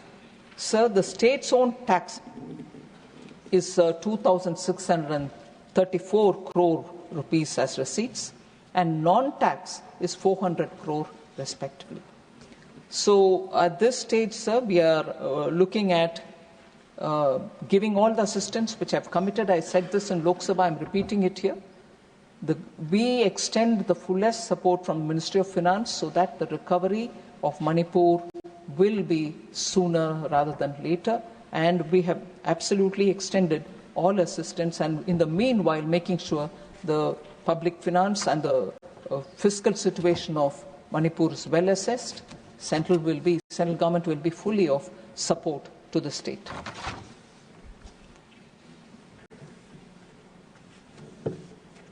So other than that, there are, I'm going by individual observations made by honorable members, trying to respond to them.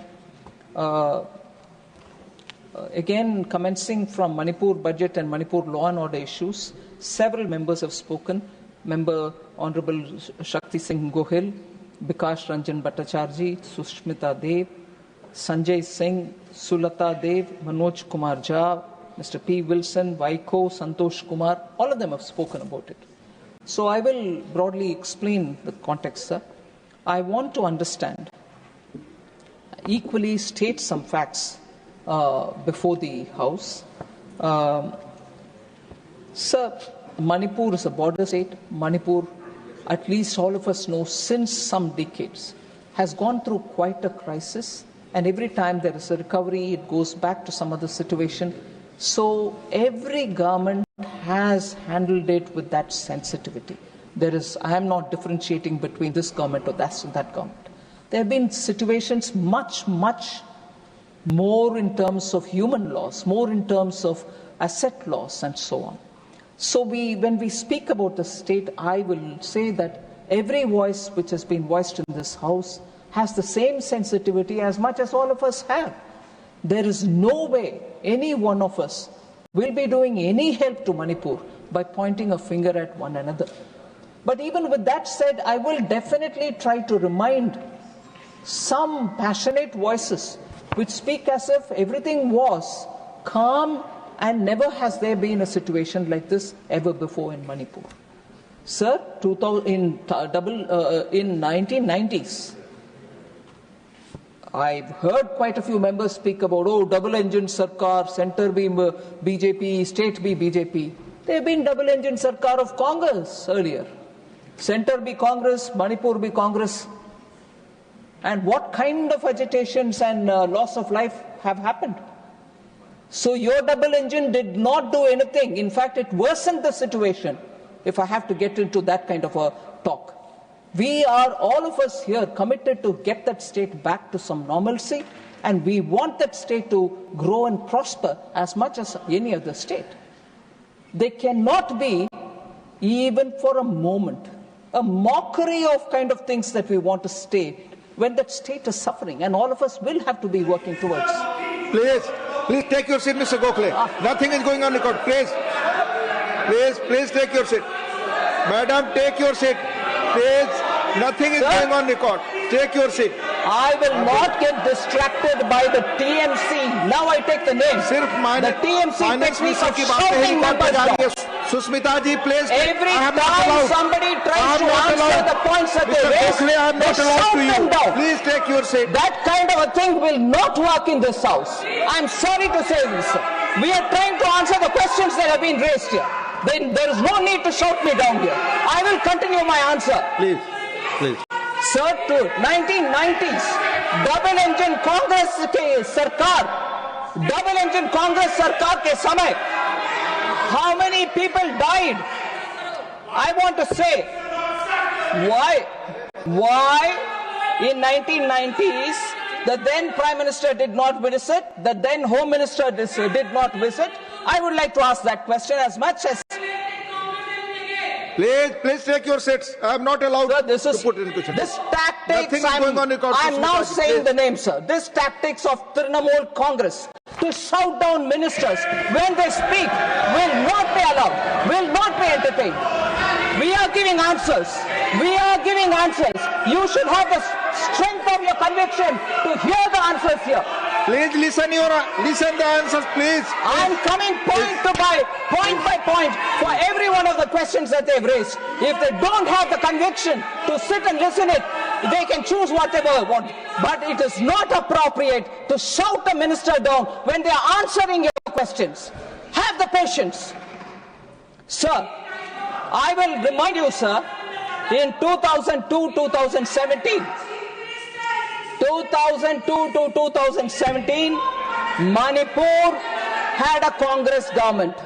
There was central government till 2014 run by the Congress party. Manipur witnessed 628 months. Sir, Honorable Member Sushmita Dev, Honorable Member, has reasons to be worried about Manipur, she said, and I agree. She comes from an area which is close to Manipur and she knows so much about what's happening there. She raised a lot of questions. I am trying to answer each one of them. If it is an attempt to shut me down, it means that her allegations are not right. If she's got the strength of her conviction, she should hear my answers. And after that, I will sit down, welcome, if you permit her, to ask any number of questions more. But what's the point in shouting me down if there are other members who can also benefit from the answer that I'm giving? She's raised valid questions. I want to answer them. No, they've run out. That's because their tactics is always, don't allow a minister to answer, do all your mudslinging, go away. I know they are watching on the television. Sir, 2000, sorry? I'm giving you the answer. I'm giving answer. To their chief minister they have to register that they protested. But this house is not the street of Bengal. Not any street of Kolkata. Order prevails. You run the house per the rule and we obey the rule. It's not, street, any street in Kolkata where they can scream, shout, pelt stones and run away. Sir, between that time when Congress was ruling in centre and in Manipur, 628 burns had happened.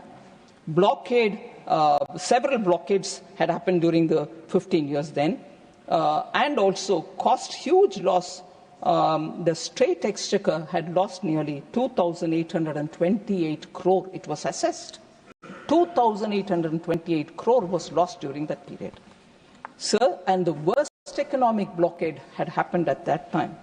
And it occurred in 2011, lasting over 120 days, causing severe shortages. Petrol price was 200 rupees per litre. LPG cylinder cost 2,000 rupees per cylinder. Petrol price is 200 per litre and LPG cylinder 2,000 per cylinder. So, what is the current situation, sir? The current situation when this problem started? Union Minister, Home Minister, visited the state and went one camp after another camp belonging to different communities, spent 4 days in Manipur. Home Minister of India. At the time when it was really peaking with the problem, he went, spent camp after camp. Sorry? Please. Please take your seat. The question is, this sort of communal violence is unique in Manipur, which was there. Thank you. Please. I'm reading out loud before. Sir, interestingly, sir, I'm sure the honourable members will know, honourable member is from CPM. Sir, yeah, I would like to say it again. No doubt in my mind about it. But I'm sure you don't have a doubt yourself. Honourable member is from CPM, sir. West Bengal saw the worst riots ever in history under the CPM rule. Tripura suffered under the CPM rule. Kerala is not able to recover because of the horrible policy of industrialization that they had. To the extent, sir, Santosh Kumar ji, please sit down. Please take your seat. To the extent, sir, today, Kerala's minister gives an interview in the papers saying Loku Kuli is not there anymore in Kerala. Can I say what that Loku Kuli was, sir? Loku Kuli is a place where Loku Kuli happens when workers are all sitting together looking if there can be some work. You and me or anybody going to Kerala get off the bus. On the top. Yes, please, I will talk. Please, because you came up with a lot of things. Let her reply. Please take your seat. Please. Sir. Please take your seat. You get off the bus, sir. Honourable members will find this interesting. Nowhere else you will find it. From the bus, you have to remove your luggage. People are sitting on the ground. You will say, hey, please help me. Kitna dena hai? You will say some coolie and then you will have to bring the luggage down. You will actually have to pay 50 plus another 50. You will ask why? The other 50 is Snoko Coolie. What is Noku in the Malayalam, sir? Noku means look. Meaning, sitting and watching here, I may be a CPM card holder. I'll be sitting and watching, and the person, actual coolie brings the luggage down, he gets 50 rupees. But for me, being a card holder member, watching that act itself, I need to get 50 rupees. That is Noku coolie for you, sir. So, it is that kind of communism that has killed that kind of industry. Santosh Kumar, listen to me. No permission from the chair. Sir, with your permission, sir. Yes, with I your have not given permission, permission to sir. them. I want to say, if he is trying to tell me that no such a practice exists, 2 days ago, Honorable Chief Minister, I think, gave an interview. Kerala Chief Minister, I think, gave an interview in which he says there is no Noku coolie nowadays, which means it was there before. Yes. Am I bluffing? Come on, Santosh ji. It's all right, you're doing all right. Don't deny what I'm saying. I'm also from that region. I may not be from any particular city in Kerala, sir. Sir, therefore, I want to say, Home Minister went to to Manipur, spent 4 days moving from one camp to another of affected people belonging to all communities, irrespective of communities. That happened under Prime Minister Modi. Home Minister Amit Shah went there. The number of times since 1990 till 2014, when Congress was ruling in center and Congress was in power, double engine Congress, not a minister went when there was this 162 days of blockade, 120 days of blockade. Tell me which minister went? No one went. But today they will mock your double engine. Of course double engine. That's why the Home Minister went. That's why Nityananda Roy was there for more than 23 days. MOS Home was there for 23 days. So don't please compare how you handle Manipur and how this government is handling Manipur. We have greater sensitivity. We care for Manipur and every state of this country. Nowhere do we, stay back. Prime Minister himself went to Wayanad. Hasn't he? Therefore, we should not speak as though we treated it better and you are not, whereas we are handling that legacy of 60 years of mishandling of states. And that is why the problems are so compounded today. It wasn't like this before. He went to Wayanad or not? Of course, that's what I'm saying. You don't agree to it. Please, Santosh. Please. You are putting words in my mouth. You are putting words into my mouth, Santosh Kumar. I said he also went to Kerala. Don't you try that communist tactic on me. Put your words into my mouth. I will not take it. No, you don't give me the tactics. Sir, so the special assistance scheme, again, the same culture has been inherited by TMC, sir. Shout people down. That's communist. TMC has inherited it. That's it.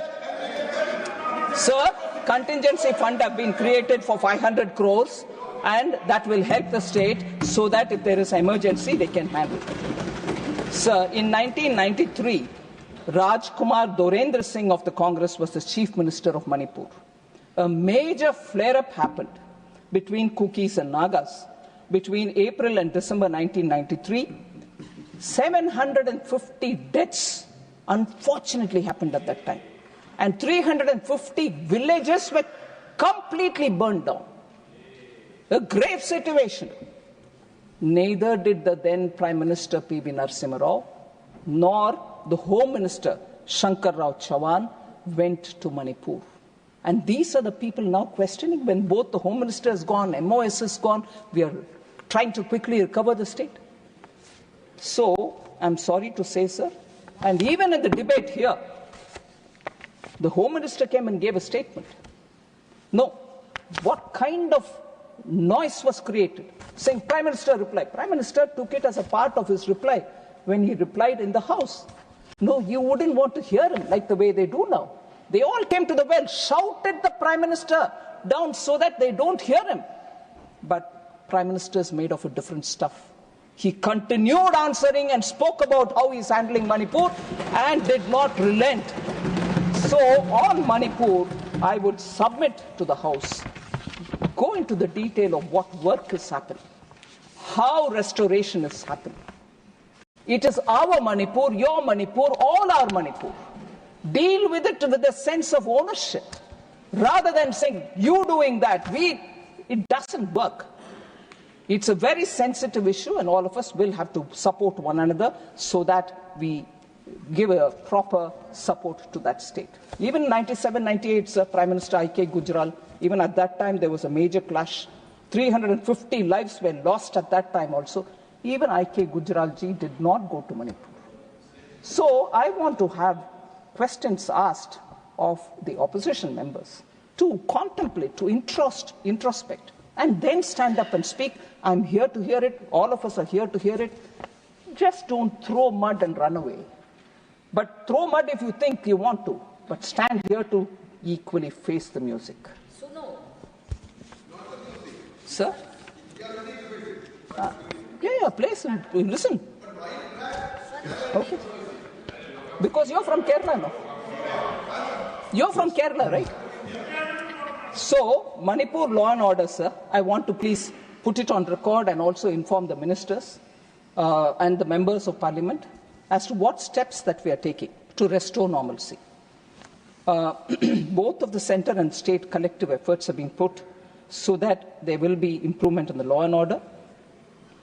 Except for some sporadic incidents in the fringe areas and the unfortunate incident of 8th March 2025 in Kang Pok Pi, there has been a decreasing trend in cases of death, injuries, arson, firing incidents and protests. Currently, there are 286 companies of CAPF and 137 columns of Army and Assam Rifles. Both are deployed along with the state police to maintain law and order in the state. Recovery of arms and ammunition looted are being recovered and it is underway. Public notice by the Honourable Governor on 20th February 2025, the recovery has also seen an increase. Steps are also being taken to ensure free movement along the national highways. Convoy movement carrying essential commodities are continuing to ensure availability of essential commodities in the state. Helicopter service has resumed so that most district headquarters are connected for ease of travel for the public. Various measures have been taken up for the persons displaced in the violence, which is very important, sir. About 60,000 persons are currently residing in relief camps. About 7,000 persons have returned to their homes. About 400 crores of rupees have been provided under the MHA special package for relief camp operations and support to those affected in this lawlessness, riot and everything else. More support will also be provided. Under PM Awas Yojana Gramin, 7,000 houses have been approved recently to provide for housing to those who are displaced. Various other support have also been given to those relief camps, such as healthcare, including mental health support, skill and livelihood training, and also education. Engagement with the civil society is underway from the level of the governor down to the level of the district administration. There is a clear step towards bringing peace in the state. Pending issues of the public are also being resolved quickly on a top priority mode. Sir, centrally sponsored schemes, priority is being given to clear up all the dues and nothing is kept pending at all. Major and critical projects are monitored and reviewed regularly for timely completion, including tying up of required funds for national highway projects, railway projects, civil secretariat, Chura Chandpur Medical College, Manipur water supply project, triple IT at Mayang Kang, and government residential accommodation is also being provided. I've given the pictures of revenue expenditure and also about the capital expenditure that we're giving through special assistance. Sir. There was concern expressed on the GSDP being stagnant. The unrest has led to reduction in economic activity. There's no denying that. With improvement in law and order and consequent improvement in economic activity, I expect the GSDP to show some recovery this year onwards. So I've already told about the amount that we've given for relief and rehabilitation. Temporary shelter, 15 crores, 15 crores have been given. This is the final installment payment with additional funds for extra works which are being provided. Permanent housing gets 30 crores. This is provided for works already taken up. And in addition to that, we are providing the 7,000 PMAY Grameen, which has been approved already. Relief operations for that, 100 crores have been given. That is specifically shown also under the new demand for 25-26.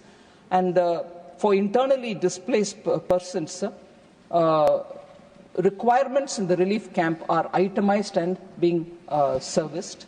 So for the relief under the natural disasters, 200 crore is being put under the NDRF allocation. 68 crore is allocated under the SDRF and for mitigation purposes also, as per the recommendation of the 15th Finance Commission. So that was on Manipur, sir. Honorable Member Shakti Singh Gohil and also Member Girirajan from DMK raised questions about fiscal consolidation at the cost of cutting public spending. They said better financial discipline is required. MGNREGA is not being released. I want to take a minute to explain this, sir. Union budget, sir, total expenditure is 50.65 lakh crores, which is higher by about 2.44 lakh crores and 3.49 lakh crores compared to 24-25 and 24-25 RE, first number being BE related and the second being RE related. So the capital expenditure target itself is 11.21 lakh crores. The effective capital expenditure actually is only 15.48 lakh crore, not 11, because you're looking at the actual money being given to states which are actual for asset building. They may count as revenue for me, but for the states it will be capital expenditure. So effective capital expenditure is 15.48 lakh crores. But all this is being done without any reduction in social welfare measures. The social welfare budgets are from 56,501 crore in 24-25 has in 25-26 gone to 60,052 crores. So it's actually increased. We are not doing any fiscal consolidation by cutting down on social welfare. Education has gone up from 1.26 crore in 24-25 to 1.29 lakh crores for 25-26. Health has gone up from 89,287 crore to 98,311 crore in the BE of 25-26. So there is no reduction in the social sector spending.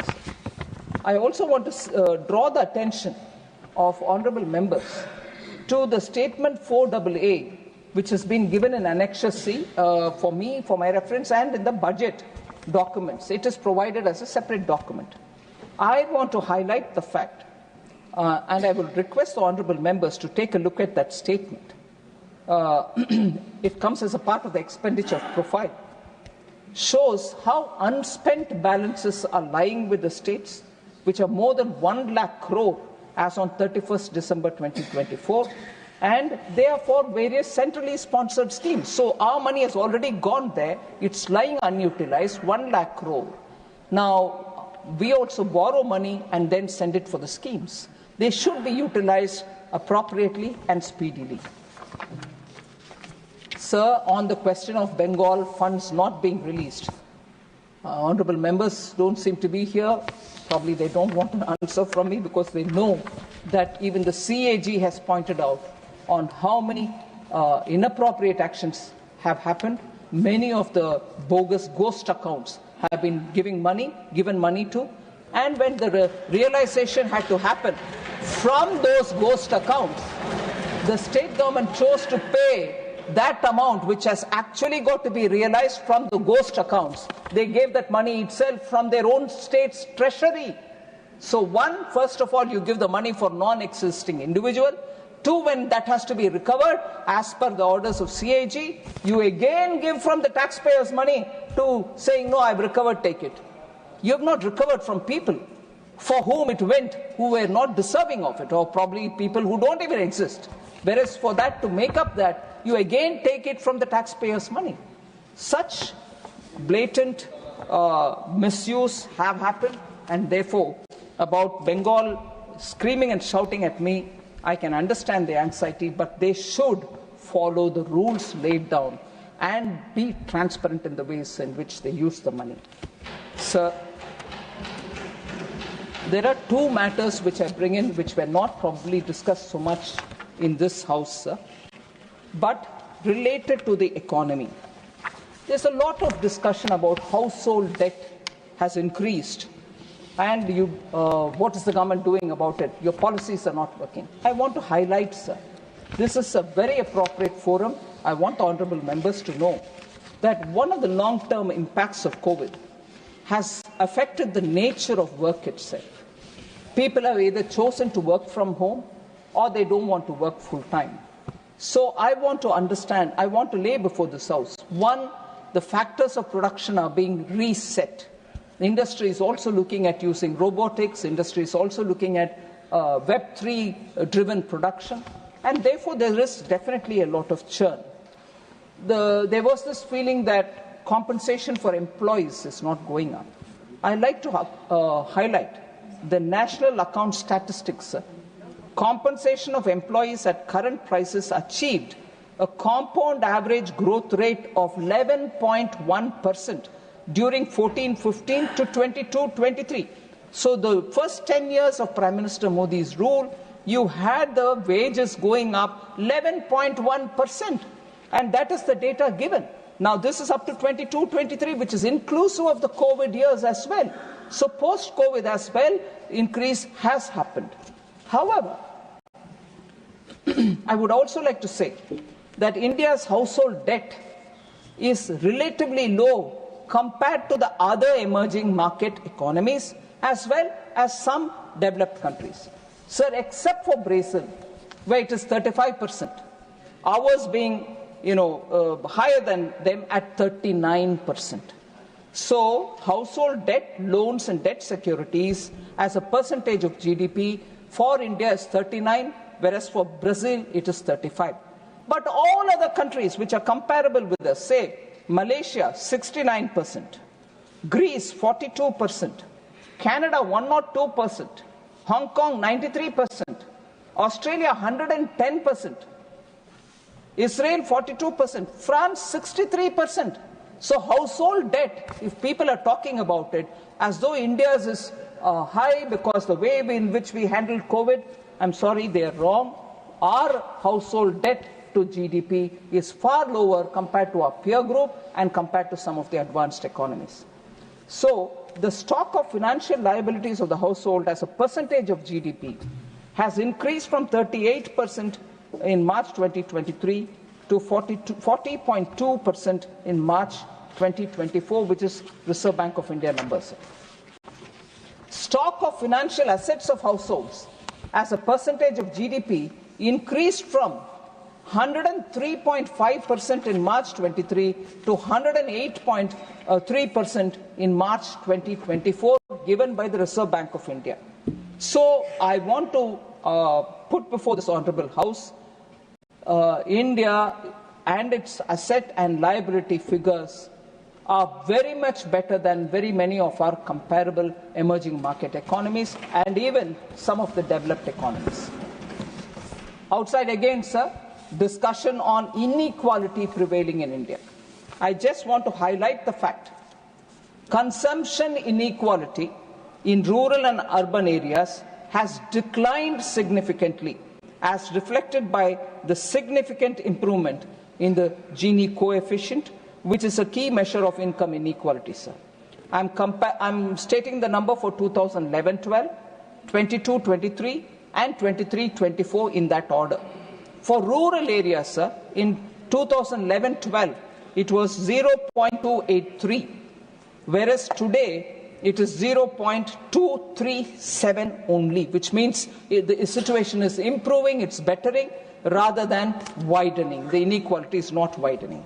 In urban areas, it was 0.363 in 2011-12. In 22-23, it improved to 0.314, whereas now in 23-24, for which the data is last available, it is 0.284. Drastic change, improvement in the inequality index. So the inequality is not widening, it is only narrowing. So I want that to be laid in the House, sir. Approximately 25 crore people escaped multi-dimensional poverty in the last 9 years. This is due to the significant initiatives that the government has taken up, and this data has come from Niti Aayog.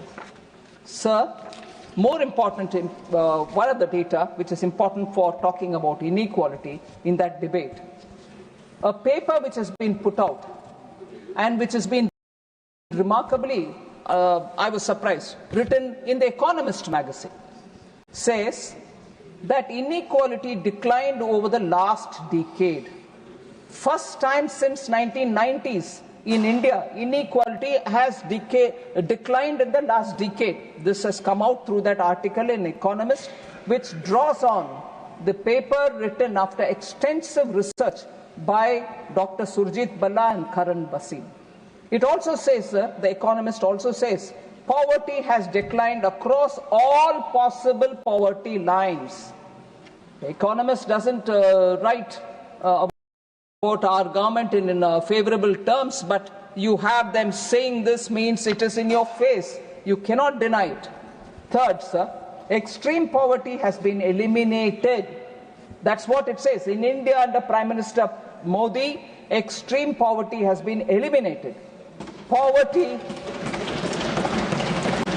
at 15% for World Bank's higher poverty line of $3.2 PPP, down from 52% in 2011-12, sir. So from 52% in 2011-12, it's come down to 15%. So on the inequality debate, I honorably request all the honorable members that the data that we are giving you here, please go through it. And then, of course, we have all ears to listen to your comments. But without the data, please, let us have a considered debate.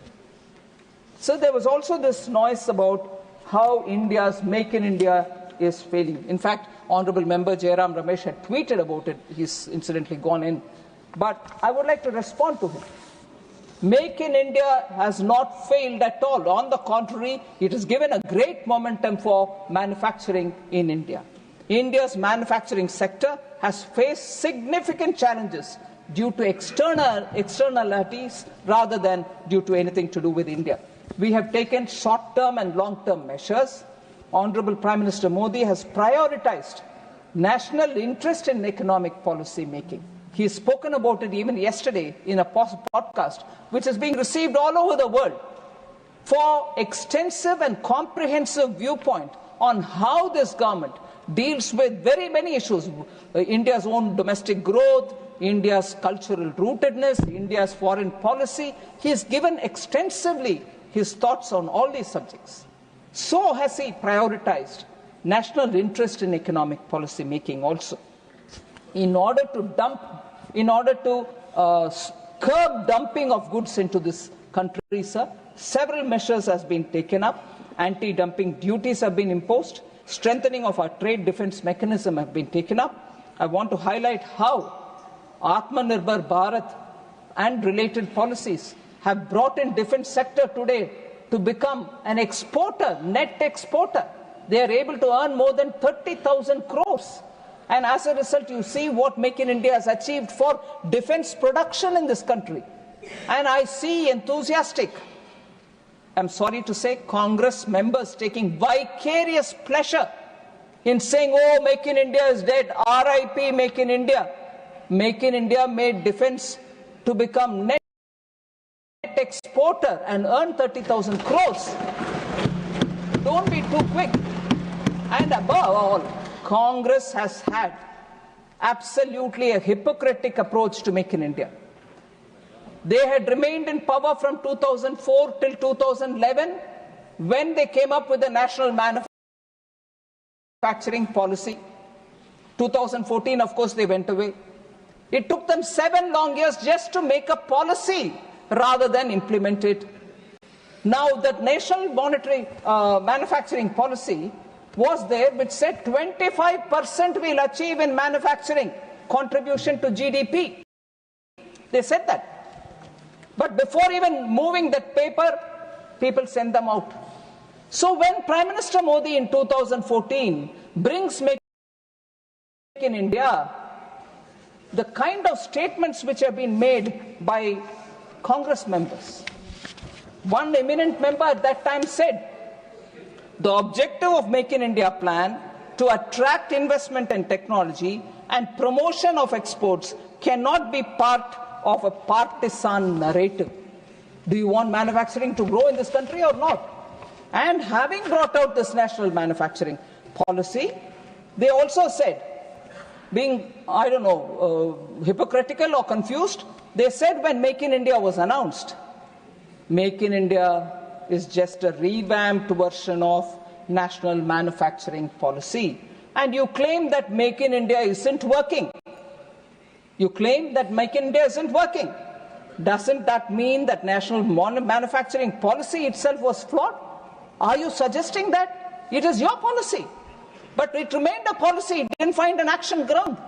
And when we make it an actionable policy, we bring in Make in India, we want to bring in several steps towards improving it. They have this problem of either not knowing whether they should accept it, not knowing whether they should reject it, because it also has their own national manufacturing policy into it. They claim 25% of contribution, manufacturing will reach 25% to the GDP level. No, they didn't move an inch. Whereas Make in India today is showing how, for example, in the defense industry, we are able to export. And also, I would want to highlight, sir, the national manufacturing policy guided them to set up national investment and manufacturing zones in several parts of the country. They're called NIMS in the short. NIMS also remained where they were. They were in far-flung areas, no railway station next to it, no port. They were on patronage basis. And not until when Prime Minister Modi brings PM Gati Shakti, when all this gets integrated into that, when a scheme of things are understood as to does it have a port next to it, does it have a railway station next to it, is a coal mining area or a raw material supply area next to it, bring all that together and do something to improve logistics there. It is only after that PM Gati Shakti has NIMS found the light of the day. Otherwise they were desolate and isolated places all over the country with no semblance of any making in India. Of course, manufacturing was just a policy for them. There was no more implementation on it. Similarly, sir, they also had a lot of quick fix FTAs, which killed actually many of our manufacturing. Today, Commerce Minister is struggling to have those FTAs hurriedly done during their period, reviewed, because countries have realized it was so loosely worded, it had so many things which was ready giveaways for our partner countries, which is good. You want to give them market access for many of the things. But we didn't get equally anything for ourselves.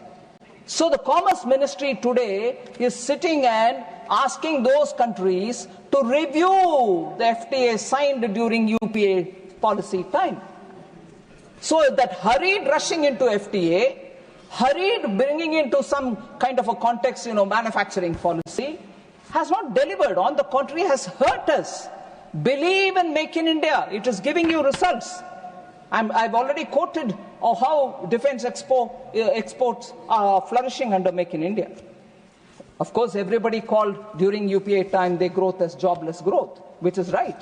69, the report of the Standing Committee on Finance itself said that.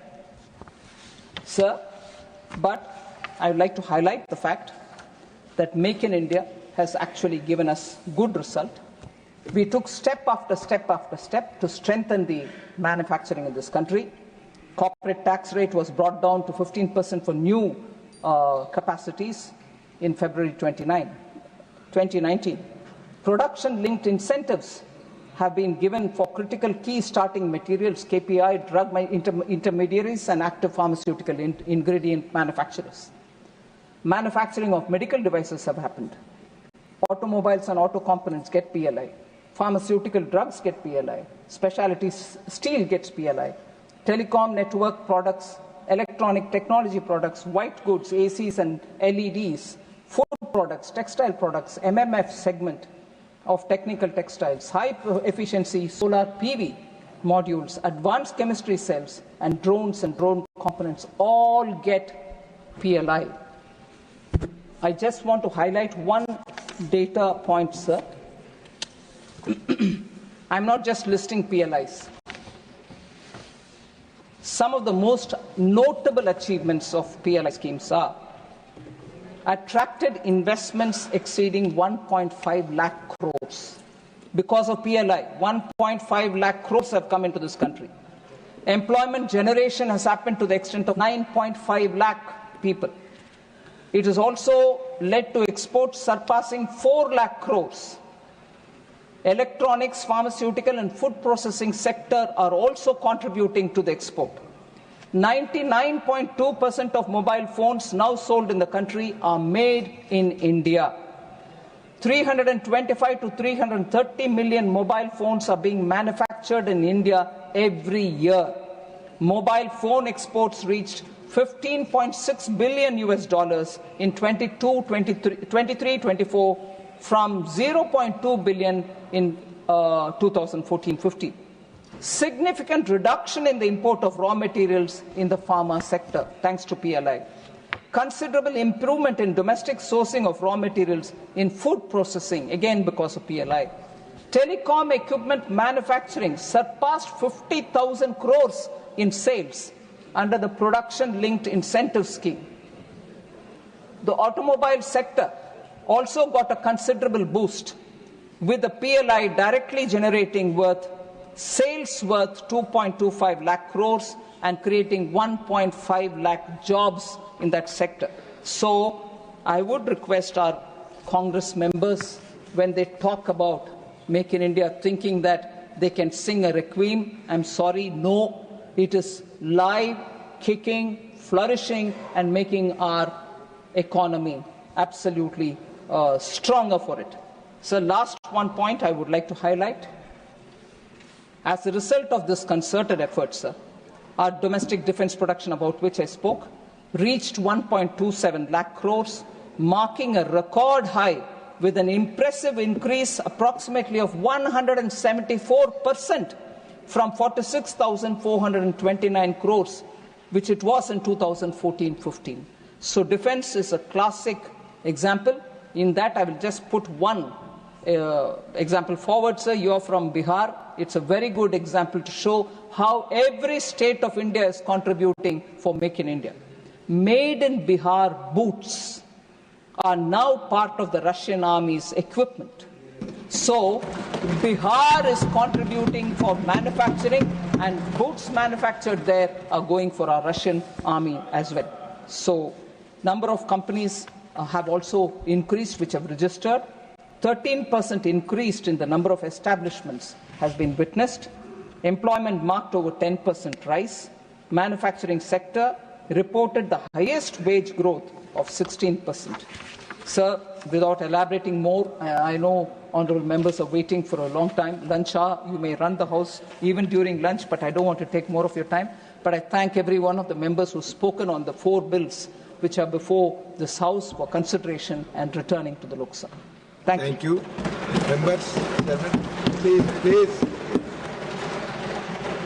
I shall now put the motion regarding consideration of the Appropriation Bill 2025 to vote. Please, it's over. Yes, tell me. So my point of order is under Rule 238A. Honorable Finance Minister, in an attempt to justify the stand taken by her government, I can understand that, made a lot of allegations, unwantedly dragged Please many be states brief into and quote the controversy. rules. I'm Yes. coming to the point, Be sir. brief. Yes. While talking about the honourable member, Mr. Vikas Ranjan Bhattacharya, who is a senior member, I'm just telling you, please be patient. Her reference was like this: whether he doubts his CPM membership. There was a passing comment by her. So that is quite defamatory, and she should be. No. I'm kindly go through the verbatim documents. That reference could have been avoided. The reference was whether he himself doubts his CPM membership. Thank you. It's no pointer. Please. I shall now put the motion regarding consideration of the Appropriation Bill 2025 to vote. The question is that Appropriation Bill 2025 as passed by Lok Sabha be taken into consideration. Those in favour will please say aye. Aye. Those against will please say no. I think the ayes have it. The ayes have it. The ayes have it. The motion is adopted. We shall now take up clause by clause consideration of the bill. Clauses 2, 3 and the scheduled stand part of the bill. Those in favour will please say aye. Aye. Those against will please say no. I think the ayes have it, the ayes have it, the ayes have it. Clauses 2, 3 and the schedule are adopted. Clause 1, the enacting formula and the title stand part of the bill. Those in favour will please say aye. Aye. Those against will please say no. I think the ayes have it, the ayes have it, the ayes have it. Clause 1, the enacting formula and the title are adopted. Srimati Nirmala Sitharaman to move that the bill be returned. Sir, I rise to move that the bill be returned. Motion moved that the bill be returned. The question is that the bill be returned.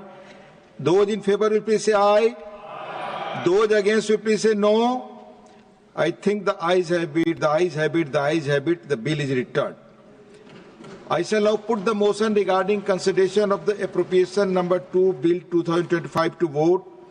The question is that the Appropriation number 2, Bill 2025 as passed by Lok Sabha be taken to consideration. Those in favour will please say aye. Aye. Those against will please say no. I think the ayes have it, the ayes have it, the ayes have it. The motion is adopted. We shall now take up. Please keep quiet. Shanti rakhein, please. We shall now take up clause by clause consideration of the bill. Clauses 2, 3 and the schedule stand part of the bill. Those in favour will please say aye. Aye. Those against will please say no. I think the ayes have it, the ayes have it, the ayes have it. Clauses 2, 3 and the schedule are adopted. Clause 1, the enacting formula and the title stand part of the bill. Those in favour will please say aye. Aye. Those against will please say no. I think the ayes have it, the ayes have it, the ayes have it. Clause 1, the enacting formula and the title are adopted. Srimati Nirmala Sitharaman to move that the bill be returned. Sir, I rise to move that the bill be returned. Motion moved that the bill be returned. The question is that the bill be returned. Those in favour will please say aye. Aye. Those against will please say no. I think the ayes have it, the ayes have it, the ayes have it. The bill is returned. I shall now put the motion regarding consideration of the Manipur Appropriation Vote on Account Bill 2025 to vote. The question is that the Manipur Appropriation Vote on Account Bill 2025 as passed by Lok Sabha be taken into consideration. Those in favour will please say aye. Aye. Those against will please say no. I think the ayes have it, the ayes have it, the ayes have it. The motion is adopted. We shall now take up clause by clause consideration of the bill. Clauses 2 to 4 and the schedule stand part of the bill. Those in favour will please say aye. Aye. Those against will please say no. I think the ayes have it, the ayes have it, the ayes have it. Clauses 2 to 4 and the schedule are adopted. Clause 1, the enacting formula and the title stand part of the bill. Those in favour will please say aye. Aye. Those against will please say no. I think the ayes have it, the ayes have it, the ayes have it. Clause 1, the enacting formula and the title are adopted. Srimati Nirmala Sitharaman to move that the bill be returned. Sir, I rise to move that the bill be returned. Motion moved that the bill be returned. The question is that the bill be returned. Those in favour will please say aye. Aye. Those against will please say no. I think the ayes have it, the ayes have it, the ayes have it. The bill is returned. I shall now put the motion regarding consideration of the Manipur Appropriation Bill 2025 to vote. The question is that the Manipur Appropriation Bill 2025 as passed by Lok Sabha be taken into consideration. Those in favour will please say aye. Aye. Those against will please say no. I think the ayes have it, the ayes have it, the ayes have it. The motion is adopted. We shall now take up clause by clause consideration of the bill. Clauses 2, 3 and the schedule stand part of the bill. Those in favor will please say aye. Those against will please say no. I think the ayes have it, the ayes have it, the ayes have it. Clauses 2, 3 and the schedule are adopted. Clause 1, the enacting formula and the title stand part of the bill. Those in favor will please say aye. Those against will please say no. I think the ayes have it, the ayes have it, the ayes have it. Clause 1, the enacting formula and the title are adopted. Srimati Nirmala Sitharamanji to move that the bill be returned. Sir, I rise to move that the bill be returned.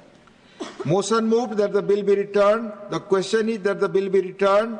Those in favor will please say aye. Those against will please say no. I think the ayes have it, the ayes have it, the ayes have it. The bill is returned.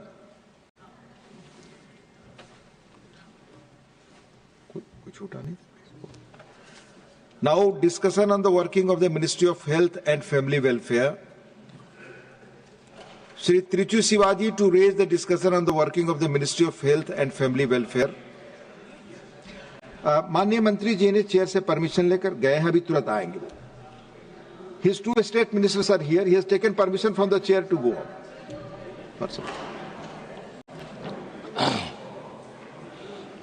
on. Thank you, Mr. Deputy Chairman, sir.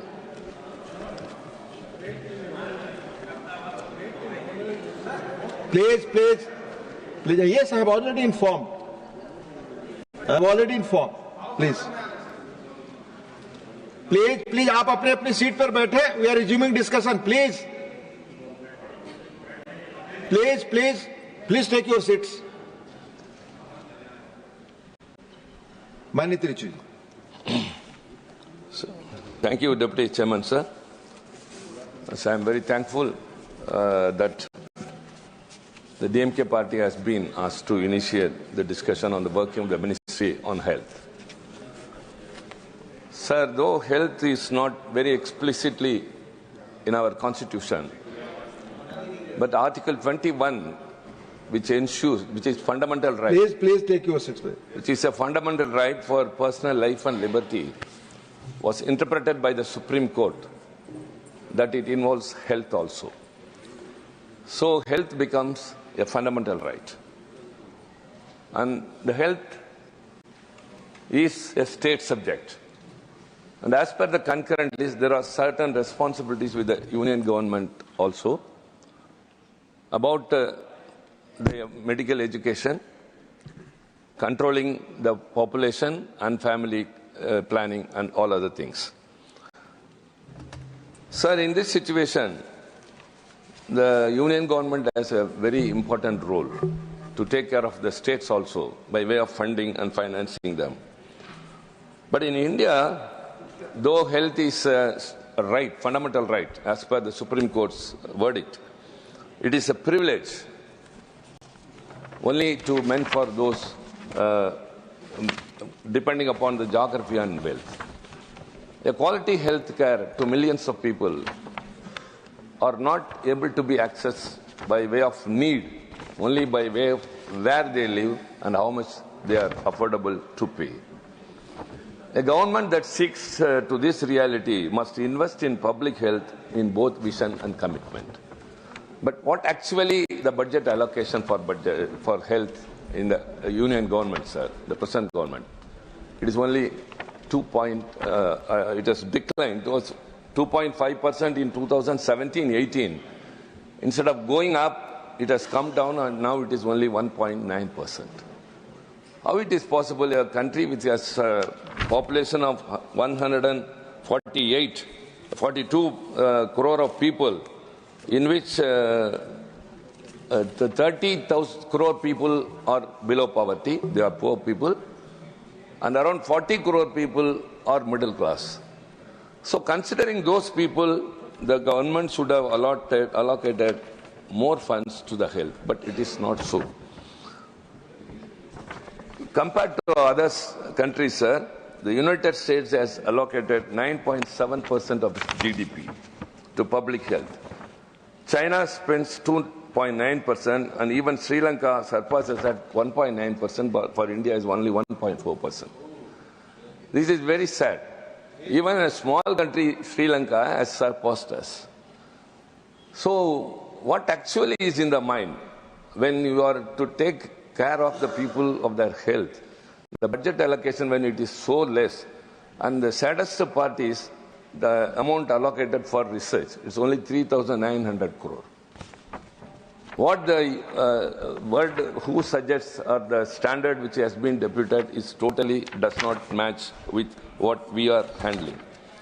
Sir, though the union government plays a significant role, it doesn't take all these things into consideration. Just 4.4% of the ministry's budget is spent towards health research. That is, you know how much, sir? 0.02% of our GDP. Actually, the WHO has suggested it should be at least 1%. Even the Standing Committee on Family and Health and Family Welfare has recommended that it should be 0.1% at least. But actually it is 0.02, whereas the other countries, United Kingdom spends 0.65% and United States is at 0.44%. Sir, this standing committee's recommendations are not taken into consideration. Research is very important as far as health is concerned. So the budget allocation is very much less. It's only less than 2%. And the research is much lesser than the GDP, that's 0.02%. Take, for example, the state governments. The Tamil Nadu state government has allocated 4.9% of its total expenditure towards health care. So it must be taken as a cue. The government health expenditure as a share of GDP in other countries. I am very sorry that when I am speaking in the parliament, it will go across the world. I am very sorry to depict my nation in such a sad situation, but the government has to take the responsibility. It's our responsibility to point out, compared to other countries. See, even Thailand is 3.6%, and Brazil is 4.3%. South Korea is 5.4%. But in our country, the government's expenditure towards health is so sad that we stand at only 1.4%. So they have to take into consideration that it is not a thing that should be overlooked just like that and say these things and impose upon. So the medical education is vested with the union government instead of controlling the population. See, for example, we are raising the issue of delimitation, that we may have a very bad consequence if the delimitation is done on the basis of population. Why, sir? In 1976, an amendment was brought in the Constitution that birth control will be implemented across the country uniformly, and then only delimitation can be done, and it was deferred to 25 years after. And even in 2001, when Vajpayee was the Prime Minister, he also deferred it to 25 years since the population has not come to a level. The same situation prevails now also. In 2001, the population was 100 crore, and in 2011 it became 120 crore. And now it is 142, whereas the southern states have controlled the population, whereas the northern states have gone. So the government should have concentrated that uniformly the population should have been controlled, and family planning should also have been implemented. But not so. Whereas it comes into the medical education, they bring an examination NEET, which is common to all across the country. Sir, one size fits all will not suit to education. Every state has, see, Tamil Nadu has got 79 medical colleges, the highest in the state, in the country. We give a very good education, everyone is appreciating, that all apart. You introduce NEET, which doesn't suit to one part of the country. See, a student who studies up to 12th standard, night and day, and scores very high marks, it is thrown to dustbin, and they conduct an examination for 3 hours, which is maybe totally new, but now they are being compelled to go through that examination or a crash course, spending a lot of money going to private institutions, and then only they can appear in NEET and pass. So this NEET examination, it must suit to the states And so with the power with the state government, we have passed legislation in the state government. Even after the consent of the governor, it is lying with the union government. You have to take into consideration. A state has got its own right. Health is a right of the state as per constitution. But since the medical education comes under the concurrent list with the union government, instead of concentrating on controlling the population and implementing family control, considering the future of this nation, you are bringing in the education and compelling all other states to go and accept only NEET examination, which has bothered the students so much across. Sir, these are all not just, and now that the finance minister has announced the budget, 10,000 medical seats will be increased. That will be done only by the state governments. Only the aims is with the union government. All the state governments have to increase the medical seats without giving them enough supply, without giving them any facility which they need. How can you expect to increase?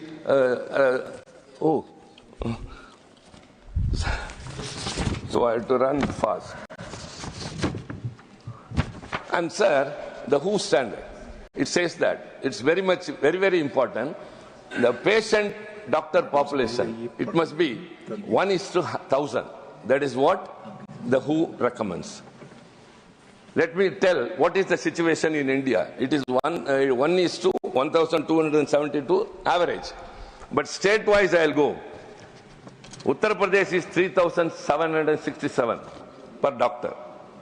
Jharkhand is 8,180 per doctor. Haryana 6,037. Chhattisgarh 4,338. And I will not rush up. I will rush up with everything considering the time. Kerala is 535 per doctor. And Tamil Nadu stands number 1, 253 per doctor. Sir, why? How it is possible? See, when one part of the country, when 4,000 persons are depending upon one doctor, you are not increasing the health workers. They are not being taken care of as they should have been. But actually it is not so. And another very important thing is the non-communicable diseases. Because of the non-communicable diseases, what is happening is, non-communicable diseases are like diabetes, cancer, and pulmonary diseases and all other things. Because of that, probability that a 30-year-old dies before the age of 70 due to this NCD, that is non-communicable diseases. In Japan, it's only 8%. Out of the total deaths, the deaths because of NCD is 8%. UK is 11%. USA 14%. Brazil 15%. China 16%. Bangladesh 18%. Vietnam 20%. Malaysia 22%. India 24%. Again, I feel sad and sorry to say all these things. The non-communicable diseases are not brought under control. Whereas Tamil Nadu, what it has done is, I will rush up with bullet points. Tamil Nadu diabetic foot care policy, because it is one of the non-communicable diseases. And mental care wellness. In India, it is 0.07 per 1 lakh population, the psychiatrists are there. They are not taken care of. It's a very important. Mental health and wellness is very much important. Whereas in Tamil Nadu, we have got Natpudan Ungalodu Mananala Sevai. So we are taking care of those who are mentally ill. And Punnagai scheme, that is about smiling. Punnagai means smiling. Aims to ensure the dental health of students by providing dental treatment and creating awareness about one disease. And anemic. Anemic is spreading to the alarming level in India with pregnant women and children. So what has been done towards that? The Tamil Nadu government across India, it started from Tamil Nadu and now implemented all over the nation the midday meal scheme. But only in Tamil Nadu, we give breakfast also to students of primary school because they should not suffer from anemia.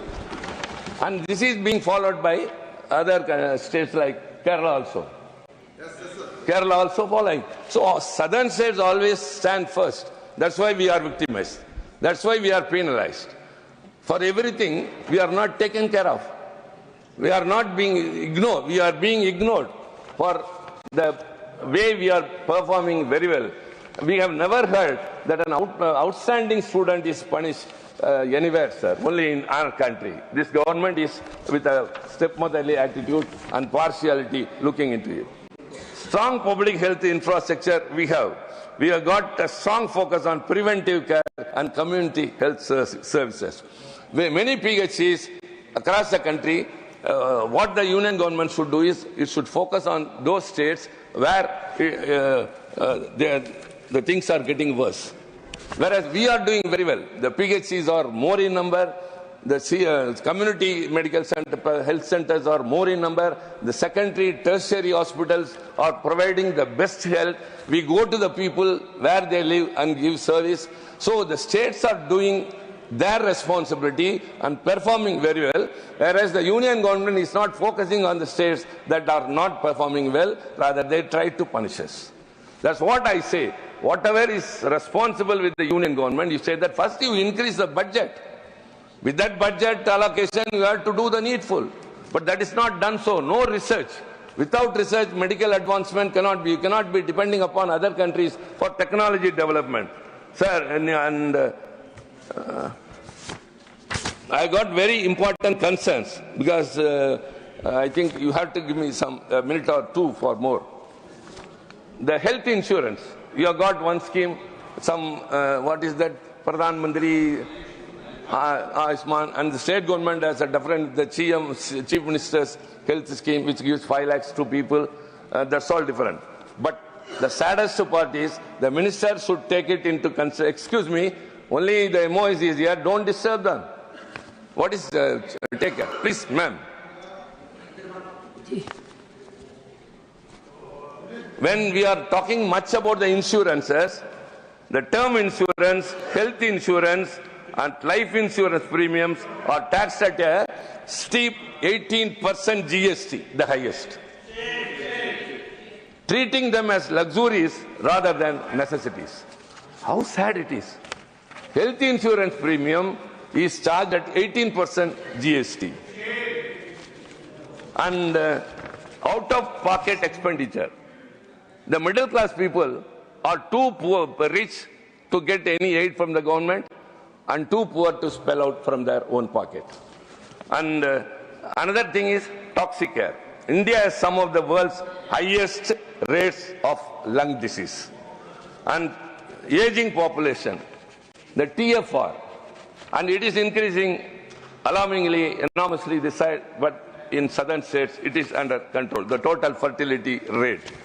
And very importantly, I would urge the health minister who is here to take into consideration 2 things. One is this insurance premium should not be charged at 18% GST.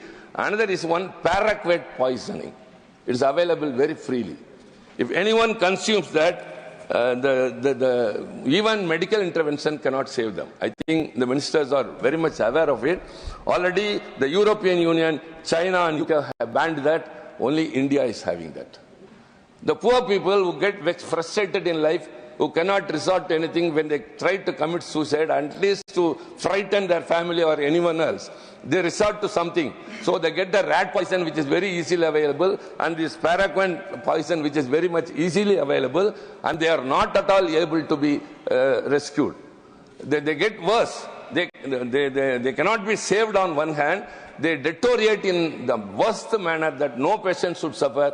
And so I urge the ministry to ban this paraquat poisoning and rat poisoning in the concern of the people. The common man, the poor man in this country, whoever is attempting to commit suicide, they are very easy. It's a herbicide. It's a herbicide and very easily available.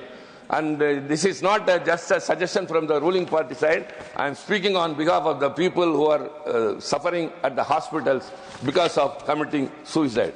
And the most important is the aims at Madurai in Tamil Nadu. It was announced in 2018 with a proposed completion by 2022. The project remains in limbo with only excuses and shifting deadlines. Whereas at the same time, Some aims have been announced to various other states and all have been completed, all have come to functional. That's why I say don't look with a partisan eye the states. You have to look all the states as one. I have repeatedly told we consider that we are a part of India and the union government has to consider the state of Tamil Nadu as a part of India. And so also healthcare is not a very easy thing. Many are suffering, not able to get a quality access to quality care because of the hospitals. In Tamil Nadu, 50% is government hospitals, 48% is private, whereas in other parts like Uttar Pradesh and all, only 26% are government hospitals. So the government hospitals are not so easy. Anyone who has got an opportunity, please come and see the hospitals, the government hospitals in Tamil Nadu, the best ever. Nobody will go to a private hospital if they enter into the government hospital. So also all the schemes we are implementing before, prevention is better than cure. That is the policy what we are implementing. Kindly take Tamil Nadu as a cue and implement it across the nation, and I urge the ministry to increase the budget and especially the GST must be reduced. Thank you very much. Thank you very much. I now call upon the members whose names have been received for participation in the discussion. Dr. Bhagwat Karad. माननीय उपमहापौर महोदया, उप सभापति महोदया, मैं आपका और हमारे हाउस लीडर माननीय जेपी नड्डा जी का आभार व्यक्त करता हूं। मुझे हेल्थ इस सब्जेक्ट के बोलने के लिए वक्त दिया है। संस्कृत में एक सुभाषित है, सर्वे संतु निरामय। इसका मतलब ऐसा होता है कि हम we will be all free from the diseases. और इंग्लिश में एक कहावत है, जैसे may all the free from the diseases, that is, if you are ability to love yourself first, love your health, love your character and love your nation. मैं इस budget के ऊपर बात करते समय बताना चाहता हूं कि अभी तक 1947 से अभी तक 43 हेल्थ मिनिस्टर्स हो चुके हैं और इस हेल्थ मिनिस्टर के अलग-अलग हेल्थ मिनिस्टर ने अलग-अलग स्कीम्स के माध्यम से हेल्थ की इम्प्रूवमेंट करने की कोशिश किया है। लेकिन प्रधानमंत्री मोदी जी के नेतृत्व में जो हेल्थ सुविधा दिया है, माननीय हेल्थ मिनिस्टर के गाइडेंस में जो कुछ काम हुआ है बहुत ही अच्छा हुआ है, बहुत ही अच्छी लंबी छलांग लगाया है। अगर हम एवरेज एज ऑफ इंडियंस का अगर देखें तो 1951 में average age of Indian was 37.2 years. 2006-14 में इंडियन का एज बढ़कर 67 ईयर्स हुआ था और 2014-24 तक अभी का इंडियन का एवरेज एज 70.7 ईयर्स हो चुका है। अगर हम ग्लोबल लाइफ एक्सपेक्टेंसी अगर हम देखें तो 71 ईयर्स हुआ है।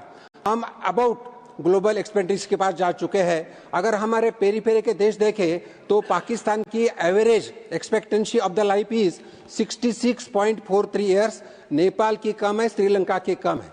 दूसरा इंडिकेशन जो महत्वपूर्ण रहता है हेल्थ में तो मैटरनल मॉर्टिलिटी रेट रहता है, यानी आफ्टर डिलीवरी मदर का कुछ जो डेथ होता है उसके ऊपर काउंट किया जाता है।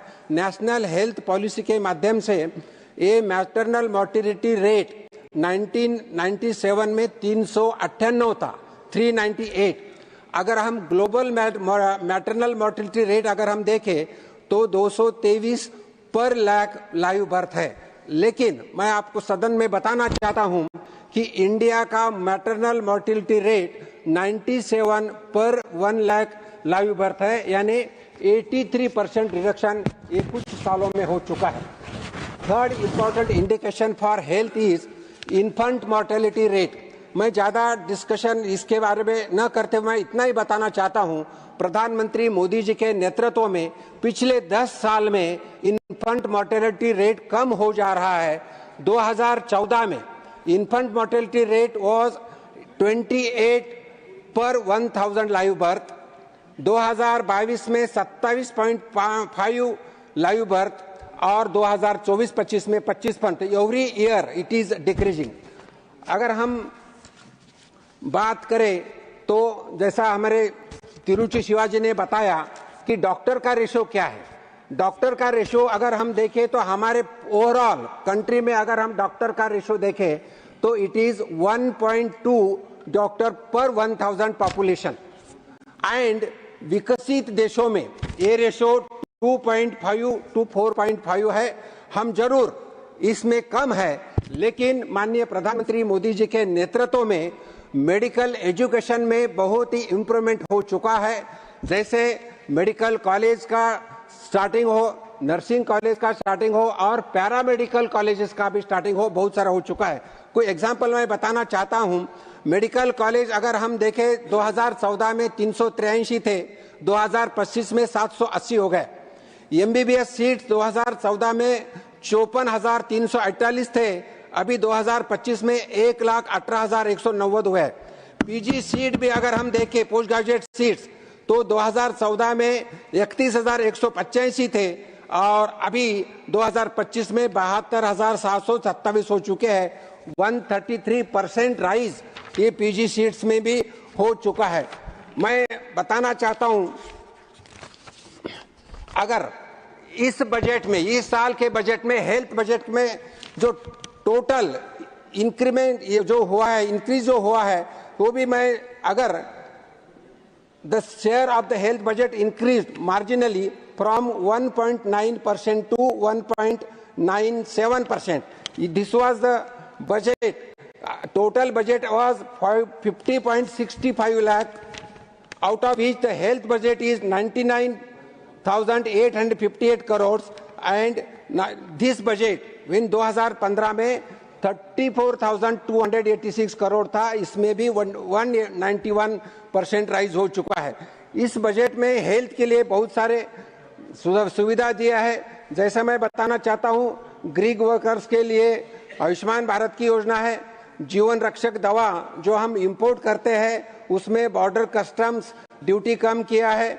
उसी तरह health infrastructure and man power के लिए 4,200 करोड़ का राशि रखा है। वैसा ही जैसा पीएलआई स्कीम है, पीएलआई स्कीम के माध्यम से 2,445 करोड़ रखा है, जिसके माध्यम से हम फार्मा मेडिसिन बना के एक्सपोर्ट कर सकते हैं। और आयुष वीजा यानी कोई मेडिकल टूरिज्म के लिए अगर वीजा करना है तो उसके में भी सुविधा इसका संविधान रखा है। अगर हम हेल्थ की बात करें, हेल्थ फैसिलिटीज और बेड्स का अगर हम बात करें तो टोटल भारत देश में अराउंड 70,000 हॉस्पिटल्स है। इसमें प्राइवेट अगर हॉस्पिटल देखें तो 44,000 प्राइवेट हॉस्पिटल है और 44,000 और गवर्नमेंट हॉस्पिटल 26,000 है। अगर WHO के हिसाब से बेड रेशो अगर हम देखें तो 1.3 पर 1000 पॉपुलेशन अभी हमारा भारत का रेशो है और WHO का रिकमेंडेशन है 3 होना है। डिफिसिट 1.7 पर 1000 पॉपुलेशन है। ये हम बढ़ाने के लिए कोशिश हो रही है। मैं इतना ही बताना चाहता हूं कि हेल्थ सर्विस अगर बढ़ाना है तो technology and critical element to enhance healthy care delivery का भी सिस्टम किया है। जैसा है इंडिया एक बहुत ही लार्ज कंट्री है, पॉपुलेशन ज़्यादा है, इसीलिए टेलीमेडिसिन हो, टेली कंसल्टिंग हो, टेली डायग्नोसिस हो और मेडिकल मोबाइल हेल्थ प्लेटफॉर्म के माध्यम से कुछ सुविधा भी दे चुके हैं। इन शॉर्ट जो अगर मैं बताना चाहता हूँ, प्राइमरी केयर हो, सेकेंडरी हेल्थ केयर हो, टर्शरी हेल्थ केयर हो, अलग अलग सेक्टर में काम हो रहा है। जैसे प्राइमरी हेल्थ केयर सेंटर में सब सेंटर्स हो प्राइमरी जिसमें 5,000 सेंटर्स है, 3,000 लोगों के लिए एक सेंटर रहता है। प्राइमरी हेल्थ सेंटर्स 30,000 है, जिसमें 20,000 लोगों के लिए एक सेंटर रहता है। कम्युनिटी हेल्थ सेंटर्स अगर हम देखें दैट कवर्स अराउंड 1,20,000 लोगों के लिए रहता है। सेकेंडरी हेल्थ सेंटर्स में सब डिस्ट्रिक्ट हॉस्पिटल्स, तालुका हॉस्पिटल्स, इसमें भी राइज हो रहा है जहां स्पेशलिस्ट डॉक्टर्स अवेलेबल रहते हैं। डिस्ट्रिक्ट हॉस्पिटल्स हो, मेडिकल कॉलेज हॉस्पिटल्स हो, post graduate super speciality hospitals हो, इनमें बढ़ावा दिख रहा है। मैं इतना ही बताना चाहता हूं, रिमोट प्लेसेस पे डॉक्टर का अवेलेबिलिटी होना, इसीलिए स्टेट के माध्यम से डॉक्टर्स को भी नेगोशिएशन करके ज्यादा पेमेंट यानी कोट वी पे इस स्कीम के माध्यम से सैलरी दिया जाता है। और अगर डॉक्टर ने प्राइवेट यानी रिमोट एरिया में अगर काम किया तो उनको पीजी को एडमिशन भी दिया जाता है। ऐसे अलग अलग स्कीम्स डॉक्टर्स को दिया जाता है जिसके माध्यम से काम हो रहा है। सब सेंटर हो, प्राइमरी हेल्थ सेंटर हो, कॉमन हेल्थ सेंटर हो, डिविजनल हॉस्पिटल हो या डिस्ट्रिक्ट हॉस्पिटल हो, यहाँ अलग अलग 14 से लेके 318 तक अलग अलग लेबोरेटरी टेस्ट किए जाते हैं और पेशेंट की केयर जाती है। अगर हम बीमारी की बात करें तो cancer one of the largest killing disease है। इसमें मैं बताना चाहता हूं, इस बीमारी को कम करने के लिए स्क्रीनिंग ऑफ द कैंसर, जैसा ओरल कैंसर हो, ब्रेस्ट कैंसर हो, सर्वाइकल कैंसर हो, इनका स्क्रीनिंग के अलग अलग कैंप के माध्यम से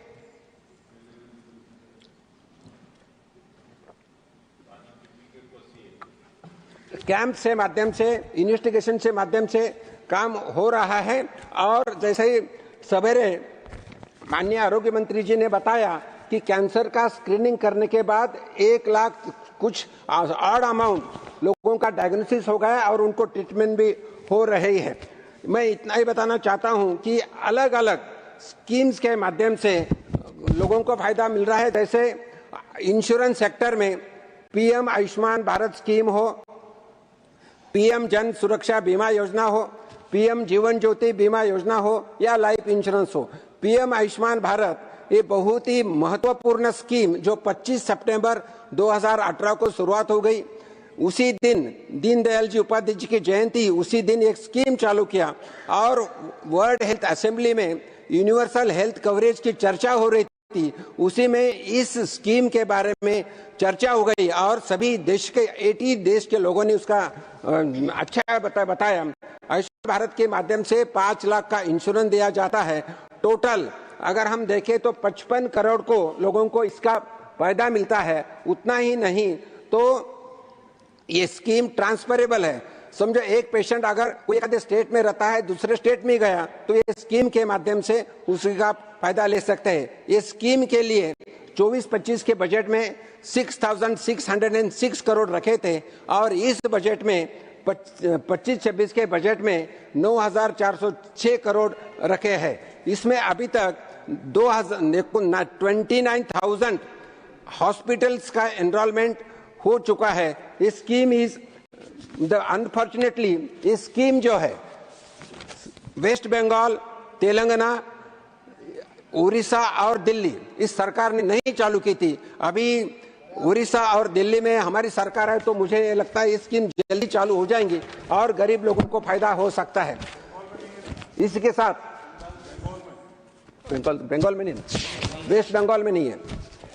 इसी के साथ हेल्थ सेक्टर में वैक्सीनेशन इज बहुत इंपॉर्टेंट चीज है। वैक्सीनेशन में मैं बताना चाहता हूं कि first vaccine on this earth was innovated by the Edward Jenner and first vaccine in India was given in 1802 by 3 years old girl who was suffering from smallpox.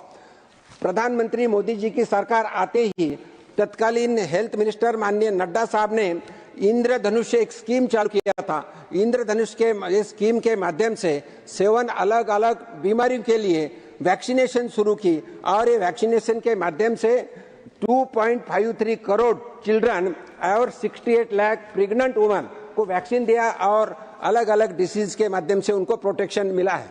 मैं और एक सदन को बताना चाहता हूं, इस गवर्नमेंट के माध्यम से जन औषधि परियोजना की शुरुआत किया है। जन औषधि परियोजना के माध्यम से 25,000 करोड़ जन औषधि केंद्र शुरुआत किया है, जिसके माध्यम से जन औषधि केंद्र के माध्यम से जेनेरिक मेडिसिन लोगों को, गरीब लोगों को मिलता है। इस मेडिसिन की कीमत 50% से 80% से कम रहती है और इसमें मैं बताना चाहता हूं कि 2047 medicine are available in Jan Arogya केंद्र और 300 surgical items are available on this medical centres. इतना ही नहीं तो अभी तक हम अगर 6 साल की बात करें तो 30,000 करोड़ का फायदा गरीब लोगों का इस जन औषधि केंद्र के माध्यम से हो गया है। कोविड-19 was a very bad situation all over the country। और उसी वक्त मैं बताना चाहता हूं, माननीय प्रधानमंत्री मोदी जी के नेतृत्व में हेल्थ डिपार्टमेंट के माध्यम से 2 वैक्सीन इनोवेट किए। इनोवेट करने के बाद 220 डोसेस इंडियन को मिले और this was the fastest and largest vaccination given by Modi ji government to everybody. उतना ही नहीं तो कुछ 70 to 80 कंट्रीज को हम वैक्सीन भी सप्लाई कर सके। ऐसा हर क्षेत्र में काम हो रहा है। वायरल इंस्टीट्यूशन भारत देश में अभी तक 4 वायरल इंस्टीट्यूशन हो चुके हैं।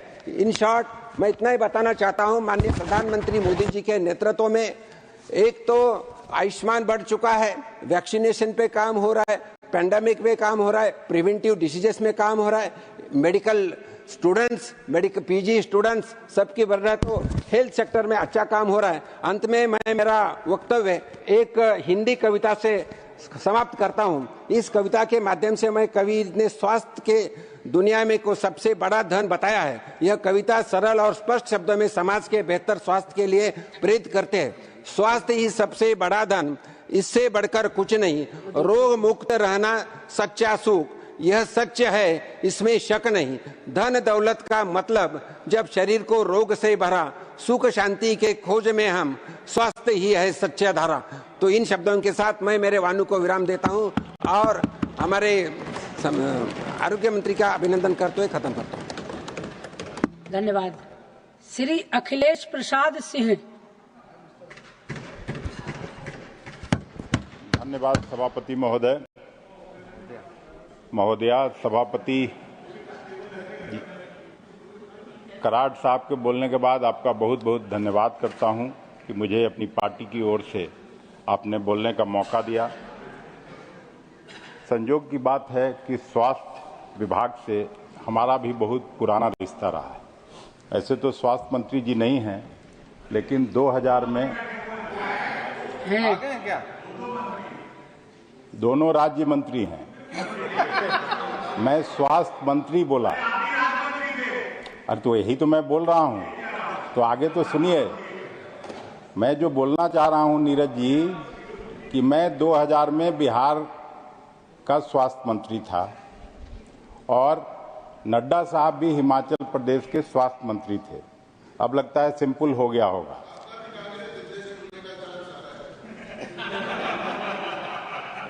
और उनका धन्यवाद। तो इसलिए हेल्थ सेक्टर से मेरा पुराना रिश्ता रहा है। महोदय, इस सरकार के कार्यकाल के लगभग 11 साल पूरा होने को है। मैं बहुत ज़्यादा आपके आंकड़ों में नहीं जाऊंगा, लेकिन हेल्थ सेक्टर में इस सरकार का कैसा परफॉर्मेंस रहा है, इसको दर्शाने के लिए कुछ ब्रॉड इंडिकेटर की बात करूंगा। साल 2017 में यह सरकार राष्ट्रीय स्वास्थ्य नीति लेकर के आई थी और उसमें कहा गया था कि साल 2025 तक हेल्थ सेक्टर का जीडीपी का 2.5% खर्च किया जाएगा।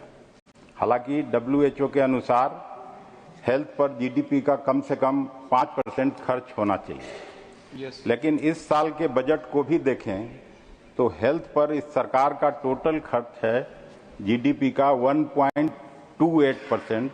तो यह है आपकी पहली उपलब्धि। दूसरा एक आंकड़ा जो बहुत चौंकाने वाला है, अगर हम 2025 को 2010 से कंपेयर करें तो नॉन कम्युनिकेबल डिजीज से होने वाली मौतों की संख्या पिछले 15 सालों में भारत में लगभग 12% तक बढ़ गई है। इसका सबसे बड़ा कारण यह है कि जिस तेजी से हमारे देश में लोग जीवन शैली आधारित रोगों का शिकार हो रहे हैं, वह दुनिया में सबसे ज्यादा है। कम्युनिकेबल डिजीज की बात करें तो राष्ट्रीय जो टीबी है, तपेदिक उन्मूलन कार्यक्रम का लक्ष्य आपने रखा था कि 2025 तक देश में टीबी का पूरी तरह से उन्मूलन कर दिया जाएगा, इस टीबी से को समाप्त कर दिया जाएगा। लेकिन अभी भी दुनिया के 25% टीबी रोगी भारत में है।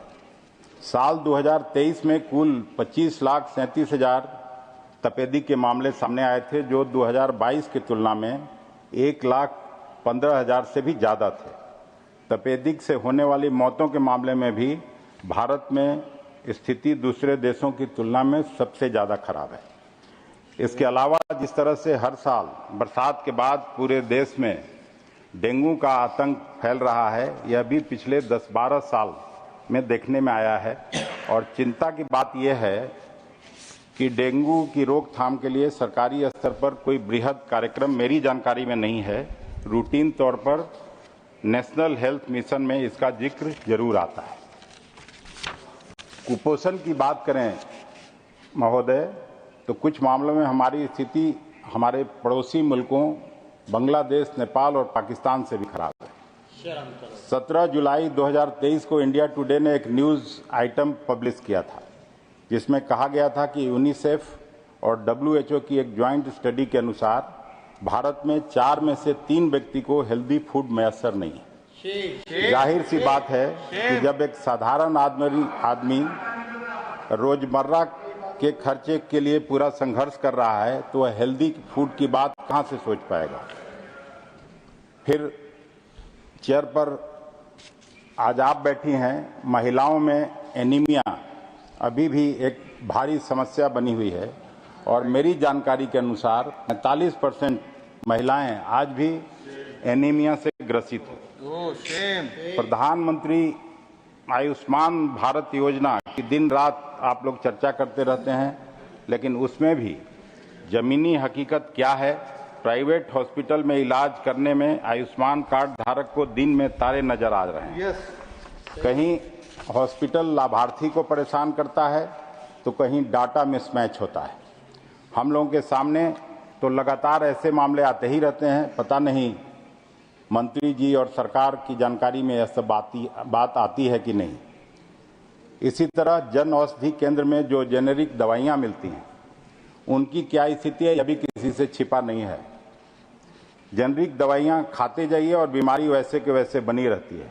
पीछे इस प्रकार की भी कई रिपोर्ट आई है कि जन औषधि केंद्रों में सही तरीके से दवाओं का भंडारण नहीं होता है और कई बार तो एक्सपायरी दवाइयां भी दे दी जाती हैं। दरअसल प्रधानमंत्री जन औषधि केंद्र का जो पूरा कंसेप्ट है, हालांकि यह यूपीए के टाइम में शुरू हुआ था, लेकिन अभी ऐसा लगता है कि इसमें सारा जोर इस बात पर है कि दवाई की क्वालिटी चाहे जो भी हो, उसे सस्ती कीमत पर उपलब्ध कराया जाए। मेरे हिसाब से तो हेल्थ का जो बेसिक कंसेप्ट है, वही इसके खिलाफ है। हेल्थ सेक्टर में एक और चीज है जो आज के समय में बहुत चिंताजनक रूप से बढ़ रही है।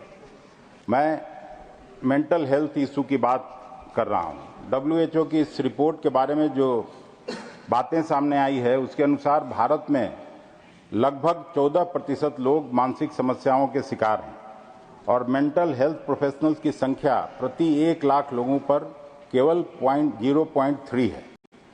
मैं मंत्री जी से आग्रह करूंगा कि इस समस्या की गंभीरता को देखते हुए मेंटल हेल्थ पर एक नेशनल प्रोग्राम बनाने के बारे में विचार किया जाए और इसको उचित प्रायोरिटी दी जाए। अब हम थोड़ा सा, चूंकि बिहार से आते हैं, तो बिहार की बात करना चाहेंगे। यह तो सबको जानकारी है कि हेल्थ सेक्टर में बिहार की दुर्दशा है, लेकिन मैं कुछ स्पेसिफिक आंकड़े देकर अलग अलग सेंट्रल स्कीम में बिहार का क्या हाल है, इसको सदन से अवगत कराना चाहता हूं। कैग ने नवंबर 2024 में बिहार के पब्लिक हेल्थ इंफ्रास्ट्रक्चर के बारे में जो ऑडिट रिपोर्ट दी है, मैं केवल उसी के आधार पर अपनी बात यहां रखूंगा। इस रिपोर्ट में बताया गया है कि बिहार में हेल्थ सेक्टर में कुल मिलाकर 49% पद खाली पड़े हुए हैं, मतलब आधा पद खाली है। राज्य में एलोपैथिक डॉक्टरों की आवश्यकता है 1,25,000 और डॉक्टर की उपलब्धता केवल 58,000 है, मतलब आधे से भी कम है। इस तरह से नर्सों की भी घोर कमी है। अधिकांश सब डिस्ट्रिक्ट हॉस्पिटल में ऑपरेशन थिएटर नहीं है। इतना ही नहीं, रिपोर्ट में यह भी पाया गया है कि अस्पतालों के पास जो एम्बुलेंस है, उनमें इक्विपमेंट नहीं है। किसी भी कम्युनिटी हेल्थ सेंटर के पास ब्लड स्टोरेज यूनिट नहीं है और जहां ब्लड स्टोरेज यूनिट है भी वहां पर उसके लिए मैन पावर नहीं है। जिला अस्पतालों में आवश्यक और जीवन रक्षक दवाओं का घोर अभाव है। क्योंकि अस्पतालों में टेक्नीशियन नहीं है, इसलिए जो वेंटिलेटर हैं भी वह ऐसे ही खराब इधर उधर पड़ा हुआ है। यह सब बात मैं कोई अपनी ओर से नहीं कह रहा हूं, यह सारी चीज कैग की रिपोर्ट का हिस्सा है। प्रति व्यक्ति हॉस्पिटल के बेड्स की बात करें तो बिहार में 1 लाख की आबादी पर 25 हॉस्पिटल बेड्स हैं, जबकि नेशनल एवरेज 141 है। हर ब्लॉक में स्वास्थ्य उपकेंद्रों का भवन बन के खड़ा है, लेकिन कहीं डॉक्टर या स्टाफ का आता पता नहीं है। मैंने खुद कुछ स्वास्थ्य उपकेंद्रों का जायजा लिया तो पता चला कि डॉक्टर की पोस्टिंग ही नहीं हुई, तो कोई आएगा कहां से। विभाग की अक्षमता का हाल ये है कि हेल्थ बजट का 30% से ज्यादा खर्च ही नहीं हो पा रहा है। बिहार में मातृ मृत्यु दर जो MMR है और शिशु मृत्यु दर IMR राष्ट्रीय औसत से कहीं ज्यादा है। 2023 की राष्ट्रीय स्वास्थ्य रिपोर्ट के अनुसार बिहार में मातृ मृत्यु दर 174 प्रति 1 लाख लाइव बर्थ है, जबकि राष्ट्रीय औसत 100 के आसपास है। शिशु मृत्यु दर भी 34 प्रति 1000 जन्म के करीब है। यह दर्शाता है कि राज्य में ग्रामीण क्षेत्रों में चिकित्सा सुविधाओं की भारी कमी और अस्पतालों की अपर्याप्तता इन समस्याओं का मुख्य कारण है। बिहार में टीकाकरण दर 75% से भी कम है, जो राष्ट्रीय औसत से काफी कम है। इसी तरह औसत आयु के मामले में भी बिहार नेशनल एवरेज से पीछे है। और इम्यूनाइजेशन की जब बात करते हैं तो वहां अगर सही में कोई आपकी तरफ से स्टडी करे तो रूटीन इम्यूनाइजेशन का भी काम ठीक से नहीं हो पाता है। बिहार में स्वास्थ्य मंत्रालय की जो योजनाएं हैं उनका भी ढंग से क्रियान्वयन नहीं हो पाता है। उदाहरण के लिए एक जो प्रधानमंत्री बंधन योजना है उसमें बिहार में केवल 25% आवेदकों को ही उसका लाभ मिलता है। बाकी 75% एप्लीकेशन किसी न किसी ग्राउंड पर रिजेक्ट कर दिया जाता है और उस ग्राउंड का कोई कारण नहीं बताया जाता है। अब जाहिर है कि बिहार में जानकारी का अभाव तो है, लोग उतना पूछताछ भी नहीं करते हैं। सत्ता पक्ष के हमारे मित्र हमेशा आंकड़ों की बात करते रहते हैं, लेकिन ऐसा करते हुए आप लोग यहाँ भूल जाते हैं कि हर आंकड़े का कोई न कोई संदर्भ होता है। अब हेल्थ सेक्टर में मैं आपको एक संदर्भ देना चाहता हूँ। जब यूपीए सरकार 2004 में पावर में आई, स्वर्गीय मनमोहन सिंह जी प्रधानमंत्री बने, तो हेल्थ पर सरकार का टोटल खर्च था 7,500 करोड़ रुपए। हम लोग 10 साल में उसको लगभग 4 गुना बढ़ाकर 27,500 करोड़ रुपए तक ले गए। और परसेंटेज वाइज आपके 11 साल की हमारे 10 साल से तुलना करें तो आपका हेल्थ बजट का इंक्रीज है लगभग 350%, जबकि हमारे 10 साल में इंक्रीज था 400%। हेल्थ सेक्टर में हमारी सबसे बड़ी उपलब्धि थी देश को पोलियो मुक्त बनाना। एक समय भारत दुनिया में पोलियो का एपिसेंटर हुआ करता था, लेकिन यूपीए सरकार ने अपने 10 साल के कार्यकाल में देश को सफलतापूर्वक पोलियो मुक्त बनाने का लक्ष्य पूरा किया था। यूपीए के टाइम का कुछ और आंकड़ा देख लीजिए। 2004 में जब यूपीए सरकार आई थी तो MMR था 301 प्रति 1 लाख लाइव बर्थ, और जब 2014 में हमने सरकार छोड़ी तो हम लोग MMR को 135 प्रति 1 लाख लाइव बर्थ तक नीचे ले आए थे। यानी 10 साल में MMR में ऐतिहासिक 55% की कमी आई थी, जो आपके 10 साल के कार्यकाल की तुलना में बहुत ही बेहतर प्रदर्शन था। इस तरह IMR में हमारे कार्यकाल में जितनी कमी आई वह भी आपकी तुलना में बहुत ज्यादा है। कांग्रेस पार्टी की नेतृत्व वाली सरकार ने की उपलब्धियां उसमें अभूतपूर्व थी। उसके पीछे मूल कारण था कि हेल्थ इंफ्रास्ट्रक्चर को बढ़ाने के लिए हमारे नेतृत्व ने 2005 में एक दूरदर्शी कदम उठाया था और नेशनल रूरल हेल्थ मिशन की शुरुआत की। नेशनल रूरल हेल्थ मिशन के बारे में वर्ल्ड बैंक और WHO ने कहा था कि ये भारत के हेल्थ इंफ्रास्ट्रक्चर की तस्वीर बदलने वाला ट्रांसफॉर्मेटिव स्टेप है, और आज भी आपके समस्त रूरल हेल्थ प्रोग्राम का फ्रेमवर्क यही NRHM है। अब आप खुद ही फैसला कर लीजिए कि काम तब ज्यादा हो रहा था या अब ज्यादा हो रहा है? एक और मुद्दा है मेडिकल एजुकेशन का। प्रधानमंत्री जी से लेकर सारे मंत्री लोग अपना पीठ थपथपाते हैं कि 10 साल में हमने 300 से ज्यादा मेडिकल कॉलेज खोल दिया, तो इतना मेडिकल सीट बढ़ा दिया, आदि आदि इस तरह के दावे करते हैं। लेकिन इस दावे की हकीकत क्या है?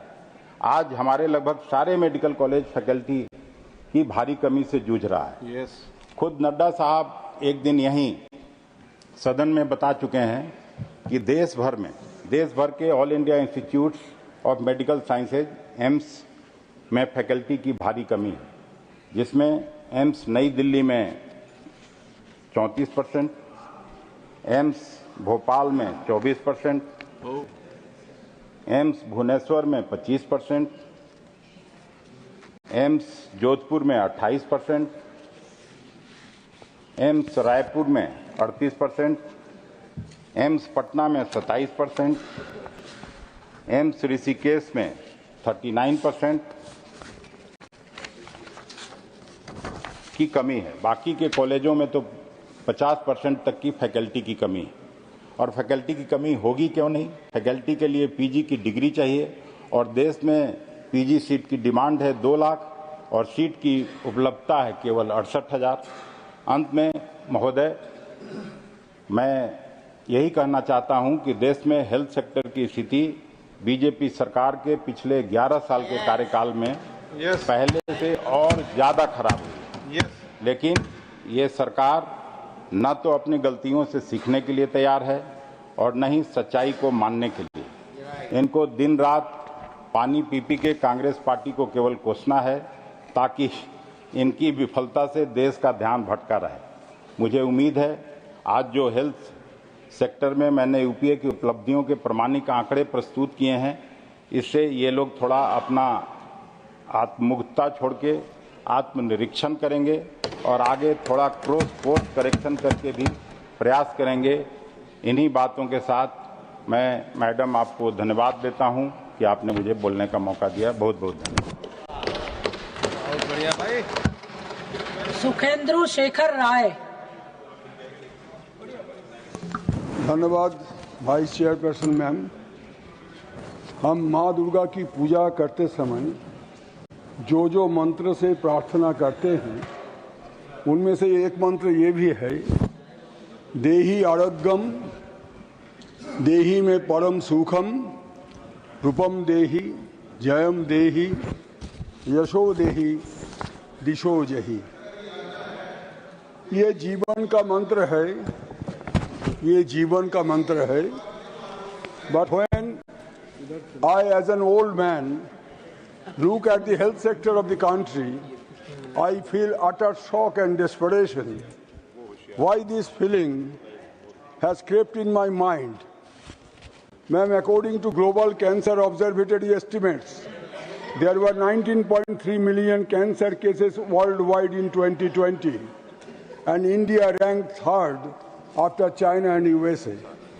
Globocon 2022 report also predicted that cancer cases in India would increase to 2.08 million, accounting for a rise of 57.5% in 2040 from 2020.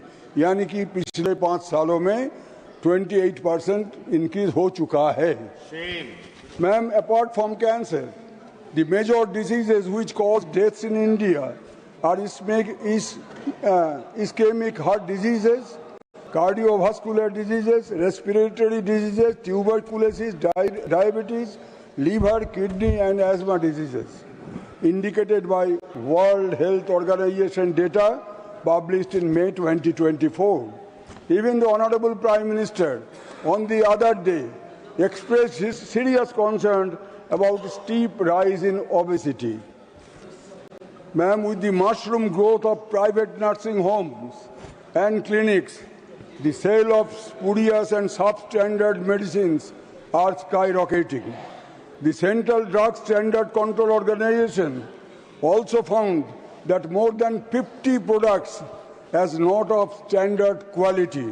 This finding of CDSCO came even after banning of 344 drugs in 2016 and 156 FDC drugs last year by the government.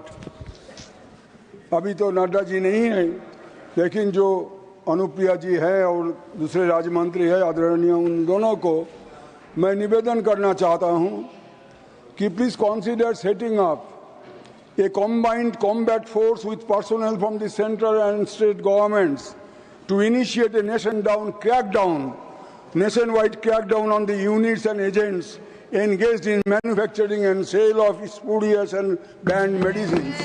They are the real enemies within the country who are destroying people's health.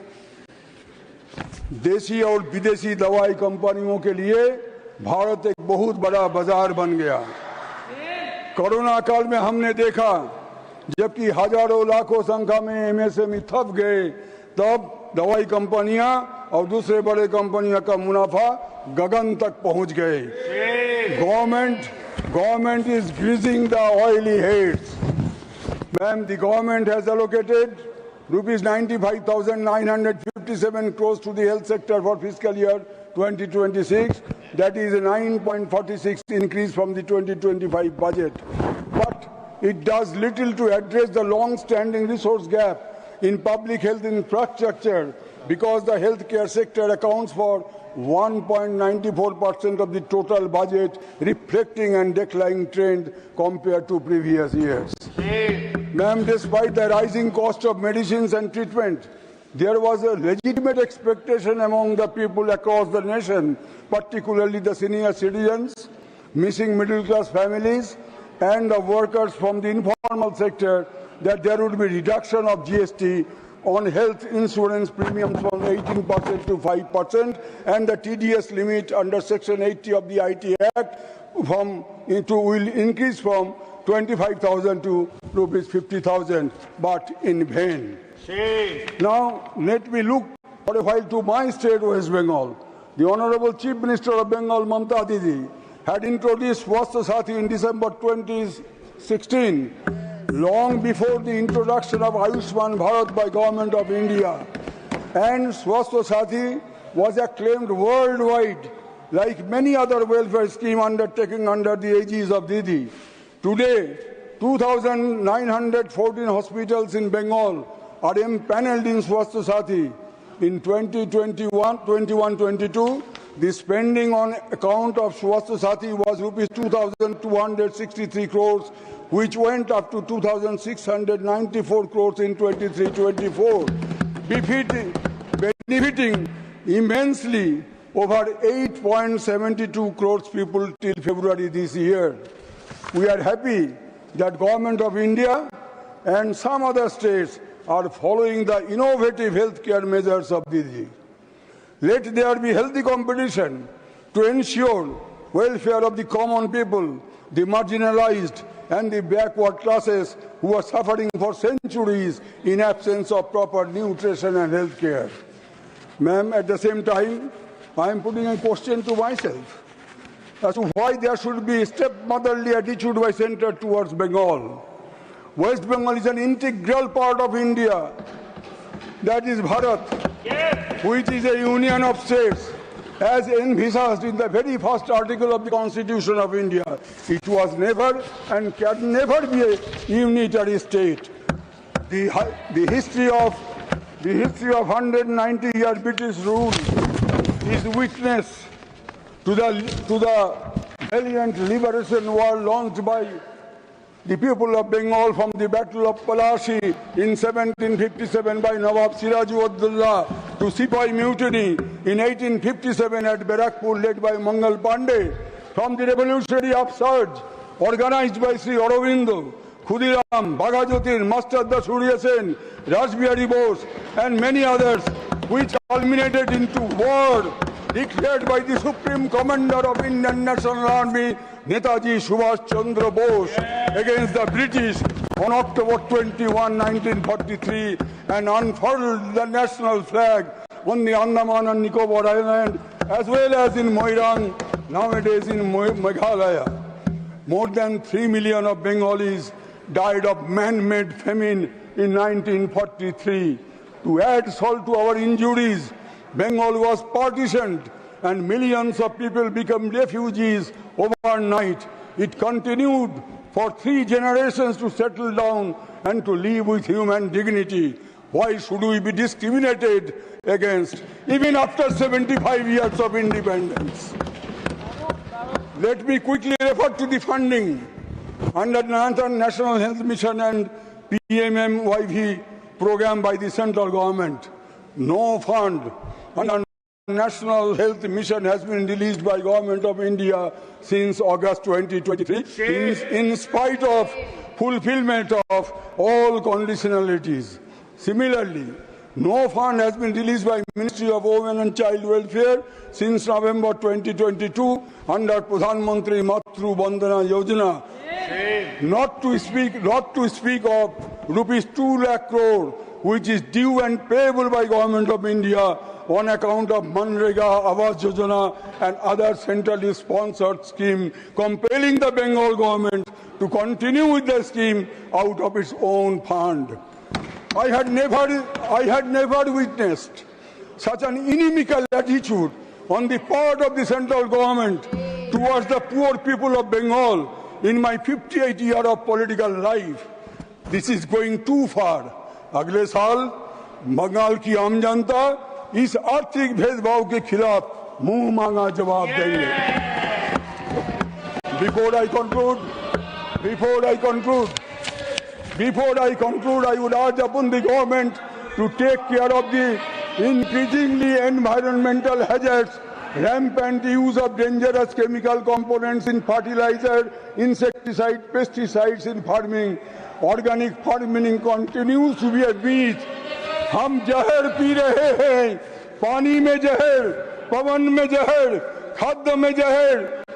क्यों ये? क्योंकि ये अमृत काल नहीं है, जहर काल है. सरकारी नेता लोग हमें वेद उपनिषद शास्त्र के बारे में हमेशा बोलते हैं. तो कैसे भूल गए? आप कैसे भूल गए ऋग्वेद का 1.9 सूत्र, जहां जिस मंत्र में बताया गया हमारे पूर्वज जिन्होंने ऋग्वेद का जन्म दिया था, लिखा गया था, उसमें है मधुवाता ऋतायते मधु क्षरंति सिंधव माधुर्न संतोषधि मधुनत्तो बुतो शशि मधुमत पार्थिवज्जो मधु दौड़ंतु न पिता मधुमन्न वनस्पति मधुमानो अस्तु सूर्य मधुर्गाव भवन्तु न. ओम शांति शांति शांति. May the winds blow sweetly, may the rivers flow sweetly, may the herbs be to us sweet and beneficial, may there be sweetness during the day and night, may the heaven be sweet to us, may the fruit bearing trees be sweet to us, the sun be sweet and benevolent to us. Om Shanti. आप चिल्लाइए मत. अगर हिम्मत है तो government को बोलिए पर्यावरण को रक्षा करे, नहीं तो कोई दवाई से कुछ नहीं होने वाला है. ये बीमारू देश. बैठिए. मंत्री बाधा डाल रहे हैं. ये हो रहा है यहाँ. मंत्री बाधा दे रहे हैं. अगर हिम्मत है पर्यावरण को रक्षा कीजिए, नहीं तो ये बीमारू देश को कोई बचा नहीं सकता. धन्यवाद. श्री संदीप कुमार पाठक. धन्यवाद ऑनरेबल चेयर मैडम. आज हेल्थ मिनिस्ट्री और हेल्थ और वेलफेयर डिपार्टमेंट के विषय में चर्चा पर मुझे भाग लेने का जो मौका दिया गया है, इसके लिए मैं सदन का और आपका आभारी हूं. ऑनरेबल चेयर मैडम, हेल्थ का विषय एक ऐसा विषय है जिसको अगर हम राज्य के मैटर और केंद्र सरकार के मैटर में अगर बांट कर देखें तो ये देश कभी बर्दाश्त नहीं कर पाएगा. हमारे बच्चे, हमारे परिवार के लोग इस भावना से प्रताड़ित होते रहेंगे. इसलिए यह विषय किसी राज्य का नहीं है, यह विषय सिर्फ केंद्र का नहीं है, यह विषय इस पूरे देश का है. ऑनरेबल चेयर सर, इससे पहले कि मैं आगे की बात रखूं, मैं 2-3 चीजें आपके समक्ष लाना चाहता हूं. 2014 में गवर्नमेंट रन मास स्टरलाइजेशन कैंपेन छत्तीसगढ़ में 10 महिलाओं की मौत हो जाती है. पहले दिन वो सर्जरी कराकर जाते हैं, घर पहुंचने के बाद उनकी मौत हो जाती है। गोरखपुर के बीआरडी मेडिकल कॉलेज में 63 बच्चों की मौत हो जाती है। कारण क्या है कि ऑक्सीजन की जो सप्लाई है वो बंद हो जाती है, ऑक्सीजन कम पड़ जाता है। इसी हॉस्पिटल में 2016 में टोटल 5000 से ज्यादा बच्चों की मौत होती है। इसी हॉस्पिटल में एक साल पहले 2014 में 6000 से ज्यादा बच्चों की मौत होती है। ऑनरेबल चेयर सर, आप नांदेड़ के सरकारी हॉस्पिटल में देखें कि एक दिन में 33 लोगों की मृत्यु होती है और उनमें से 12 बच्चे होते हैं। कारण क्या होता है? कारण यह है कि मेडिकल स्टाफ है वो सफिशिएंट नहीं थे, डॉक्टर्स अवेलेबल नहीं थे, दूसरे डिस्ट्रिक्ट से रश आ गया। ये आज भारत देश की हेल्थ व्यवस्था या सिस्टम की एक पिक्चर है जो हम सबके सामने है। इससे मुझे लगता है कि हम सबको अपराध बोध से ग्रसित हो जाना चाहिए। और अगर हमें अभी भी इस बात का खुद पे ये नहीं है कि दुख नहीं हो रहा है, तो मुझे लगता नहीं है कि हम इस काबिल हैं कि इस देश को एक अच्छा स्वास्थ्य और एक अच्छा परिवार दे पाए। ऑनरेबल चेयर सर, निश्चित रूप से इन परिस्थितियों से निपटने के लिए सरकार कोई टारगेट बनाई होगी। अगर टारगेट बनाए हैं तो कोई प्लानिंग किए होंगे, अगर प्लानिंग किए होंगे तो उस पर कुछ बजट दिए होंगे, अगर बजट दिए होंगे तो उसका एग्जीक्यूशन करने की प्रक्रिया शुरू किए होंगे। क्या वो टारगेट सफिशिएंट है? क्या वो प्लानिंग सफिशिएंट है? क्या वो बजट सफिशिएंट है? क्या एग्जीक्यूशन सफिशिएंट है? ये प्रश्न है जिसके बारे में आज हम सब डिस्कस कर रहे हैं। मैं फिर से ये कहना चाहता हूं कि आज का ये डिस्कशन पक्ष या विपक्ष के प्रिज्म पे ना होकर देश के पक्ष में होना चाहिए। ऑनरेबल चेयर सर, 2017 में सरकार एक नेशनल हेल्थ पॉलिसी लेकर आती है। इस पॉलिसी में यह बताया जाता है कि भाई इस देश में रहने वाले हर एक व्यक्ति को अच्छी और क्वालिटी वाली हेल्थ मिले, यही फ्रेमवर्क था पूरा। इसमें आप अगर देखेंगे कि सरकार ने एक प्लान बनाई, इस प्लान में 2 प्रमुख पैरामीटर्स थे। एक तो था नेशनल हेल्थ मिशन और दूसरा ये लेकर आए आयुष्मान स्कीम लेकर आए। नेशनल हेल्थ मिशन का क्या आइडिया था? नेशनल हेल्थ मिशन का आइडिया ये था कि केंद्र सरकार नेशनल हेल्थ मिशन के माध्यम से सरकारों को इंफ्रास्ट्रक्चर डेवलपमेंट करने के लिए पैसे देगी और ये पैसे प्राइमरी हेल्थ सेंटर और सेकेंडरी हेल्थ सेंटर जो जिला अस्पताल होती है उसके इंप्रूवमेंट के लिए होनी चाहिए। आज स्थिति क्या है? आज स्थिति अगर ये देखें, किसी भी आप पब्लिक हॉस्पिटल में चले जाइए, जिला में या प्राइमरी हेल्थ सेंटर में, या तो हॉस्पिटल ही नहीं है, अगर हॉस्पिटल है तो डॉक्टर नहीं है, अगर डॉक्टर है तो दवाई नहीं है, अगर दवाई है तो टेस्टिंग नहीं है, और अगर ये सारी चीजें उपलब्ध है तो वहां भर्ती करने के लिए बेड अवेलेबल नहीं। और ये किसी एक राज्य की स्थिति नहीं है, ये पूरे देश की स्थिति है।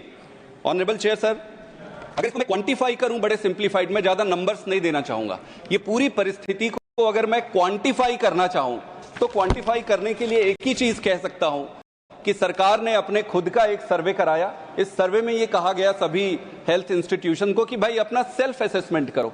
जब सेल्फ असेसमेंट किया गया तो ये पाया गया कि 80% से ज्यादा जो पब्लिक सेंटर थे, हॉस्पिटल्स थे, छोटे बड़े, वो फिट थे और अनफिट थे और सब स्टैंडर्ड थे। 80% से ज्यादा सब स्टैंडर्ड इंफ्रास्ट्रक्चर के साथ हम अपना ये नेशनल हेल्थ पॉलिसी चला रहे हैं। और ऑनरेबल चेयर सर, एक अच्छी बात रही सरकार की कि सरकार ने IPHS और NQS ये स्टैंडर्डाइज देने का या रेटिंग देने का एक पैमाना है, सरकार लेकर आई है। पहली सरकार दूसरे नाम से चलाती थी, इस सरकार ने रिफाइन किया है, अच्छी बात है। अच्छी बात यह है कि ये स्टैंडर्डाइजेशन का प्रोसेस लेके आए हैं। दुर्भाग्य की बात यह है कि इनके इस स्टैंडर्डाइजेशन में इतने साल सरकार चलाने के बाद भी दुर्दशा जस की तस है। ऑनरेबल चेयर सर, एक और चीज ऑनरेबल मेंबर ने ये कहा कि डॉक्टर और पेशेंट का रेशियो काफी अच्छा है। मैं बता दूं कि 10,000 मरीज के पीछे 10 डॉक्टर है इंडिया में, और डेवलप्ड कंट्री में अगर आप लेंगे तो वही 26 और 30 के आसपास है, अगर इंग्लैंड का ले ले और किसी कंट्री का ले ले। लेकिन आपको यह समझना पड़ेगा कि आप डेवलप्ड कंट्री के रेशियो और पेशेंट के कंपेयर नहीं कर सकते। वहां पे यूनिफॉर्मिटी है, मतलब शहर में भी उतने यही रेशियो है, गांव में भी है। हमारे देश में स्थिति यह है कि शहर में तो ओवरक्राउडेड है डॉक्टर्स का, गांव में आप जाते जाएंगे तो वहां पे स्कैर्सिटी है, वहां पे है नहीं। तो आप सिर्फ ये नंबर को उठाकर कंपेयर करके ये नहीं कह सकते, थोड़ी संजीदगी से देखना पड़ेगा कि स्थिति क्या है। मैं गांव से आता हूं, मैंने देखा है मैंने जिया है, मेरे साथ मेरे आसपास रहने वाले लोगों को मैंने देखा है कि गांव का एक आदमी वो क्या क्या बेच के अपना इलाज कराता है। ऑनरेबल चेयर सर, ये तो नेशनल हेल्थ मिशन की स्थिति है। अगर मैं आयुष्मान योजना की बात करूं तो आयुष्मान योजना में सरकार की तरफ से मंत्री महोदय यहां बैठे हुए हैं, इसमें डिजाइन फॉल्ट है। और मैं किसी दुर्भावना से नहीं कह रहा हूं, मैं अच्छी भावना से कह रहा हूं, इसमें डिजाइन फॉल्ट है। क्या डिजाइन फॉल्ट है? आप ये देखिए कि, और ये क्या है ये मेथड है कि इंश्योरेंस किया जाएगा 40% बिलो, जो नीचे के बिलो पॉवर्टी लाइन के नीचे के तबका है उन पे इंश्योरेंस किया जाएगा। 5 लाख का कवर दिया जाएगा पूरे परिवार के लिए हर साल के लिए। इसमें सबसे बड़ी दिक्कत की बात तो जो बेनिफिशियरी आइडेंटिफिकेशन है, वहीं से प्रॉब्लम शुरू हो जाता है। जो 10 करोड़ के आसपास ये बेनिफिशियरी इन्वेस्ट किए हैं, अगर उसको पॉवर्टी लाइन से अगर आप मैच करते हैं, सरकार नहीं किया, अच्छी बात है, सरकार नहीं किया, मैं डेफिशिएंसी बता रहा हूं, तो सिर्फ 2 करोड़ ऐसे लोग मिले जो एक्चुअली में बिलो पॉवर्टी लाइन में आते थे, बाकी का मैच नहीं हुआ। फिर सरकार ने पॉलिसी डिसीजन लिया कि ये मैचिंग में मत पड़ो, काम बिगड़ जाएगा, जो आते जा रहा है उसका करते जाओ। तो सबसे पहली दिक्कत तो यहीं पे है। ऑनरेबल चेयर सर, सीएजी के रिपोर्ट में लैक्स ऑफ फॉल्टी और फ्रॉडुलेंट नेम इस पे मिला। दूसरा, इसमें सबसे बड़ी खामी अगर आप देखेंगे तो हॉस्पिटल इम्पैनलमेंट का है।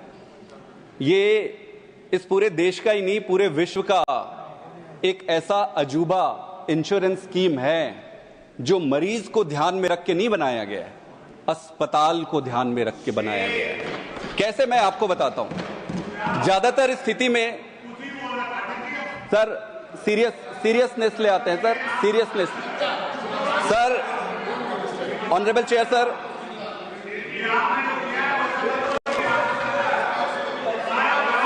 ऑनरेबल चेयर सर, ये अजूबा स्कीम है। आज तक जितने भी इंश्योरेंस स्कीम उठा लीजिए, सारे इंश्योरेंस स्कीम ऐसा होता है कि इंश्योरेंस हॉस्पिटल को देखकर किया जाता है। ये ऐसा स्कीम है जिसमें बीमारी पे इम्पैनलमेंट होती है। मतलब कोई अस्पताल ये कह सकती है कि भाई मैं सिर्फ आंख का करूंगा, मैं बाकी चीज का नहीं करूंगा। कोई हॉस्पिटल ये कह सकती है कि मैं पेट का करूंगा, मैं हाथ पैर का नहीं करूंगा। तो जो इम्पैनलमेंट है बीमारी के आधार पर है। आप सीजीएचएस ले लीजिए, इसमें हॉस्पिटल के हिसाब से होता है। आप प्राइवेट इंश्योरेंस ले लीजिए, हॉस्पिटल के। क्या कोई आदमी हॉस्पिटल में भर्ती होने के बाद उसके सर्जरी के लिए खुला पड़ा है और वो अचानक कोई प्रॉब्लम आ गया आंख में, तो वो बोलेगा कि भाई करा लो, मेरे पास 5 लाख है। बोले भाई साहब आपका इस पे नहीं होता है, आप अभी बंद करवाओ, सिलवाओ पेट को, या दूसरे हॉस्पिटल जाओ या प्राइवेट में पैसा लाओ, आउट ऑफ पॉकेट कहते हैं ऑनरेबल चेयर। तो इसमें बड़ा डिजाइन फॉल्ट है। इसके अलावा एक और इंटरेस्टिंग चीज अगर आप देखेंगे कि इसमें हॉस्पिटल में एक और प्रॉब्लम है। जो मैच्योर्ड सिस्टम होता है, मैच्योर्ड सिस्टम क्या होता है? मैच्योर्ड सिस्टम में ऑपरेशन या बड़ी सर्जरी तब तक नहीं करते जब तक जरूरी ना हो। ये इम्पैनलमेंट जो छोटे छोटे सब स्टैंडर्ड हॉस्पिटल का हुआ है, वहां पे भावना ये होती है कि भाई कैसे भी करके मरीज पकड़ो, ऑपरेशन कर दो, आयुष्मान का। मैं ये सही कह रहा हूं, मैं गांव का आदमी हूं, मैंने देखा है। ये संभव है कि शहर में रहने वाले लोगों को ये पता नहीं होगा। तो और जो इंपॉर्टेंट सर्जरी है ऑनरेबल चेयर सर, जो इंपॉर्टेंट सर्जरी हार्ट से रिले, उसमें 8,000 रुपए एक सर्जरी होता है। तो जो इंपॉर्टेंट सर्जरी जो होनी चाहिए वो हो नहीं सकती। जिसको दवाई से आप ठीक कर सकते हो वो वहां पे खींच के उसको ऑपरेट कर दिया जाता है। ऑनरेबल चेयर सर, प्लानिंग और क्लैरिटी में मैं एक चीज कहना चाहूंगा कि भाई देखो, इस देश की पूरे सोशियो इकोनॉमिक सिस्टम को 3 चरण में आप बांट सकते हैं। Lower income group, middle income group और higher income group. Lower income group के लिए आप नेशनल हेल्थ मिशन लेके आए, सरकारी सिस्टम को आप, अभी मैं सिर्फ प्लानिंग और आपकी आइडिया की बात कर रहा हूं, क्या हुआ है वो अलग बात है। नेशनल हेल्थ मिशन में सरकारी अस्पताल को आप ठीक करना चाह रहे हो, वो किसको कैटर करेगा? वही लो इनकम ग्रुप वालों को करेगा। उसके बाद आप आयुष्मान लेकर आए, इंश्योरेंस स्कीम, वो किसको कैटर कर रहा है? लो इनकम ग्रुप को। मिडिल क्लास को क्या होगा? मिडिल क्लास को क्या होगा? इतना बड़ा मिडिल क्लास का सेक्शन है, ना वो सरकारी अस्पताल अवेल कर रहा है, ना वो इंश्योरेंस की कैटेगरी में आ रहा है। तो अगर ये दोनों नहीं कर रहा है तो फिर ये तो डिजाइन फॉल्ट है सरकार के पूरे मेथड में। सरकार को पता ही नहीं है कि आपका डायरेक्शन क्या है। अगर आपको आपका डायरेक्शन नहीं पता है तो आप क्या ही एग्जीक्यूट करोगे? नीरज जी, डियर सर, इसके अलावा एक चीज और मैं कहना चाहूंगा। आप टैक्स लेते हो मिडिल क्लास से, भाई आपका खर्चे के लिए कहां से पैसा आ रहा है? कोई अपनी जेब से तो नहीं दे रहा है। मिडिल क्लास से पैसा आ रहा है, पैसा मिडिल क्लास से आ रहा है, लेकिन उसकी सुविधा के लिए आपने कुछ भी नहीं किया। एक और है, इसमें इसमें अंडर स्पेंडिंग, क्या कारण है? क्या कारण है भाई? केंद्र सरकार 2 लेके आई, नेशनल हेल्थ मिशन और दूसरा आयुष्मान, दोनों में ही मैंने आपको आपके सामने डिजाइन फॉल्ट बता दिया, इनसफिशिएंट बता दिया। क्यों ऐसे हो रही है? क्यों ऐसे हो रही है? ऐसा होने का कारण सर यही कारण है, ऐसी राजनीति के कारण ही देश यहाँ पहुंचा है। आपके पास पैसा है, आप इलाज करा सकते हो, गरीब आदमी के पास पैसा नहीं है, वो इलाज नहीं करा सकता। अगर आप बजट को देखेंगे, अगर आप बजट, भाई आपकी भावना का अंदाजा तो आपके बजट से लगता है। आपने बजट में 1.4% का आपने टोटल जीडीपी का एलोकेट किया है। आप कहते हो कि मार्जिनल इंक्रीज हुआ है। भाई मार्जिनल इंक्रीज तो जीडीपी के ग्रोथ जिस हिसाब से हो रहा है वो होना ही होना है। आपको with respect to the GDP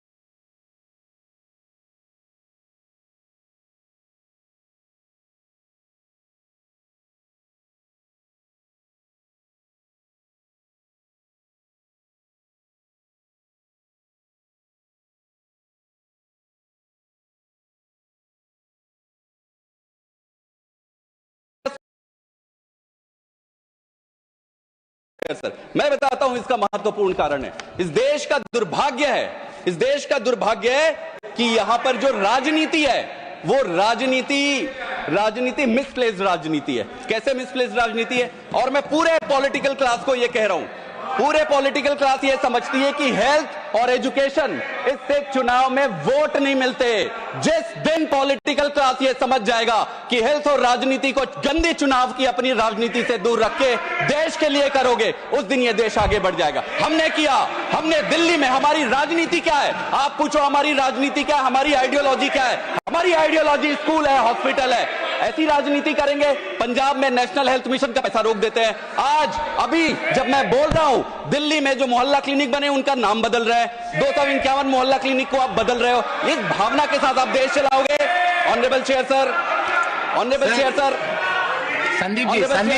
Sandeep ji 1 minute, Sandeep ji 1 minute. Okay, please. Sir, can I request everybody, please let him finish his speech. You'll have your opportunity to reply.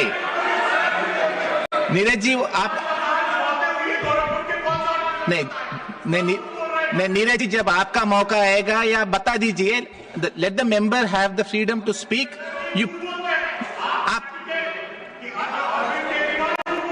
Neeraj ji मेरा आपसे विनती है कि जब आपका मौका आएगा आप बता दीजिए सच क्या है, आप उनको बात करने दीजिए। वो पॉज करें ना। Sandeep ji please continue. Thank you sir. I request please let the member finish. You are all senior to me. I am looking for you to help me do this program better. Let us speak. कारण एक तो political है और दूसरा इच्छा शक्ति है। Sir Modi ji ने एक बार कहा था कि माना कि अंधेरा घना है पर दिया जलाना कहां मना है। अरे जलाओ ना, क्यों नहीं जला रहे दिया? आप जलाओ दिया, हम प्रोटेक्ट करेंगे दिया को, हम सबको मिलकर दिया जलाना है। जलाओ दिया, दिया क्यों नहीं जलाते? मेरा एक सबमिशन है Sandeep ji suggestion. No, please conclude in 30 seconds because I stopped you in between. Conclude in 30 seconds. Honourable chair sir, पूरा देश इकट्ठा हो जाए, प्रधानमंत्री जी, उनकी सारी कैबिनेट, पूरी पार्टी, सारे विपक्ष, पूरा देश अगर इकट्ठा हो जाए तो क्या इन 800 के आसपास जिला अस्पताल को ठीक करना डिफिकल्ट है? डिफिकल्ट नहीं है। क्या डिफिकल्ट है? मेरा एक और सबमिशन है, do not make multiple parallel schemes. आपके स्कीम्स तब तक सफल नहीं होंगे जब तक उसको एग्जीक्यूट करने के लिए यूनिट्स रेडी नहीं होंगे। आप पहले कैपेसिटी बिल्ड करिए, आप पहले छोटे डिस्ट्रिक्ट हॉस्पिटल को ठीक करिए, प्राइमरी हेल्थ सेंटर को ठीक करिए, फिर आप स्कीम्स बनाइए। Thank you very much sir. Thank you very much. Thank you Sandeep ji.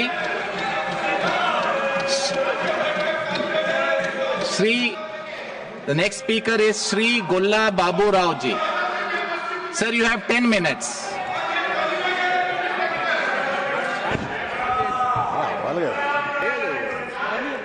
Babu Rao ji, please continue. You have 10 minutes today. Thank you very much, Vice Chairman ji. Sir, in fact... Pause कर दीजिए.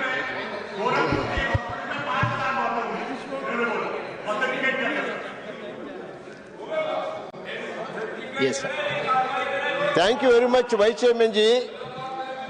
It is a wonderful opportunity to speak on the health subject today. I really say that everybody knows the health is wealth.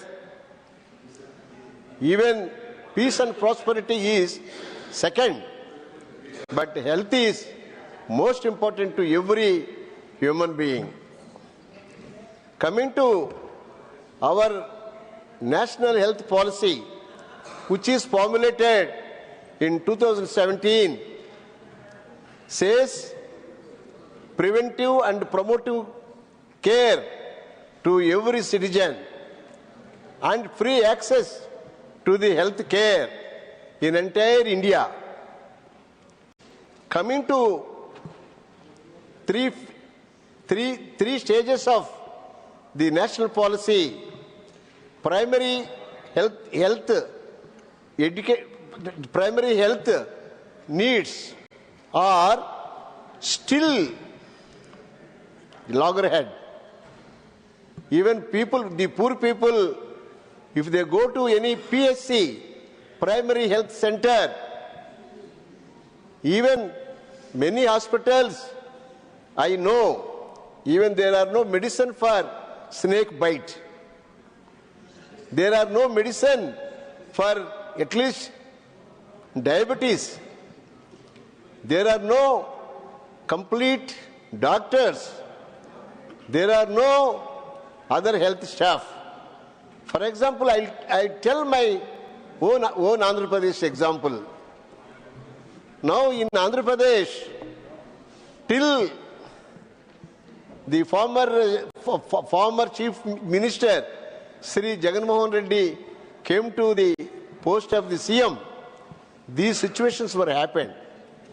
Now, after he became the CM, really he took a revolutionary measures. He started a new program called Andariki Vaijyam, health to everybody. Kui, kui, kui, and its sound will come to anybody wants the medical help. That vehicle will take the patient to the hospital and do everything to that patient. Now he also started beautiful scheme, family doctors method, family doctors scheme. Every house, one doctor will come once in 3-4 days, sit with the family members of everybody and take their all precautions.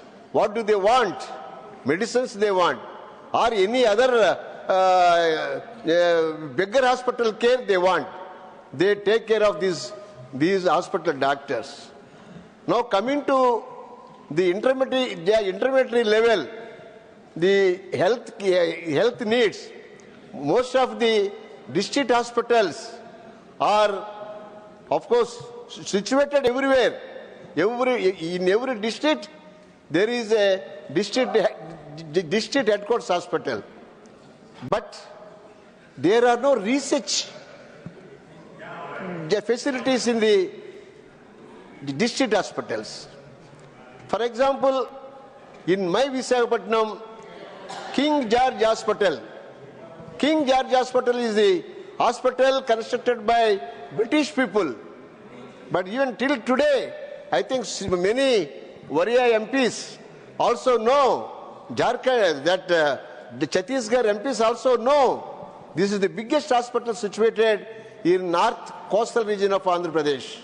It caters the needs of lakhs of people. What I want is the minimum facilities in the hospitals and doctors. Now in this connection, I want to congratulate the lower level employees of medical staff, AYA workers and other lower level workers did a marvelous job in the Corona time. Even in the Corona time, I still remember, I was an MLA, everybody did a marvelous job to save the lives of even lakhs of people. That's why medical care is utmost important. Coming to the tertiary level AIMS hospitals, I really congratulate the Union government to start the AIMS in the Delhi. Sir, and also these AIMS are being started in every state headquarters. I saw my AIMS in Andhra Pradesh, Mangalagiri. It is just like a foreign hospital. Foreign doctors cannot do anything. But our Mangalagiri, the AIMS doctors are experts. They take every inch of pain to see the patients. Now, what I request the government of India to start more and more tertiary hospitals like AIMS in every one region, one hospital. For example, in Andhra Pradesh, one Visakhapatnam, you construct one AIMS. At one Tirupati, you start one AIMS, and just in Amaravati, that is Vijayawada, so that people can go and take care of their health needs. Coming to the research avenues,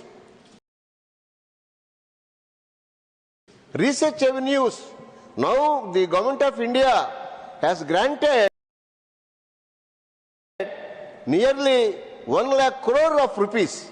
1 lakh crore. It is not ordinary fund. We can do miracles with this 1 lakh crore. What I request is you utilize these funds properly for the use of all the patients. Now, coming to most important program is Ayushman Bharat. Ayushman Bharat is a wonderful even medical program.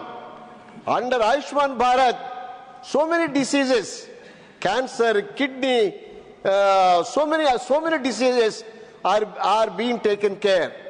Now, up to 5 lakhs, they are giving the insurance coverage.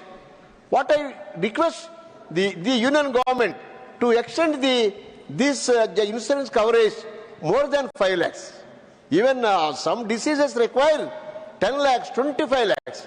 Even my Jagan Mohan Reddy ji in Andhra Pradesh has given a chance up to 25 lakhs.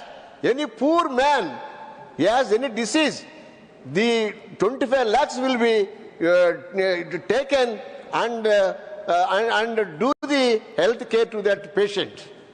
That's why this is the most important department as a whole. Coming to me, all other departments are secondary in my opinion. I request you, sir, Just Adhyaksha Mahoday, I tell you, the Ayushman Bharat, so far I think 9 crores people are covered. Now our population is 142 crores. Now increase your coverage to the as many people as possible. And coming to most important point, I also congratulate the Union government for eradicating most dreaded diseases like communicable diseases, like the AIDS, cancer, so many other diseases. These are very, very dangerous. Now kindly you please improve the research to these communicable diseases. These communicable diseases are still facing the people are facing in the country like India, and leprosy is there. Leprosy, of course, in South India it is the incidence of leprosy is more. I have seen in my childhood days with leprosy is the most dangerous. That's why, but I am very sure leprosy is 99% is now eradicated. To my wonder, even AIDS is also mostly just eradicated. Now other diseases like diabetes or even cancer or kidney problem or other even chronic diseases should be taken care of.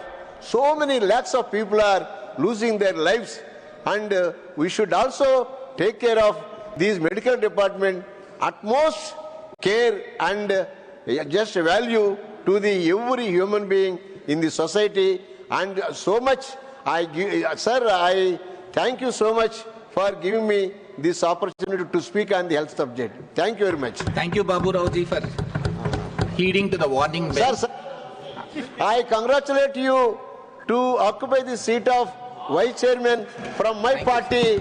On behalf of this House, I congratulate you once again. Thank you so much.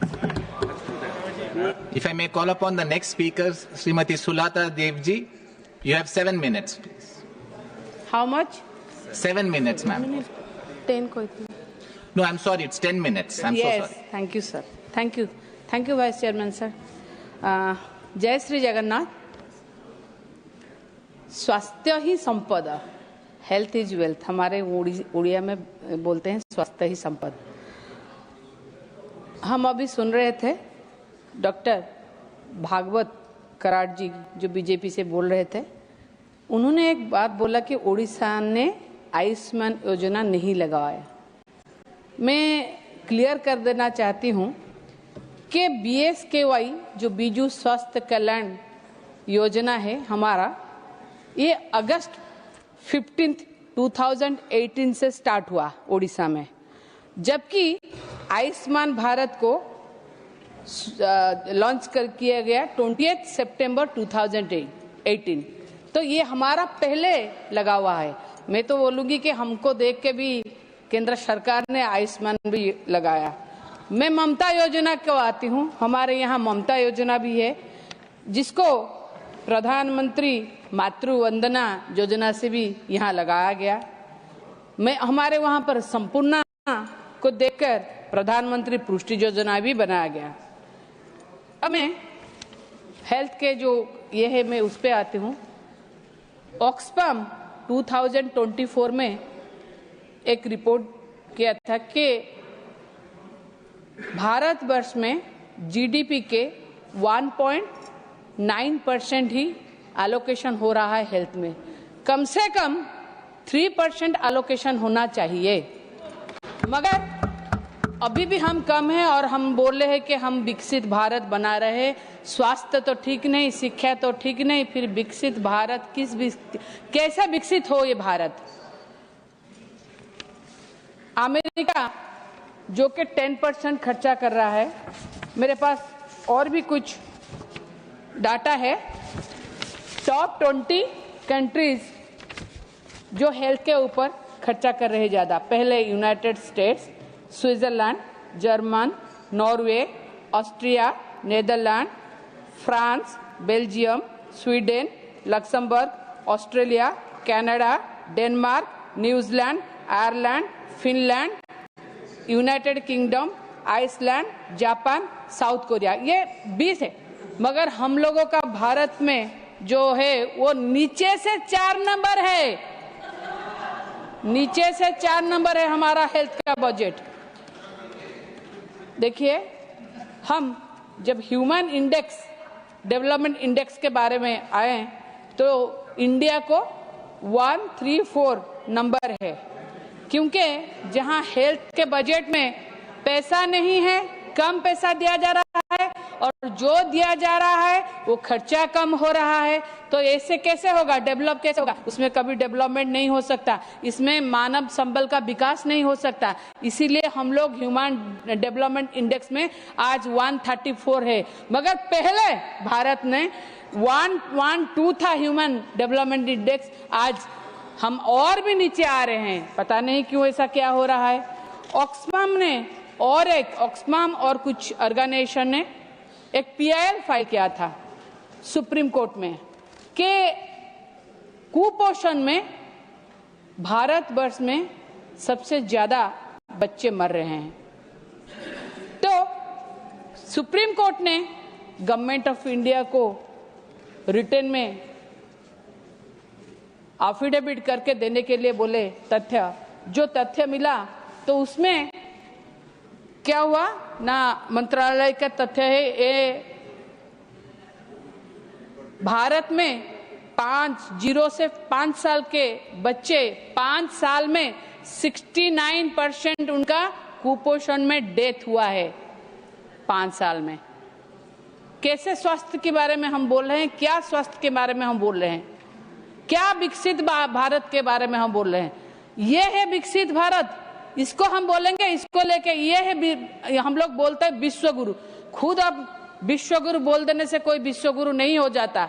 विश्व गुरु होने के लिए काम करना पड़ता है, जो काम मेरे नवीन पटनायक जी ने किया है। मुझे गर्व के साथ कहना पड़ रहा है, मैं कहती हूँ कि देखिए जो MMR है, आज भारत, जब मेरे नवीन पटनायक जी चार्ज लिए थे तो MMR जो है वो 3 डिजिट में था। आज ओडिशा भारत वर्ष में MMR जो है उसको डिक्लाइन करने में सेकेंड हाईएस्ट स्टेट है ओडिशा। IMR के ऊपर आते हैं। इनफैक्ट मोर्टालिटी रेट जो था वो भी बहुत ज्यादा था। माननीय नवीन पटनायक जी जब प्रधानमंत्री बने, कैबिनेट में पहले बार बैठा है, जब पहला डिसीजन था बच्चे और माँ के मरने के जो ये है उसको पहले कम करना चाहिए। इसीलिए आज वो जो IMR है हाईएस्ट डिक्लाइन है ओडिशा में, भारतवर्ष में। ये है गर्व के साथ कहती हूँ कि कहना बात करो कोई बात नहीं है, काम बात करना चाहिए, जो मेरे नेता का काम बात कर रहा है। और देखिए इंस्टीट्यूशनल बात जो 22% था 2019 और 21 को 92% हो गया है ओडिशा का। वैक्सीनेशन इंक्रीज, वैक्सीनेशन बढ़ के 44% से 19 और 21 को देखे तो हाईएस्ट हो गया है 91%। ये है ओडिशा, विकसित ओडिशा। क्या सच रिपोर्ट, कितना रिपोर्ट तो आएगा कितना जाएगा ये नहीं मैं बोल रही हूँ, मगर देखिए भारत में सबसे ज्यादा कुपोषित बच्चे बढ़ रहे हैं। मैं नहीं कह रही हूँ, ये NFHS 5 कह रहा है रिपोर्ट।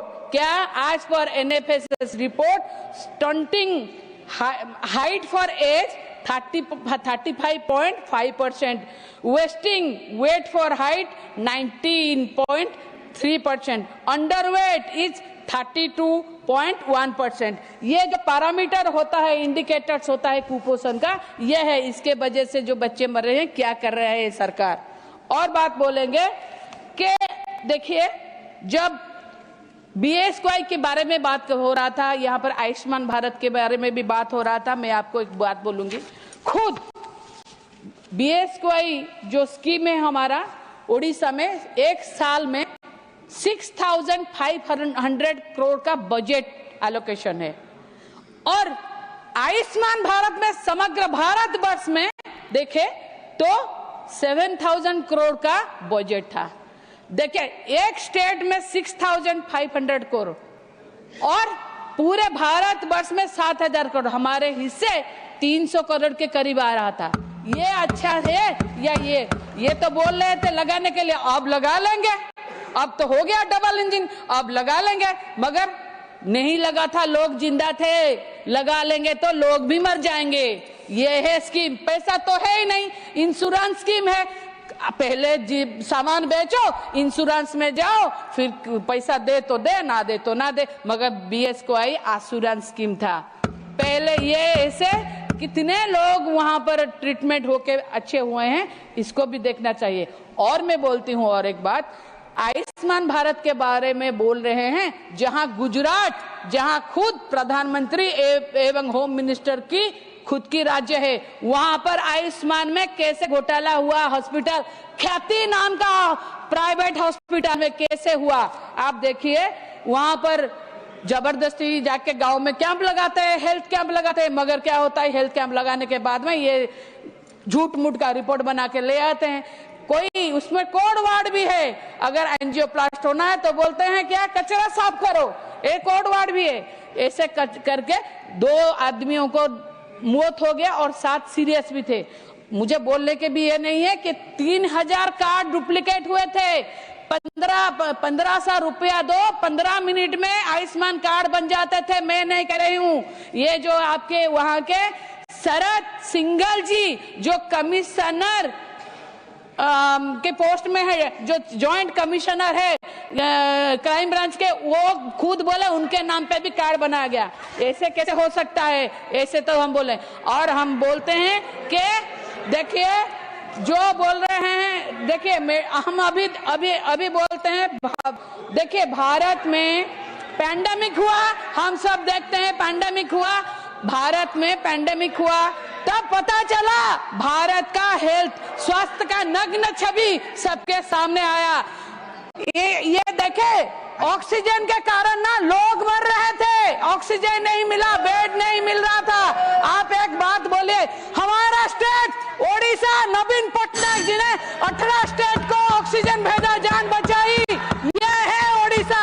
इसको आप अभी मेडिसिन का दाम कम कीजिए, सर्वाइकल कैंसर में लोगों को वैक्सीनेशन कीजिए, सबको स्वास्थ्य कल्याण में शामिल कीजिए, तब पता चलेगा हेल्थ क्या है। मगर हेल्थ पीएम केयर फंड हो, इसमें हेल्थ नहीं है। पीएम केयर फंड तो ऐसे गायब हो रहा है जैसे घोड़े के सर से सींग गायब हो रहा है। मैं डिमांड करूंगी, ये जो पैंडेमिक के चलते हमको इतना सीख मिली, पीएम केयर फंड से कम ऐसा हॉस्पिटल और इंफ्रास्ट्रक्चर बनाना चाहिए जिसको लेके भारत में ऐसे आगे हो तो ऐसा कोई जान मान का नुकसान नहीं हो। Thank you so much sir, thank you so much. नमस्कार, वंदे उत्कल जननी। श्री मनोज कुमार झा जी। शुक्रिया वाइस चेयरमैन साहब, शुक्रिया वाइस चेयरमैन साहब। बहुत महत्वपूर्ण विषय है मेरे दल से। Sir my time should be paused, sir my time should be paused. Manoj Jha ji, एक मिनट। इसको ऑथेंटिकेट किया जाना चाहिए। ऑथेंटिकेट मैं आपसे आग्रह करूंगा, कृपया आप निर्देश दें। आपको मतलब किस इश्यू पे ऑथेंटिकेशन? जो उन्होंने आयुष्मान के एक मिनट मैडम, नहीं honourable member is speaking. No, I just want to understand. One minute sir, एक मिनट मैं आपको ही मौका दे रहा हूँ। I am requesting other members.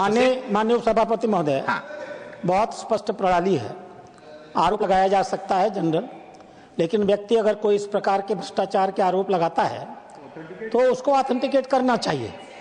ये तो बड़ा सिंपल सा नियम है, और आप देखे होंगे उस चेयर पे माननीय सभापति महोदय सारे वरिष्ठ नेताओं से भी ऑथेंटिकेट करने को कहते हैं। तो आप जो जिस चीज का ऑथेंटिकेशन मांग रहे हैं वो भ्रष्टाचार का जो एलिगेशन है, गुजरात में आयुष्मान भारत की योजना पर इन्होंने स्पेसिफिक आरोप लगाए, उनको ये ऑथेंटिकेट करें। ठीक है सुलता जी, 1 मिनट सुलता जी, 1 मिनट। भारतीय हॉस्पिटल का नाम लिया और बताया कि वहां पर 2 पेशेंट के साथ ऐसा हुआ और कितने आयुष्मान कार्ड 15 मिनट में फर्जी बन गए। ये सर बहुत बड़ी बात है, इसका सर पता लगवाइए क्या है ये।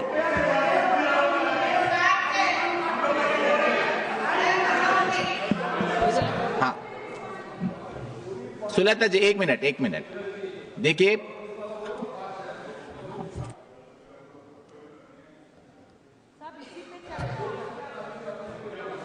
Sulata ji, you have heard the objection that was raised by some of the members. No, please hear me fully. They are saying that certain allegations made by you are not correct.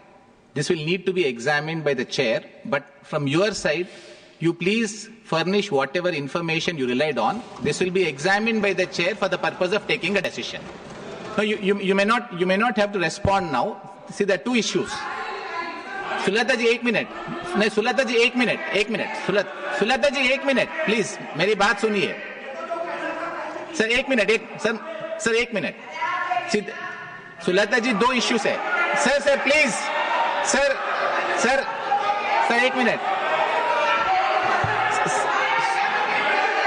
Sir please sir madam मैं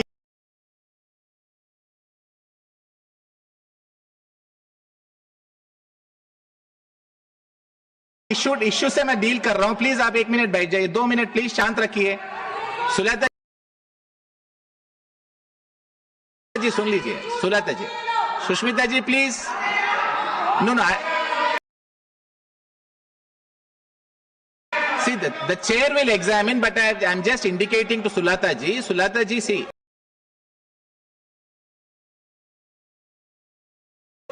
as a parliamentarian we have complete liberty to speak, but it has been a convention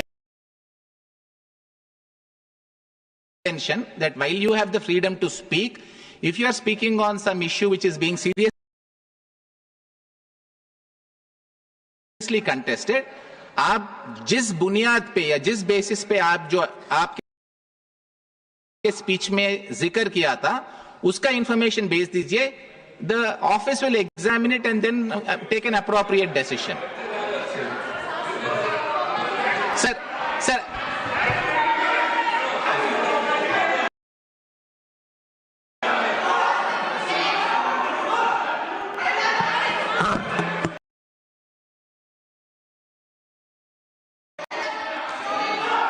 from responding, sir. Sir, no, I'm not.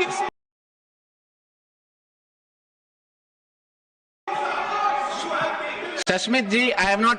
Shashmit ji, no, I have not permitted. Shashmit ji, I have not permitted you to speak, so you will not say you are not yielding. It is only when the chair permits. Shashmit ji, no, sorry. Shashmit ji, I have not permitted anybody else to speak. Shashmit ji, no. Shashmit ji, 1 minute, please. No, I have not permitted. No, 1 minute. I have not permitted anyone to speak.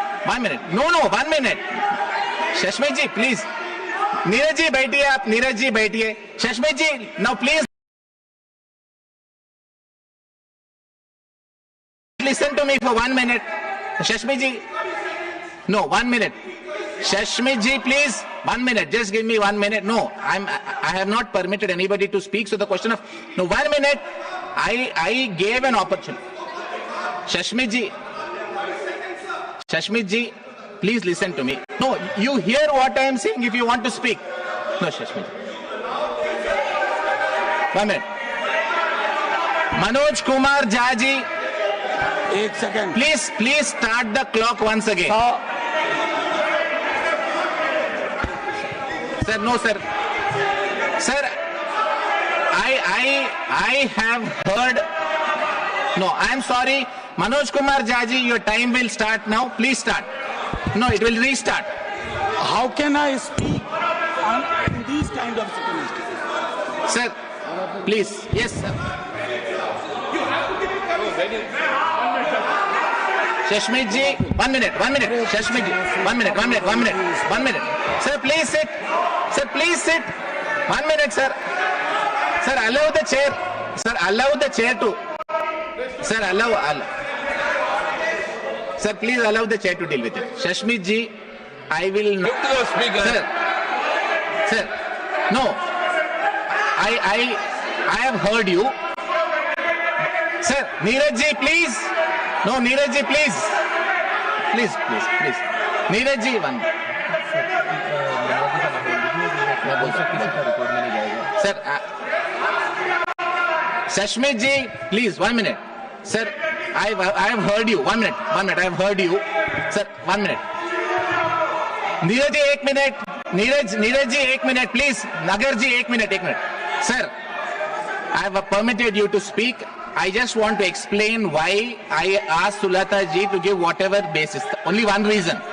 Sir, please, can I request? Sir, can I please request? Please, can I request you all to sit just 1 minute? Sir, please sit. Yes, sir. No, I have not allowed them to speak like I have not allowed Shashmi ji to speak. I have asked you to speak, sir, because you're a senior member. All that I am saying is, someone objected, they said letter authenticate. 1 minute. Shashmi ji, please. Sir, please sit. I am not concluding it. I am just responding to what the honorable member said. I said, when certain objections were taken with regard to factual inaccuracies, I have told Sulata ji that as a member of parliament, every member of parliament will have the freedom to speak. 1 minute. Now, when a member of parliament speaks, if I ask the member to respond to an allegation, I will be demeaning the member, because I will respect the member. I will think the member knows what she speaks, and I respect the member to think that she has done her research before she spoke. Now, if someone makes an allegation, if I ask the member, please respond, I am demeaning Sulata ji. I don't want to demean a member of this house. So what I have said, please, Shashmit ji, I have told only one thing. Sulata ji, as a responsible member, you have spoken, you have the freedom to speak. There have been some complaints made about inaccuracies. Because this house is now following a convention of asking members to authenticate, did not even ask her to authenticate. I asked the honorable member, आप जिस basis पे, जिस बुनियाद पे आप जो आपके speech में बोले, मैं एलिगेशंस भी नहीं बोल रहा हूं, वो आप चेयर को सबमिट कर दीजिए. The house will take a decision after taking a decision. It's very fair. I think it concludes this issue. I want Manoj Kumar Jha ji to take it over. I'm not letting any member hijack the house. Sir, I am running the house. Manoj Kumar Jha will speak, and the time will start once again now, sir. Thank you. Thank you, Honorable Deputy Chairman साहब, Vice Chairman साहब. पूरा तारतम्य ही टूट गया health और family welfare की बहस में. कहा तो हम ये सोच रहे थे कि शुरुआत एक मिनट सर, इनका टाइम अभी से शुरू कर दीजिए. आप यहां से शुरू कर लीजिए. जी, तो कहते हैं ना कि कुछ कटी हिम्मतें सवाल में उम्र, कुछ उम्मीदें जवाब में. तो मंत्री महोदय 2 लोग थे यहां, तो अपनी बात वहां से रखना चाहता था. एक बहुत ही अनयूजुअल चीज से शुरू करूंगा अपनी बातचीत. माननीय उपसभापति महोदय, हाल के दिनों में एक किताब पढ़ी, बड़ी प्यारी किताब है. एक पत्रकार हैं, उल्लेख केरला के हैं. उन्होंने लिखा है मैड अबाउट क्यूबा. क्यूबा हम सबके बचपने से एक अट्रैक्शन का पॉइंट हुआ करता था. और उसमें बताऊं, खास तौर पर क्यूबन पब्लिक हेल्थ सिस्टम, एक बड़े साम्राज्य से लड़ने के बावजूद क्यूबा ने यह सुनिश्चित किया कि उनके लोगों का जीवन स्तर मानवीय सूचकांक के हर चीज पर ऊपर जाए. ये क्यूबा ने किया. मैं एक छोटा उदाहरण दूंगा सर, 1-2 मिनट ले लूं तो माफ कर दीजिएगा. सर, सहजन जिसको मोरंगा भी कहते हैं, वो क्यूबा में नहीं होता था, लेकिन क्यूबन डॉक्टर्स ने रिसर्च करके बताया कि ये मेल न्यूट्रिशन को एड्रेस करने का बहुत महत्वपूर्ण साधन है और कई तरह के रोग निरोधक तत्व हैं इसमें. सर, केरला आई क्यूबा से टीम, तमिलनाडु गई और बेस्ट सीड्स लेकर के मोरंग के क्यूबा में गए. और आज क्यूबा में दर्जनों रिसर्च इंस्टीट्यूट हैं. मैं इसलिए कह रहा हूं कि आज हमारी जो हेल्थ सेक्टर की दिक्कतें हैं, वो क्राइसिस ऑफ कैपिटलिज्म से भी पैदा हुई है. सर, मैं कैपिटलिज्म का घनघोर विरोधी नहीं हूं, लेकिन मैं देख रहा हूं सरकार की अपनी कमेटी कह रही है कि 80% Reliance is on private sector. Sir एक नई व्यवस्था का जन्म हो रहा है, मेडिकल पॉवर्टी। लोग मेडिकल एक्सपेंस के कारण गरीब होते जा रहे हैं और इसका दर्द मुझसे बेहतर कोई नहीं समझ सकता इस सदन में। सर प्रतिदिन हमारा एक काम, दो काम बिहार के सांसदों के हैं। एक है रेलवे पीएनआर कंफर्म कराना और दूसरा है एम्स में भर्ती करवा दो किसी तरह। ये व्यवस्थाएं क्यों हो रही हैं सर? पब्लिक हेल्थ इंफ्रास्ट्रक्चर को माननीय स्वास्थ्य मंत्री जी आ गए, मैं हाथ जोड़ के कहूंगा सर, पब्लिक हेल्थ इंफ्रास्ट्रक्चर अगर हमारा टूट गया, इस देश का सपना टूटेगा। इस देश के करोड़ों लोग कुछ नहीं सोच पाएंगे, क्योंकि हर कोई बड़े बड़े 5 सितारा अस्पताल में जाने की हिम्मत नहीं करता है, और करता भी है तो जमीन बेच करके। So violence against health care professionals, पूरे देश से ऐसी खबरें आ रही है और यह भी इसी व्यवस्था की जनक है सर। इसी पूंजीवादी समाज की वजह से फार्मा इंडस्ट्री का कंट्रोल, फार्मा इंडस्ट्री का ग्रिप इतना जबरदस्त है, कई जगह पर तो सरकार बनाने बिगाड़ने लगे। उस अंदर में ये बात मैं रखना चाहता था सर। हमारे अपने सरोकार में स्टैंडिंग कमेटी की रिपोर्ट थी एनएमसी को लेकर के, जो चिंताएं थी, मैं चाहूंगा कि मैं उस पर विस्तार से ना जाऊं, आप खुद उसका, क्योंकि आपके पास वो रिपोर्ट है sir. Contractuality of health care professional, इसकी वजह से भी क्या हो रहा है कि पब्लिक हेल्थ केयर प्रोफेशनल, चाहे डॉक्टर हो, एक्सपर्ट्स हो, टेक्नीशियंस हो, नर्सेस हो, वो प्राइवेट सेक्टर की ओर मूव कर रहे हैं। और ये लग रहा है जैसे कि किसी के इशारे पे हो रहा है, किसी के इरादे से हो रहा है। ये चिंता का विषय है। और एक तरह से जो मैंने पहले भी कहा कि गवर्नमेंट का एक डिस्कनेक्ट है प्रिवेंटिव पब्लिक हेल्थ से, और वो भी फार्मा इंडस्ट्री का देखिए उसमें ग्रिप। फार्मा इंडस्ट्री के लिए जो रोग महत्वपूर्ण है, जिनकी दवाइयां महंगी है, जिनसे पैसे इकट्ठा होते हैं, धन इकट्ठा होते हैं, उन पे ज्यादा जोर है सर। इससे पहले कि मैं 2-3 चीजें छोटी छोटी कहूंगा, बजट को लेकर के, बजट एलोकेशन को लेकर के हमारे तमाम साथी बोल चुके हैं, मैं उस पर वक्त नहीं लूंगा। लेकिन सर कोविड वाले पीरियड में हमारा बजटरी एलोकेशन बढ़ा होगा, उसको बढ़ा था, उसको एपिसोडिक ना रहने दिया जाए, उसको एक निरंतरता प्रदान की जाए, बजटरी एलोकेशन बढ़ाया जाए। 5% जीएसटी यूनिफॉर्म की बात हुई थी मेडिकल गुड्स एंड सर्विसेज पे, उस पर विचार करिए, सलाह दे रहा हूं सर, सलाह दे रहा हूं। आज एक सुबह संयोगवश 0 आवर में था और आप थे माननीय मंत्री महोदय। आशा वर्कर्स और बाकी स्कीम वर्कर्स जो इस देश की योजनाओं को ढोती हैं, पहुंचाती हैं गांव गली कूचे, उनका मानदेय मैं समझता हूं कि सर पीनट्स के बराबर भी नहीं है। हालांकि मैं मूंगफली की भी तौहीन नहीं करना चाहता, लेकिन मैं ये कहता हूं कि आपको उसको बढ़ाना होगा और रिटायरमेंट बेनिफिट तय करना होगा।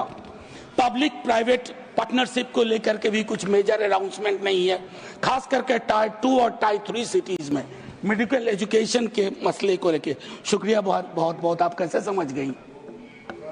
शुक्रिया सर। हो जा रहा है 10% R&D फंड उसके लिए। अब सर मैंने पहले कहा बिहार से आता हूं, हम लोगों का बहुत बड़ा ताल्लुक है एम्स से।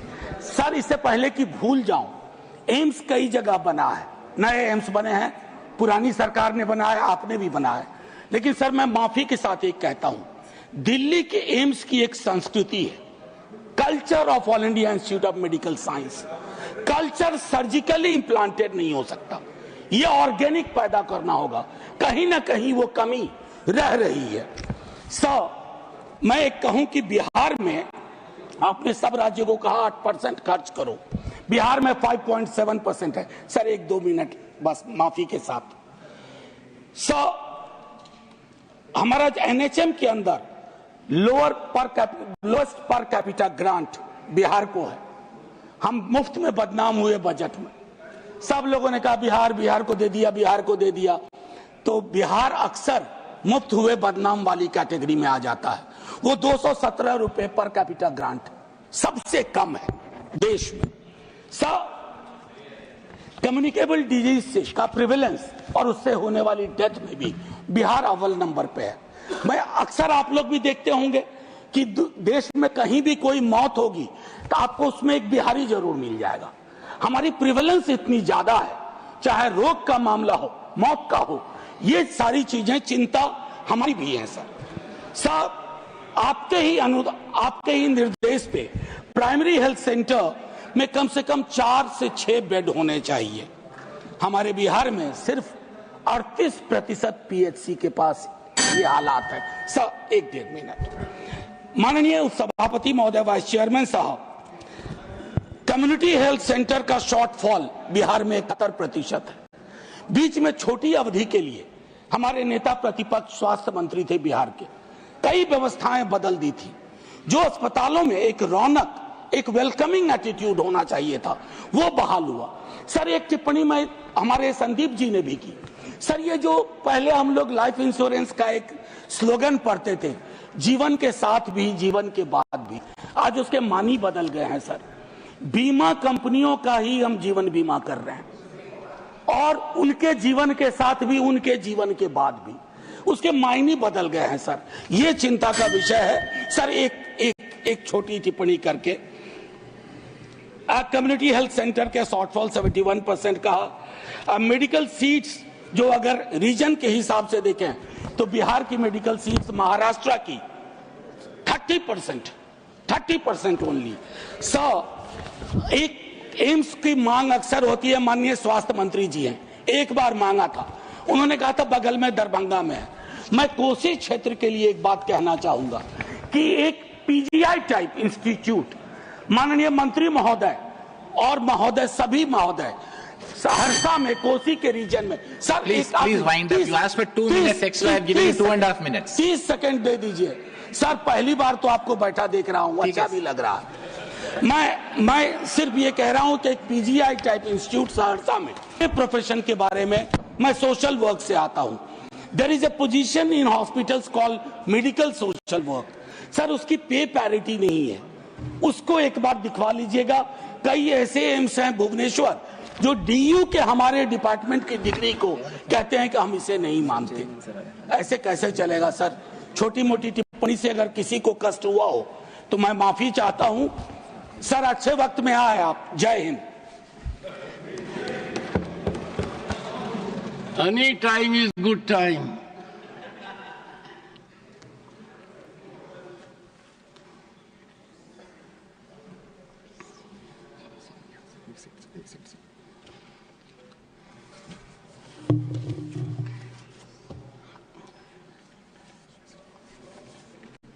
Honorable members,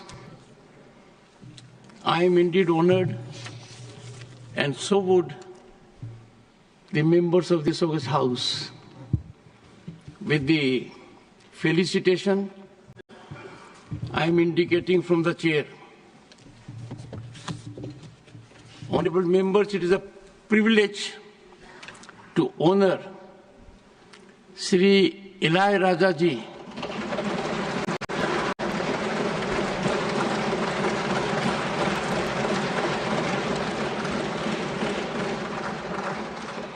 the legendary composer whose music has shaped Indian cinema for over 5 decades, revered as Isai-Gyani.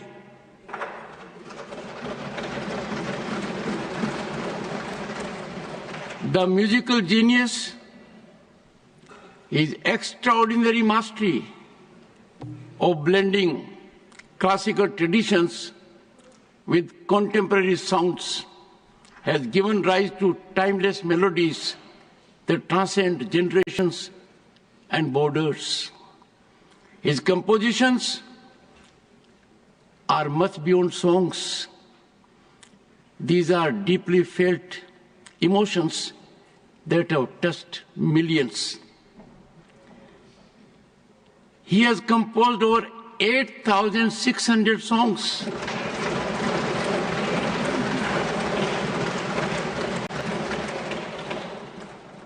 Besides being the only composer in the world to have composed music for about 1,523 feature films,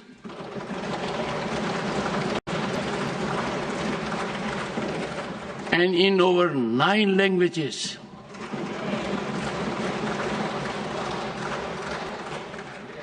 Sri Eli Rajaji's unparalleled contributions to music have been accoladed and recognized with numerous honors, including 5 National Film Awards, 3 for the Best Music Direction, and 2 for Best Background Score. A gold medalist in classical guitar, Indian music to global recognition. In 2010, he was conferred the Padma Bhushan and followed by Padma Vibhushan in 2018.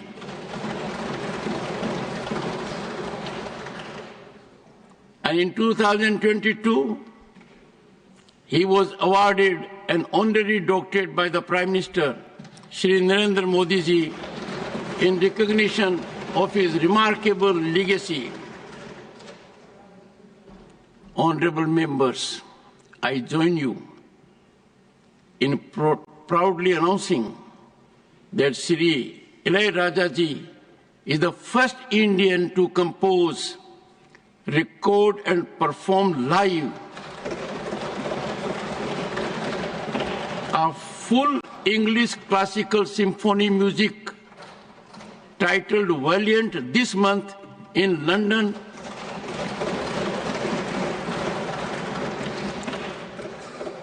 with the Royal Philharmonic Orchestra on March 8, 2025.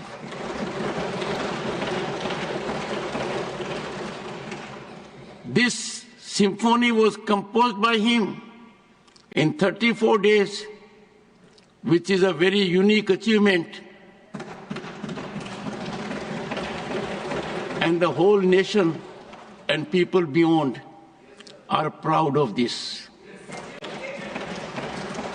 The achievement is yet another testament to his enduring brilliance and global appeal. Beyond his musical achievements, Sri Ilaiyaraaja ji's presence in this august house since July 2022 as a nominated member enriches our collective discourse.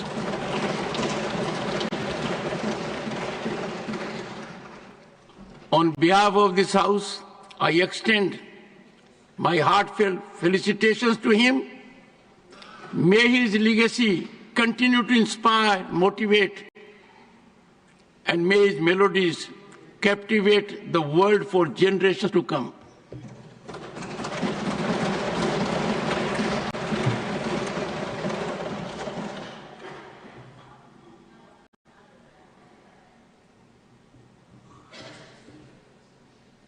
I will now revert to continuation of the debate.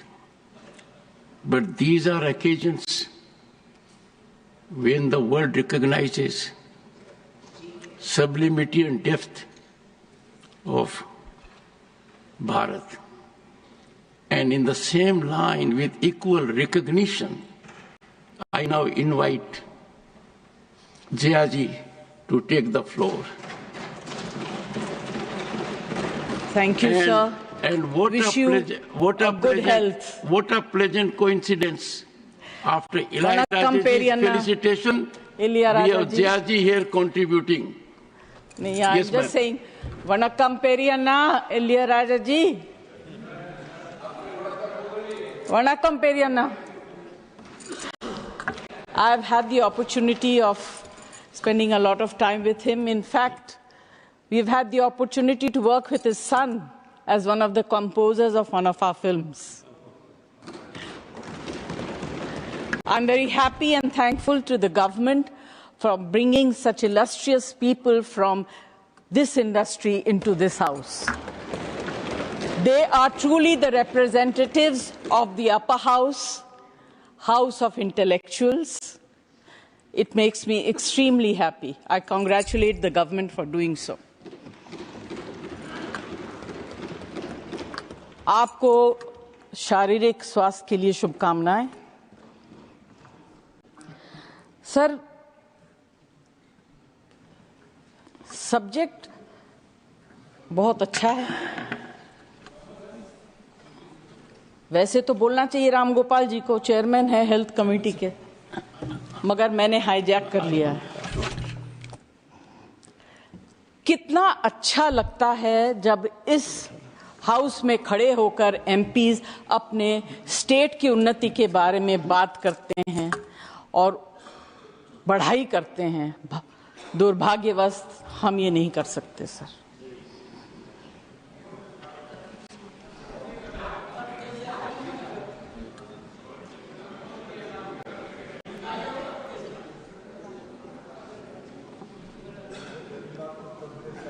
अगर dialogue बोल भी दूंगी sir तो अच्छा ही बोलूंगी, आप लोगों से तो अच्छा ही बोलूंगी।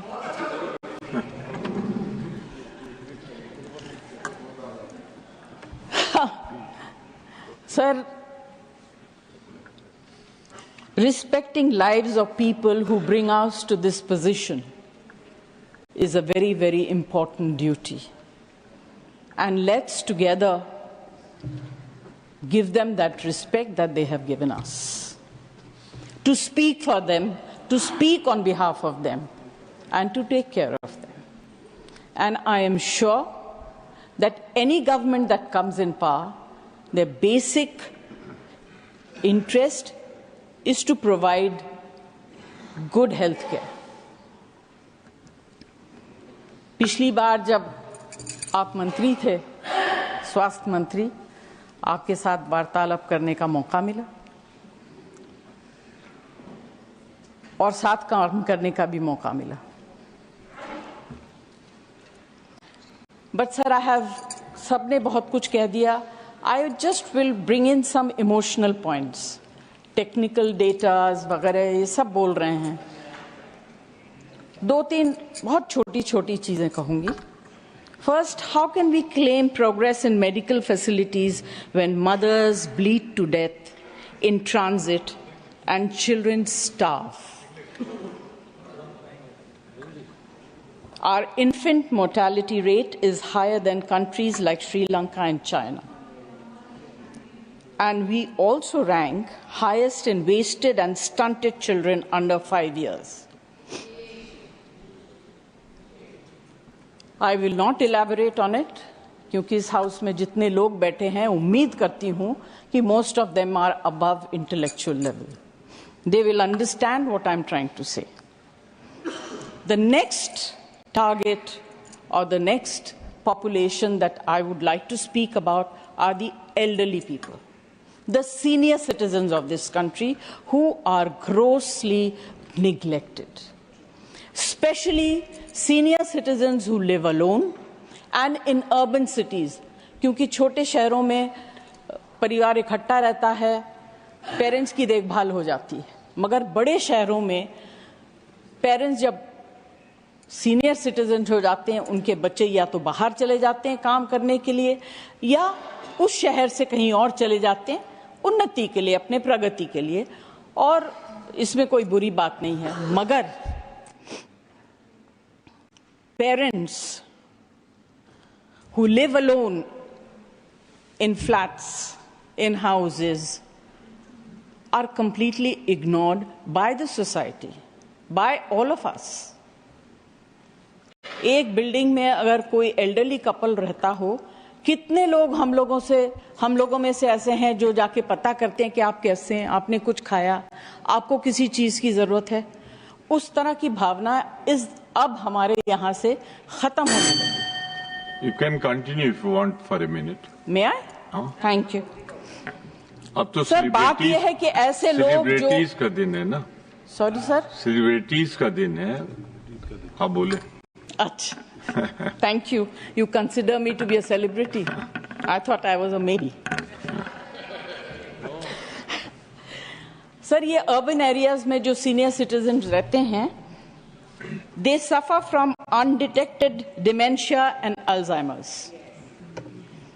There is need to conduct a census of such elderly people so that timely health care can be given and dignity upheld during the twilights of their lives. Next is organ donation. Sir, हमारे देश में awareness की कमी है, religious beliefs की वजह से and strict laws की वजह से more than 112,000 Indians are waiting for transplant and a new name added to the national transplant waiting list every 10 minutes. This requires urgent attention. हम फिजिकल हेल्थ के बारे में बात करते हैं कि किसको क्या बीमारी, बड़ी बड़ी बीमारियों के बारे में बात करते हैं, बट एक छोटी सी एलिमेंट है जिसके बारे में हम लोग उतना ध्यान नहीं देते हैं, बात करते हैं, ध्यान नहीं देते, and that is mental elements. India allocates less than 1% of its total health budget to mental health. Sushmita, और आप खत्म कर लें तो मैं आगे बढ़ूं, because you are disturbing me.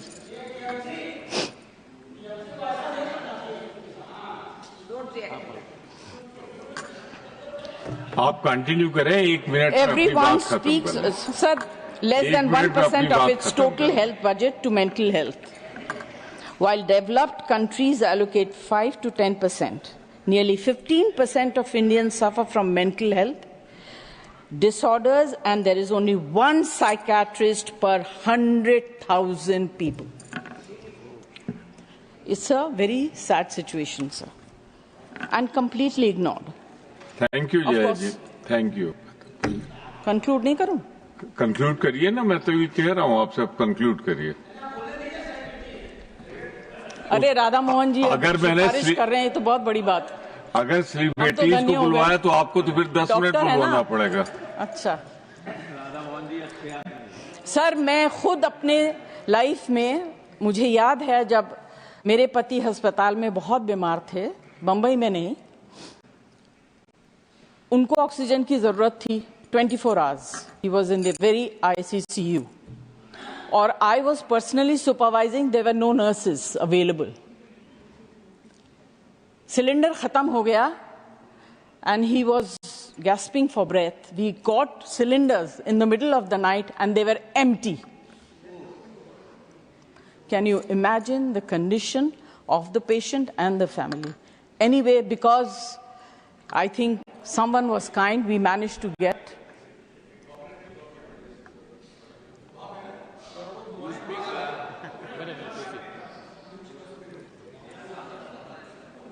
so this is very important, and this comes under the category of medicines as well. You get spurious medicines. In fact, medicine, a simple thing like Vicks is full of wax and scent. It is very, very bad. These things need to be controlled and taken care of. I don't want to say too much. I would like to conclude by saying that the government should consider bringing a unified healthcare law which will ease various aspects of healthcare services for Indian citizens. Thank you very much. Thank you, Jaya ji. Thank you, Jaya ji. Mr. Irana Kadadi, for 10 minutes. धन्यवाद उपसभापति महोदय. आज मैं कर्नाटक से आ रहे हैं, इसलिए कन्नड़ में बोल सकते हैं. You have requested, आपकी रिक्वेस्ट मिल गई. ಕೇಂದ್ರ ಸರ್ಕಾರದ ಆರೋಗ್ಯ ಮತ್ತು ಕುಟುಂಬ ಕಲ್ಯಾಣ ಸಚಿವಾಲಯದ ಬಜೆಟ್ ಚರ್ಚೆಯಲ್ಲಿ ನನಗೆ ಮಾತನಾಡಲು ಅವಕಾಶ ನೀಡಿದ್ದಕ್ಕಾಗಿ ನಾನು ತಮಗೆ ಕೃತಜ್ಞತೆಗಳನ್ನು ಅರ್ಪಿಸುತ್ತೇನೆ. ಭಾರತದಲ್ಲಿ ಆರೋಗ್ಯ ಸೇವೆಯನ್ನು ಸಮಾಜದ ಕಟ್ಟಕಡೆಯ ವ್ಯಕ್ತಿಯವರೆಗೂ ಮುಟ್ಟಿಸುವ ಹಲವಾರು ಯೋಜನೆಗಳನ್ನು ಜಾರಿಗೆ ತಂದಿರುವ ಮತ್ತು ಭಾರತದ ಆರೋಗ್ಯ ಸೇವೆಗಳಲ್ಲಿ ಐತಿಹಾಸಿಕ ಸುಧಾರಣೆ ತಂದಿರುವ ಈ ದೇಶದ ನೆಚ್ಚಿನ ಪ್ರಧಾನಿ ವಿಶ್ವಮಾನ್ಯ ನಾಯಕ ಆದರಣೀಯ ಶ್ರೀ ನರೇಂದ್ರ ಮೋದಿಜಿಯವರನ್ನು ನಾನು ಹೃದಯಪೂರ್ವಕವಾಗಿ ಅಭಿನಂದಿಸುತ್ತೇನೆ. ಹಾಗೂ ರಾಜ್ಯಸಭೆಯ ಸಭಾನಾಯಕರು, ಕೇಂದ್ರದ ಆರೋಗ್ಯ ಸಚಿವರಾಗಿ ತಮ್ಮ ಅತ್ಯುತ್ತಮ ಸೇವೆಯನ್ನು ಸಲ್ಲಿಸುತ್ತಿರುವ ಆರೋಗ್ಯ ಇಲಾಖೆಯ ಗೌರವಾನ್ವಿತ ಸಚಿವರಾದ ಆದರಣೀಯ ಶ್ರೀ ಜಗತ್ ಪ್ರಕಾಶ್ ನಡ್ಡಾಜಿ ಅವರನ್ನು ಕೂಡ ನಾನು ಹೃದಯಪೂರ್ವಕವಾಗಿ ಅಭಿನಂದಿಸುತ್ತೇನೆ.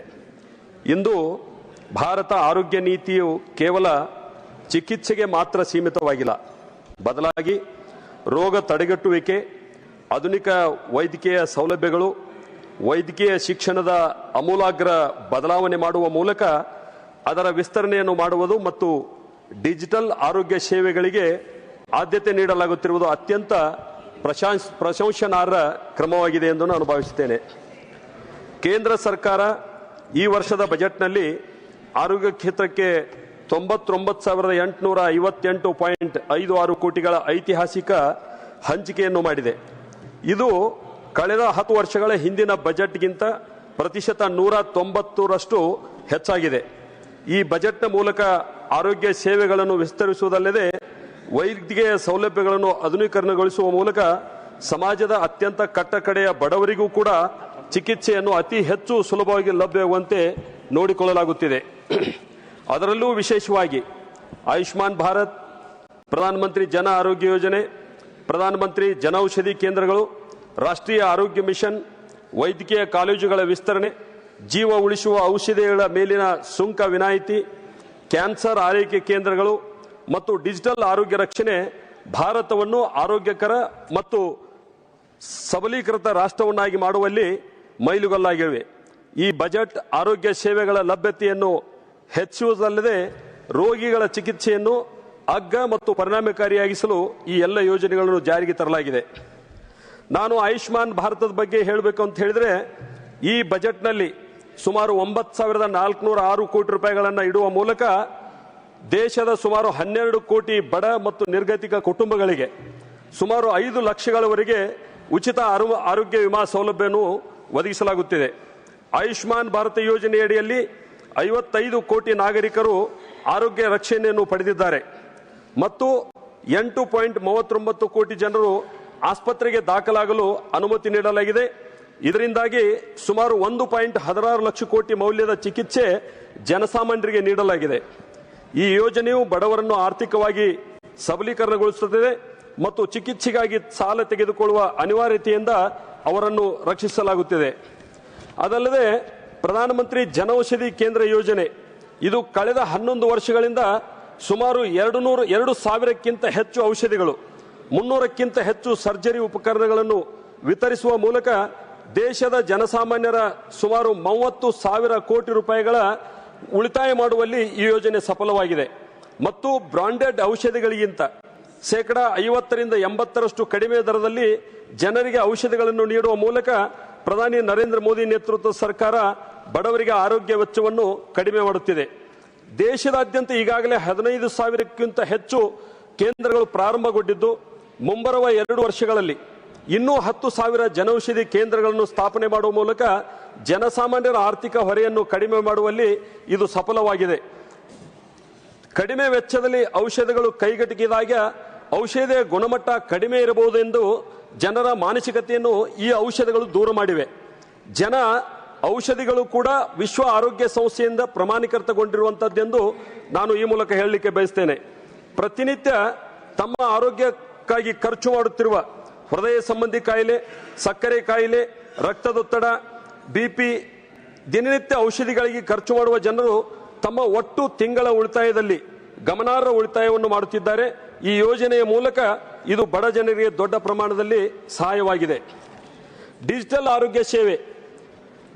ಆರೋಗ್ಯ ಸೇವೆಯನ್ನು ಬಲಪಡಿಸಲು ಪ್ರಾಥಮಿಕ ಆರೋಗ್ಯ ಕೇಂದ್ರಗಳಲ್ಲಿ ಡಿಜಿಟಲ್ ಮೂಲ ಸೌಕರ್ಯಕ್ಕೆ ಆದ್ಯತೆ ನೀಡಲಾಗಿದೆ. ಇ ಶ್ರಮ್ ಪೋರ್ಟಲ್ ಮೂಲಕ ಕೂಲಿ ಕೆಲಸಗಾರರು ಅದರಲ್ಲಿ ತಮ್ಮ ಹೆಸರನ್ನು ನೋಂದಣಿ ಮಾಡುವ ಮೂಲಕ ಆರೋಗ್ಯ ವಿಮೆಯ ಪ್ರಯೋಜನ ಪಡೆಯಬಹುದು. ಇದು ಅಸಂಘಟಿತ ವಲಯದ ಲಕ್ಷಾಂತರ ಕಾರ್ಮಿಕರಿಗೆ ಸಾಮಾಜಿಕ ಭದ್ರತೆಯನ್ನು ಒದಗಿಸುತ್ತದೆ ಮತ್ತು ಅವರಿಗೆ ಉತ್ತಮ ಆರೋಗ್ಯ ಸೇವೆಗಳನ್ನು ಕೂಡ ನೀಡಲಾಗುತ್ತದೆ. ಮುಂದಿನ 3 ವರ್ಷಗಳಲ್ಲಿ ದೇಶಾದ್ಯಂತ ಎಲ್ಲಾ ಜಿಲ್ಲಾ ಆಸ್ಪತ್ರೆಗಳಲ್ಲಿ ಡೇ ಕೇರ್ ಕ್ಯಾನ್ಸರ್ ಕೇಂದ್ರಗಳನ್ನು ಸ್ಥಾಪಿಸಲಾಗುವುದು. 2025-26ರಲ್ಲಿ ಹೊಸ 200 ಕೇಂದ್ರಗಳನ್ನು ಸ್ಥಾಪಿಸಲಾಗುವುದು ಎಂಬ ಕ್ರಮ ಸ್ವಾಗತಾರ್ಹವಾಗಿದೆ. ಈ ಕ್ರಮವು ಕ್ಯಾನ್ಸರ್ ರೋಗಿಗಳಿಗೆ ಅವರ ಸ್ವಂತ ಜಿಲ್ಲೆಗಳಲ್ಲಿ ಸುಧಾರಿತ ಚಿಕಿತ್ಸೆಯನ್ನು ಒದಗಿಸಲು ಮತ್ತು ದೊಡ್ಡ ಆಸ್ಪತ್ರೆಗಳಲ್ಲಿ ಜನದಟ್ಟಣೆಯನ್ನು ಕಡಿಮೆ ಮಾಡಲು ಸಹಾಯ ಮಾಡುತ್ತದೆ. 36 ಜೀವ ಉಳಿಸುವ ಔಷಧಿಗಳನ್ನು ಈಗ ಮೂಲ ಕಸ್ಟಮ್ಸ್ ಇಂದ BCD ಬೇಸಿಕ್ ಇದರಿಂದ ನಾವು ಹೊರಗೆ ವಿನಾಯಿತಿ ನೀಡಲಾಗಿದ್ದು ಕ್ಯಾನ್ಸರ್, ಅಪರೂಪದ ಕಾಯಿಲೆಗಳು ಮತ್ತು ಇತರ ಗಂಭೀರ ಕಾಯಿಲೆಗಳಿಂದ ಬಳಲುತ್ತಿರುವ ರೋಗಿಗಳಿಗೆ ಹೆಚ್ಚಿನ ಪರಿಹಾರ ದೊರೆಯಲಿದೆ. ಇದು ದುಬಾರಿ ಔಷಧಿಗಳನ್ನು ಅವಲಂಬಿಸಿರುವ ರೋಗಿಗಳ ಆರ್ಥಿಕ ಹೊರೆಯನ್ನು ಕಡಿಮೆ ಮಾಡುತ್ತದೆ ಮತ್ತು ಅಗತ್ಯ ಔಷಧಿಗಳಿಗೆ ಅವರಿಗೆ ಸುಲಭವಾಗಿ ದೊರೆಯುವಂತಾಗುತ್ತದೆ. ರಾಷ್ಟ್ರೀಯ ಆರೋಗ್ಯ ಮಿಷನ್ ಯೋಜನೆಯ ಬಜೆಟ್ನಲ್ಲಿ 37,227 ಕೋಟಿ ಹಂಚಿಕೆ ಮಾಡಲಾಗಿದೆ. ಇದು ಗ್ರಾಮೀಣ ಮತ್ತು ನಗರ ಪ್ರದೇಶಗಳಲ್ಲಿ ಪ್ರಾಥಮಿಕ ಮತ್ತು ಮಾಧ್ಯಮಿಕ ಆರೋಗ್ಯ ಸೇವೆಗಳನ್ನು ಬಲಪಡಿಸುವಲ್ಲಿ ಪ್ರಮುಖ ಪಾತ್ರ ವಹಿಸುತ್ತದೆ. ಆದರೆ ನಾನು ಕರ್ನಾಟಕದಿಂದ ಬಂದಿದ್ದರಿಂದ ಕೆಲವು ವಿಷಯಗಳನ್ನು ಈ ಸದನದ ಗಮನಕ್ಕೆ ನಾನು ತರಲಿಕ್ಕೆ ಬಯಸ್ತೇನೆ. ಯಾವ ಕರ್ನಾಟಕದಲ್ಲಿ ನಮ್ಮ ಅನೇಕ ಯೋಜನೆಗಳಿದ್ದಾವೆ, ಆ ಯೋಜನೆಗಳನ್ನು ಉಪಯೋಗ ಮಾಡಿಕೊಳ್ಳಲಾರದಂತಹ ಹಿನ್ನೆಲೆಯಲ್ಲಿ ಸುಮಾರು ಕರ್ನಾಟಕದಲ್ಲಿ ಕಳೆದ 19 ತಿಂಗಳಲ್ಲಿ 736ಕ್ಕೂ ಹೆಚ್ಚು ಬಾಣಂತಿಯರ ಸಾವು ಸಂಭವಿಸಿದೆ. ಸುಮಾರು 1100ಕ್ಕೂ ಹೆಚ್ಚು ನವಜಾತ ಶಿಶುಗಳು ಸಾವನ್ನಪ್ಪಿವೆ. ಈ ಎಲ್ಲವೂ ಕೂಡ ನಮ್ಮ ಕೇಂದ್ರ ಸರ್ಕಾರದ ಹಲವಾರು ಯೋಜನೆಗಳನ್ನು ಜಾರಿಗೆ ತರದೇ ಇರುವಂತಹ ಪರಿಣಾಮದಿಂದ ಈ ಘಟನೆಗಳು ಸಂಭವಿಸಿದೆ. ಇಂದ್ರಧನುಷ್ ಮತ್ತು ಇನ್ನಿತರ ಯೋಜನೆಗಳನ್ನು ಉಪಯೋಗ ಮಾಡಿಕೊಳ್ಳಲು ಸರ್ಕಾರ ವಿಫಲವಾಗಿದೆ ಅನ್ನೋದನ್ನು ಕೂಡ ನಾನು ಸದನ ಗಮನಕ್ಕೆ ತರಲಿಕ್ಕೆ ಬಯಸ್ತೇನೆ. ಅದಲ್ಲದೆ ಕೇಂದ್ರ ಸರ್ಕಾರ 2023 ಫೆಬ್ರವರಿಯಲ್ಲಿ ಜಾರಿಗೆ ಮಂಜೂರಿ ನೀಡಿರತಕ್ಕಂಥ ಬೆಳಗಾವಿಯ 100 ಹಾಸಿಗೆಗಳ ESI ಆಸ್ಪತ್ರೆಯನ್ನು ಸ್ಥಾಪಿಸಲು ಅನುಮೋದನೆ ನೀಡಿದರೂ ಕೂಡ ಜಮೀನು ಒದಗಿಸುವಲ್ಲಿ ವಿಫಲವಾಗಿ ಸುಮಾರು ಜಿಲ್ಲೆಯ 3 ಲಕ್ಷಕ್ಕಿಂತ ಹೆಚ್ಚು ESI ಕಾರ್ಡ್ದಾರರಿಗೆ ನಾವು ಆಸ್ಪತ್ರೆಯ ಅನುಕೂಲಗಳನ್ನು ಒದಗಿಸುವಲ್ಲಿ ಸರ್ಕಾರ ವಿಫಲ ಆಗಿದೆ ಅನ್ನುವಂಥದ್ದನ್ನು ಕೂಡ ನಾನು ಈ ಸದನ ಗಮನಕ್ಕೆ ತರಲಿಕ್ಕೆ ಬಯಸ್ತೇನೆ. ಅದಲ್ಲದೆ ಹಲವಾರು ವೈದ್ಯಕೀಯ ವ್ಯವಸ್ಥೆಗಳು ಕೂಡ ದುರ್ಲಕ್ಷ್ಯಕ್ಕೆ ಒಳಗಾದ ಕಾರಣದಿಂದ ಇವತ್ತು ಜನರು ತೊಂದರೆಗೊಳಗಾಗಿದ್ದಾರೆ.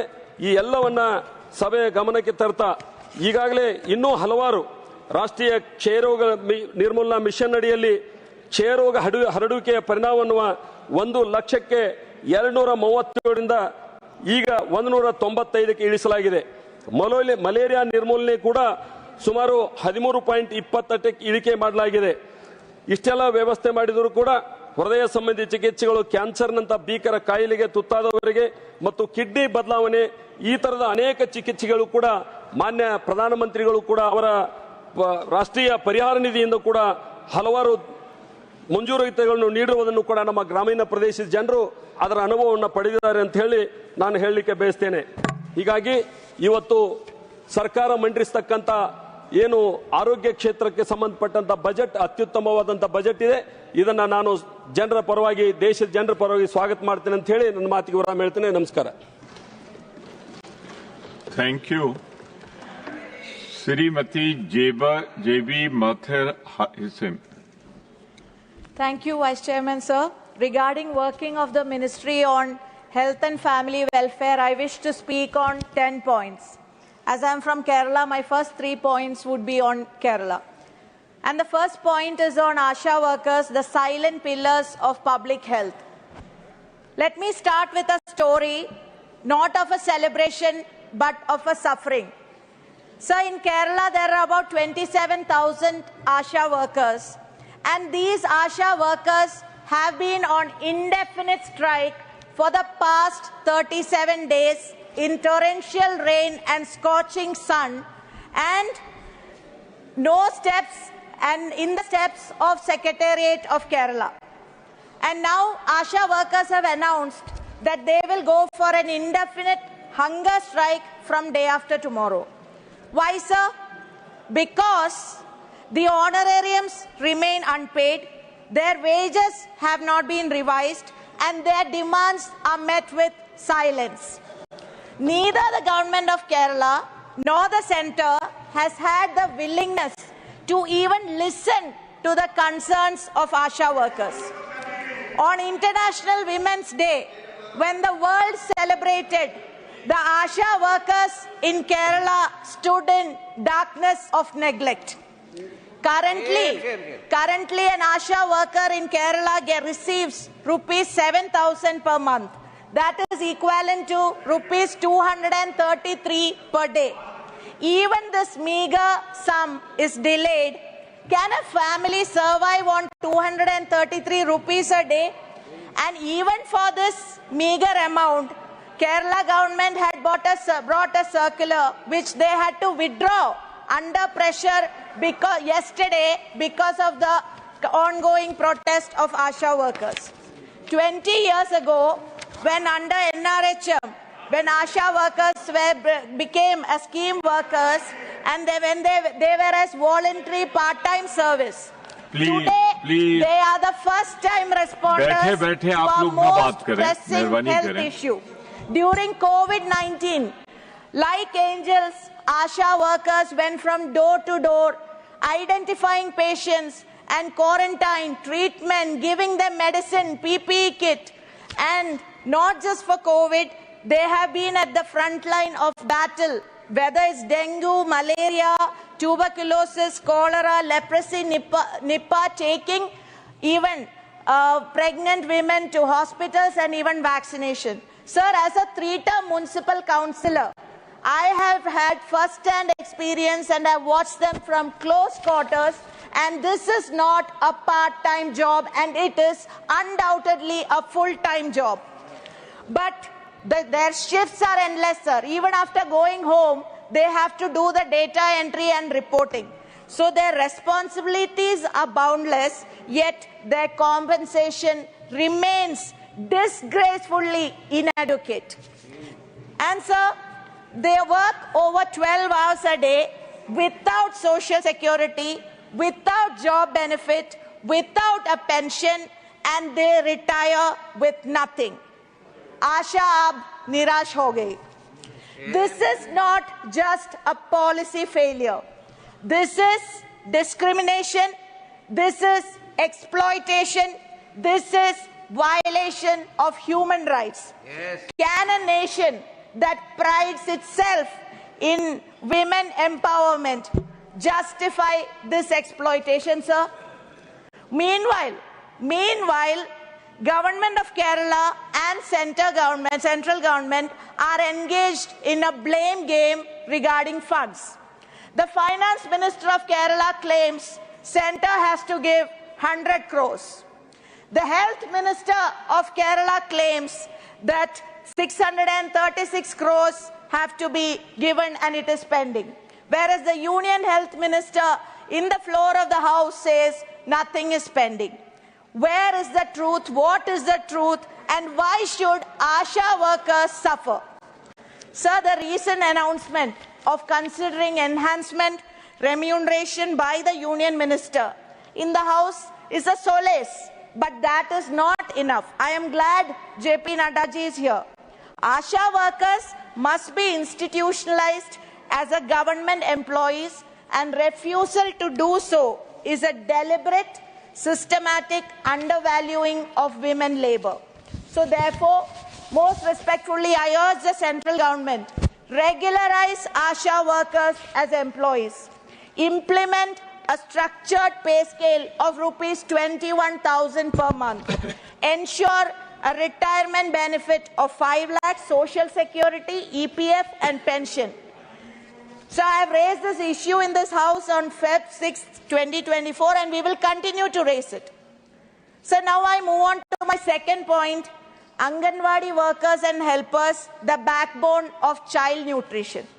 Like ASHA workers, Anganwadi workers in Kerala is around 66,100, and they are also on an indefinite strike since yesterday.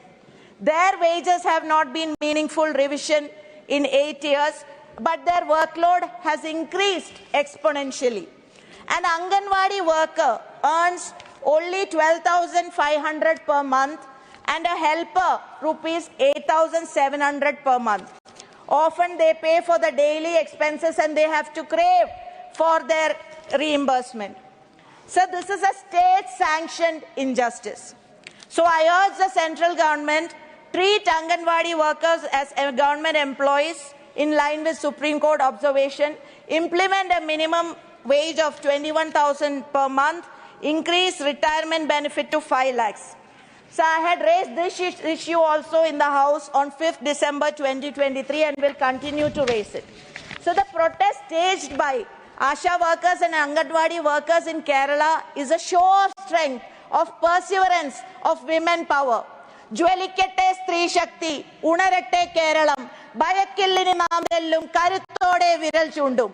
The women power will rise and shine. Kerala will awake and point fingers on the injustice of state and central government. Very good. Sir, I have started Mahila Sahas Kerala Yatra from Jan 4th, covering 1,474 mandalams, 941 panchayats, 87 municipalities and 6 corporations. And I want to share here, in 40 days when I traveled to 30 panchayats, in every panchayat, Asha workers and Anganwadi teachers and helpers, they came and narrated their sad story.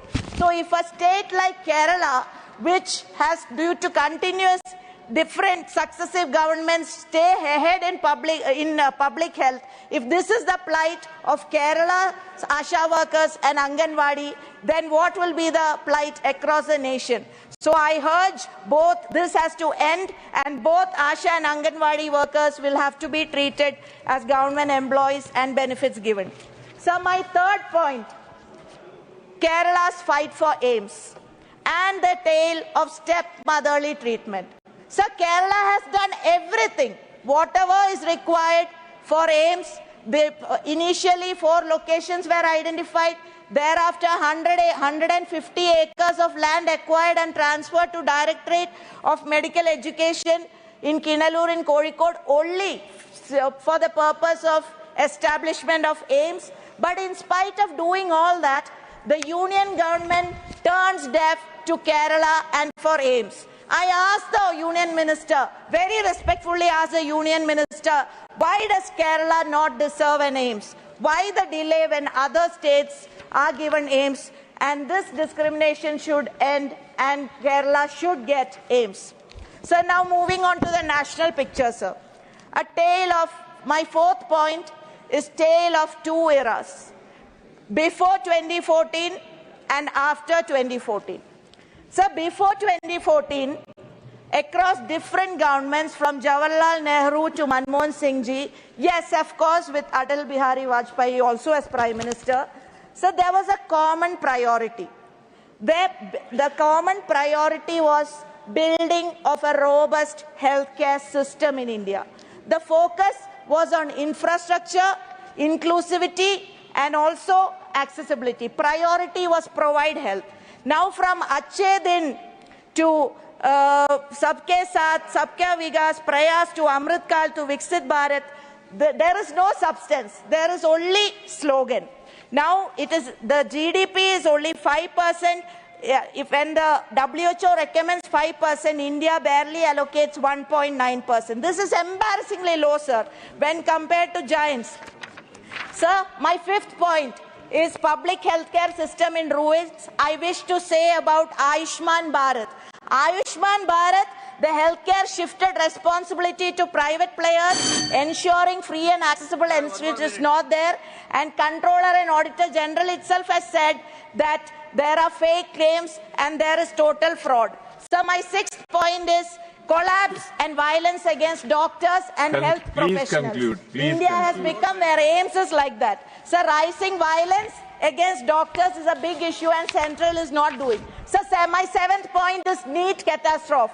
Government promised 10,000 medical seats but can't even conduct the NEET exam. And Union Minister, I hope Naddaji has seen Jairam Rameshji's tweet about what has happened about the postgraduate exam. So my eighth point is unacceptable 18% GST on health insurance. That has to be revoked, sir. That is much, much higher than what people in pay in US, UK and South Africa. My ninth point, sir, drug quality concerns. Whereas our drugs, which being used in Gambia and Uzbekistan, people have lost life. In US, there is people are turning blind eye, so all that is a big concern. So my final point, if I don't say this, it will be a big loss to the nation. So my final point, India and the WHO, silence is not an option. WHO plays an important role, and even during COVID time, we know what WHO did. Thank you and very much. President Trump has unilaterally announced the decision to withdraw from WHO. This is the time our India self-proclaimed Vishwaguru, Honorable Prime Minister must step up and support WHO. I urge our Prime Minister, sir, I do not speak today merely to criticize, I speak to warn. Our healthcare system is dismantled before our eyes. The government's policies are misplaced, flawed and dangerous. I conclude, sir. I conclude. People of India deserve better. Thank you not very just much. slogans, but action. Not just speeches and podcasts, but solutions. Not just promises, but justice. Jai Hind. Thank you. What is your point of order? Sir, point of order. Rule 239. Sir, when the purpose of explanation during discussion or any other sufficient reason, any member has occasion to ask a question of another member or any matter that under the consideration of the council, he shall ask the question through the chairman, sir.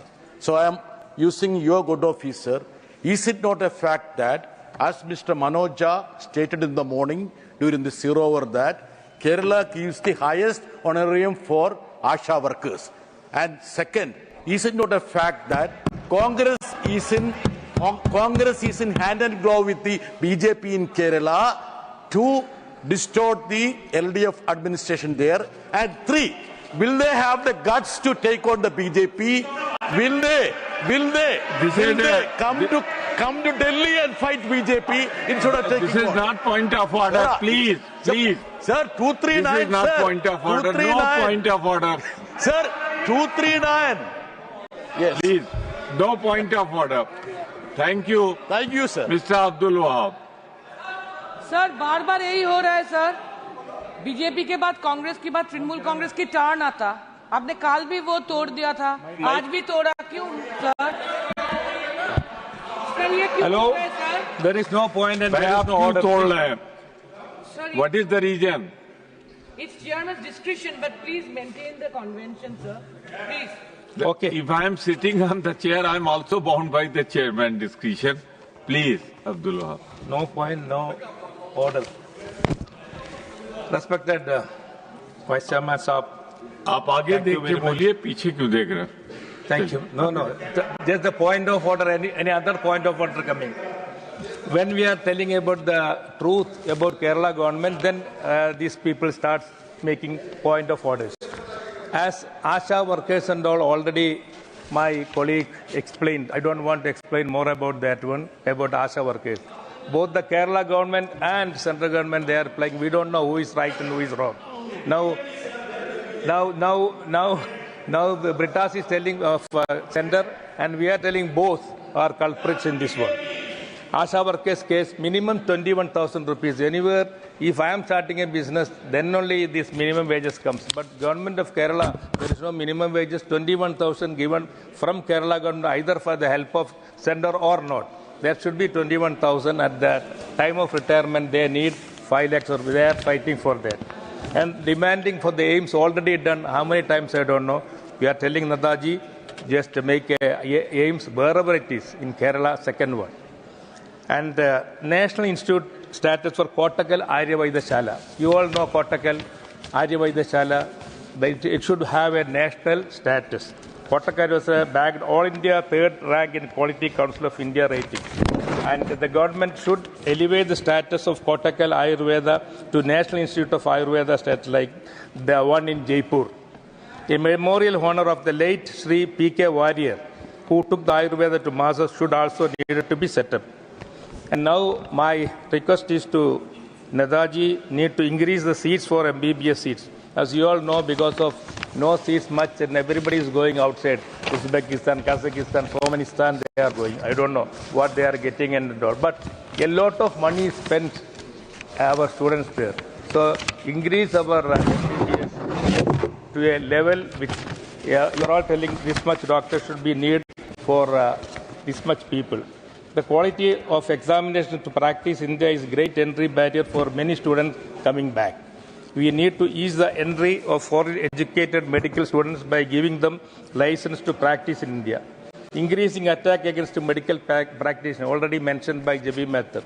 The medical practitioner doctors are having a lot of problems from the families and some people they are coming for the medical care. So medical practitioners feel that they are being unfairly targeted and being treated unjustly. Increased sensitization and strict laws need to be formulated. The pathetic working condition of nurses and other medical staffs in India. Nurses have been one of the most exploited community by private hospitals in India.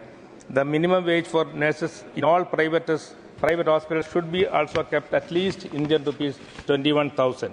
Union government should intervene to make their working conditions better and ensure these communities are not exploited anymore in the hands of private hospitals. One more request. CGS, this facility for us, for the government employees for us, it is not there in Kerala much. Our district, Malappuram, Palakkad and all, we have to go all the way to Calicut to get the CGS facility. Thank you. So please include Malappuram also in that one. Thank you. Thank you. Mr.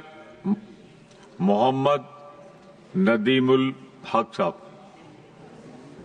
Sir, vice chairman sir, मैं अपनी party all India Trinamool Congress और हमारी leader Mamata Banerjee का तहे दिल से शुक्रिया अदा करता हूं कि आज मुझे ये बोलने का मौका दिया। सर, कहते हैं कि जान है तो जहान है और यही सेहत का राज है। मरकजी हुकूमत अवामी सेहत को मजबूत बनाने के बड़े बड़े दावे करती है, लेकिन हकीकत बिल्कुल मुख्तलिफ है और मुल्क में सेहत आमा की इंतहाई अबतर हालत को उजागर करती है। मेरी पार्टी ने बार बार लाइफ और मेडिकल इंश्योरेंस के प्रीमियम में वो कहा है कि 18% जीएसटी को हटाया जाए, लेकिन अभी तक इस पर कोई अमल नहीं हुआ। सर, हुकूमत नेशनल हेल्थ पॉलिसी के तहत पब्लिक हेल्थ के अखराजात को जीडीपी के 2.5% का दावा करती थी, लेकिन जब बजट पेश हुआ तो हम लोग देख रहे हैं कि 0.28% सिर्फ हेल्थ पर जीडीपी का हिस्सा जो है वो हेल्थ पर उसके लिए मुख्तस किया गया, उसके लिए रिजर्व किया गया है, जबकि वर्ल्ड एवरेज कम से कम 6% होता है। सर, और ये हुकूमत के यूनिवर्सल हेल्थ केयर पर एक बहुत बड़ा धब्बा है। सर, मुल्क में बहुत सारे प्रीमियर मेडिकल इंस्टीट्यूशंस हैं, जिसमें से एम्स भी है, और अगर उसकी हालत देखिए तो एम्स में आज के दिन में 18,256 असामियां खाली है और कल्याणी एम्स में सर 151 फैकल्टी और 812 नॉन फैकल्टी मेंबर्स की भी असामियां खाली है। तो ये कैसे ये हुकूमत हेल्थ के लिए ये सहूलत सा फराहम करेगी अगर जो हॉस्पिटल में जो जगह खाली है वही अगर भर्ती नहीं हो। मेंटल हेल्थ अगर देखा जाए तो जो जिसको कहते हैं कि जहनी सेहत, उसमें भी जो हेल्थ का बजट है उसमें सिर्फ 1% उसका खर्च किया जाता है, उससे भी बल्कि कम। तो इसमें भी इंसाफ नहीं हो रहा है। सर, इस नाकामी के बरक्स अगर हम बंगाल में जाएं तो हमारी ममता बनर्जी, हमारी दीदी, उन्होंने 2010-11 में कमान संभाला था, जबकि वहां बजट 2,885 था और आज के दिन में हेल्थ का बजट 20,200 करोड़ रुपया बढ़ करके हो गया है। या एमबीबीएस सीट जो 1355 थी आज के दिन में 5,650 सीट्स हो गई। पोस्ट ग्रेजुएट, पोस्ट डॉक्टरेट की तादाद दुगनी हो चुकी है और नर्सिंग सीट्स 10 गुना हो चुकी है आज के दिन में। सर, इंफ्रास्ट्रक्चर के लिहाज से बंगाल में अस्पताल के बेड्स की तादाद दुगनी हो गई है और कई स्पेशलिटी अस्पताल, स्वास्थ्य केंद्र भी कायम किए गए हैं। सर, कौमी खानदानी सेहत सर्वे NFHS 5 के मुताबिक इस इकदाम से, इस कदम से 88% वैक्सीनेशन आज पूरे बंगाल में हो रहा है और नेशनल एवरेज सिर्फ 77% है। यहां तक कि बंगाल में ख्वातीन की ग़िज़ाई सूरत हाल का फिगर भी कौमी औसत से अब बढ़ करके आगे हो गया है। Sir, these achievements reflect West Bengal commitment to accessible and quality health care for all. इस कामयाबी की बुनियाद स्वास्थ्य साथी है। ये मगरबी बंगाल की एक फ्लैगशिप सेहत इंश्योरेंस स्कीम है जो मुकम्मल तौर पर रियासती हुकूमत के जरिए माली आयानात फराहम करती है। ये स्कीम रियासत भर में 2 करोड़ 45 लाख फैमिलीज और जिसमें 8 करोड़ 50 लाख फर्द हैं सर को दिया जाता है। वो लोग सब इसके अंडर कवर हैं। इस स्कीम के तहत 2879 अस्पताल और नर्सिंग होम भी रजिस्टर्ड है। सर 85 लाख से ज्यादा बेनिफिशियरीज ने 11,000 करोड़ रुपए से ज्यादा की खिदमात हासिल की है।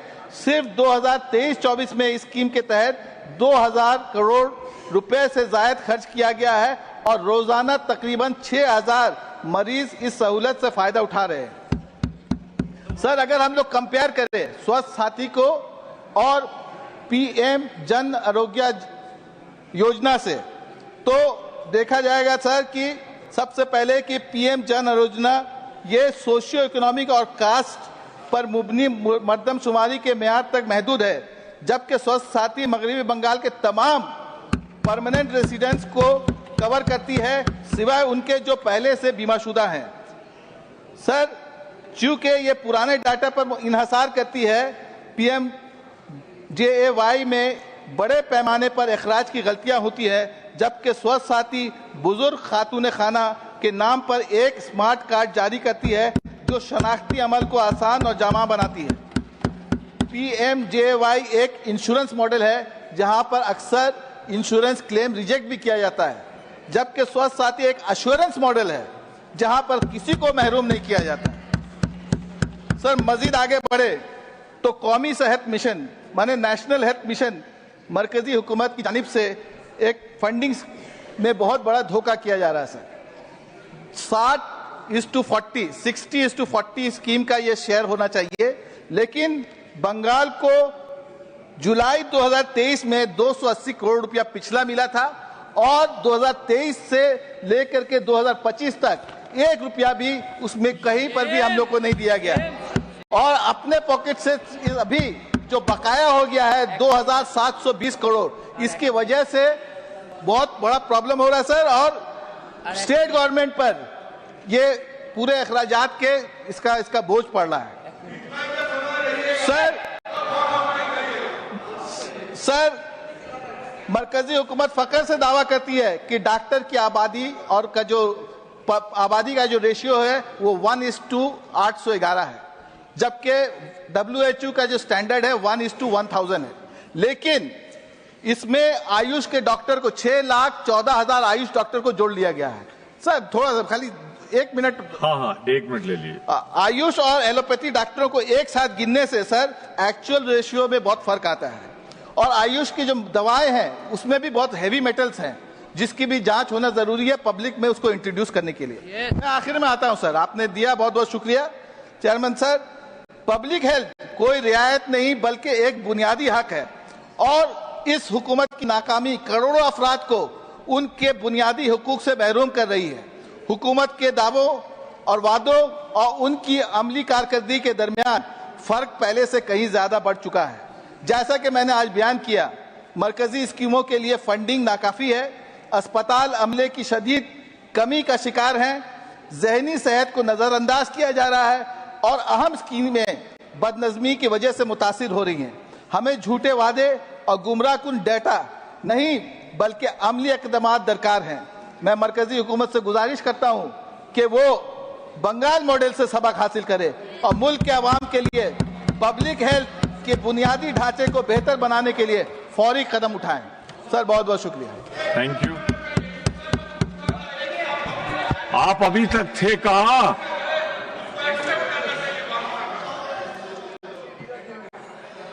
श्री प्रफुल्ल पटेल जी। श्री प्रफुल्ल पटेल जी नहीं है।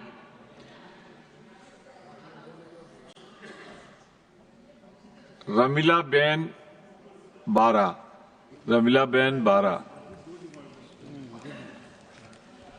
धन्यवाद माननीय अध्यक्ष श्री।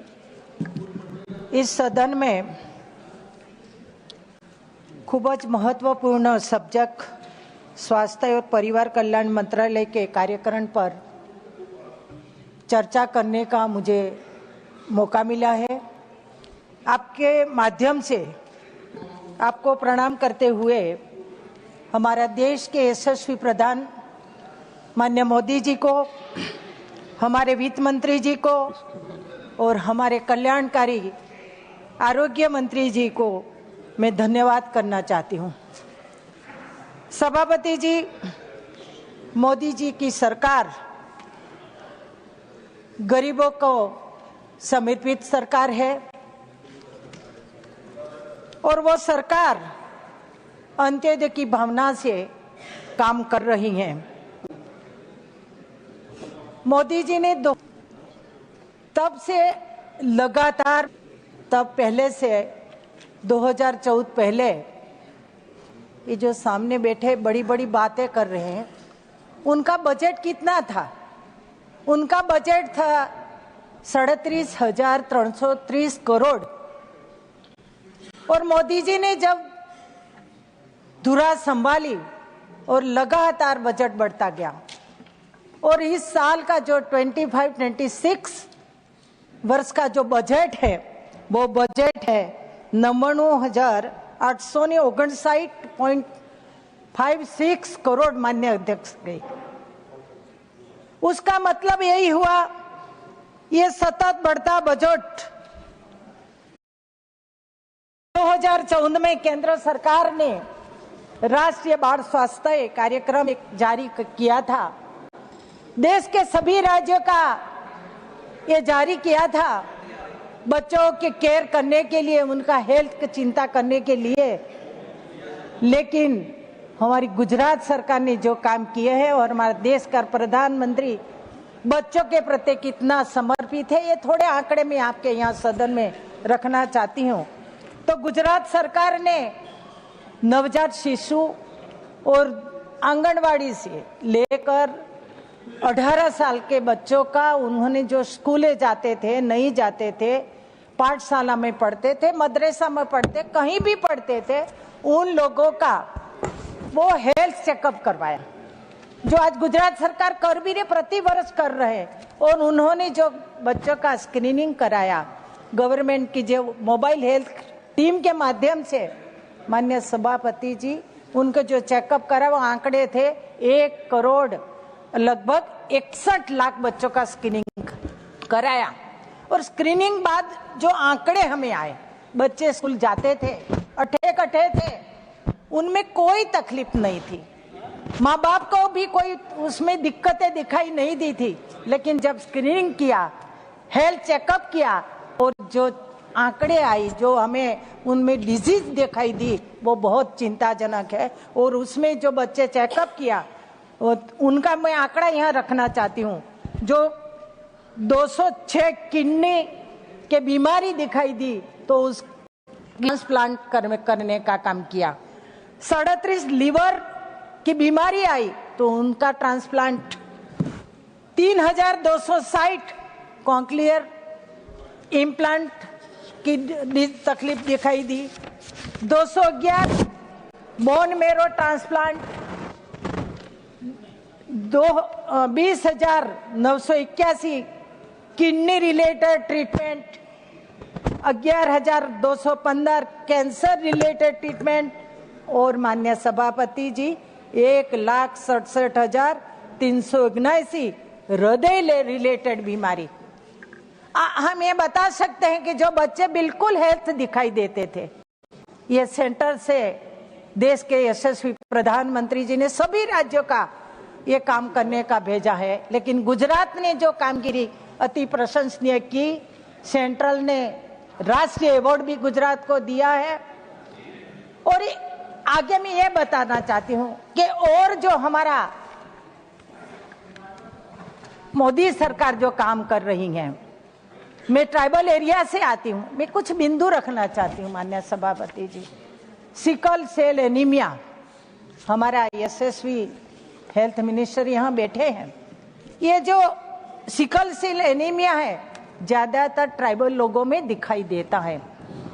देश आजाद हुआ, ये जो बीमारियां हैं कई सरकारों आई लेकिन अनदेखा करा, ये बीमारियां बढ़ती गई, लेकिन हमारे देश में प्रधानमंत्री ने, हमारे आरोग्य मिनिस्टर माननीय नड्डा जी ने जो ट्राइबल बहुमूल्य राज्यों हैं, बहुमूल्य बस्ती वाले राज्यों हैं, उनका चिन्हित करके उनका सिकल सेल एनीमिया मिशन तहत उनका टेस्टिंग करवाया। माननीय सभापति जी, लगभग 5 करोड़ लोगों का स्क्रीनिंग हुआ। आपको जानकर हैरानी होगा, ये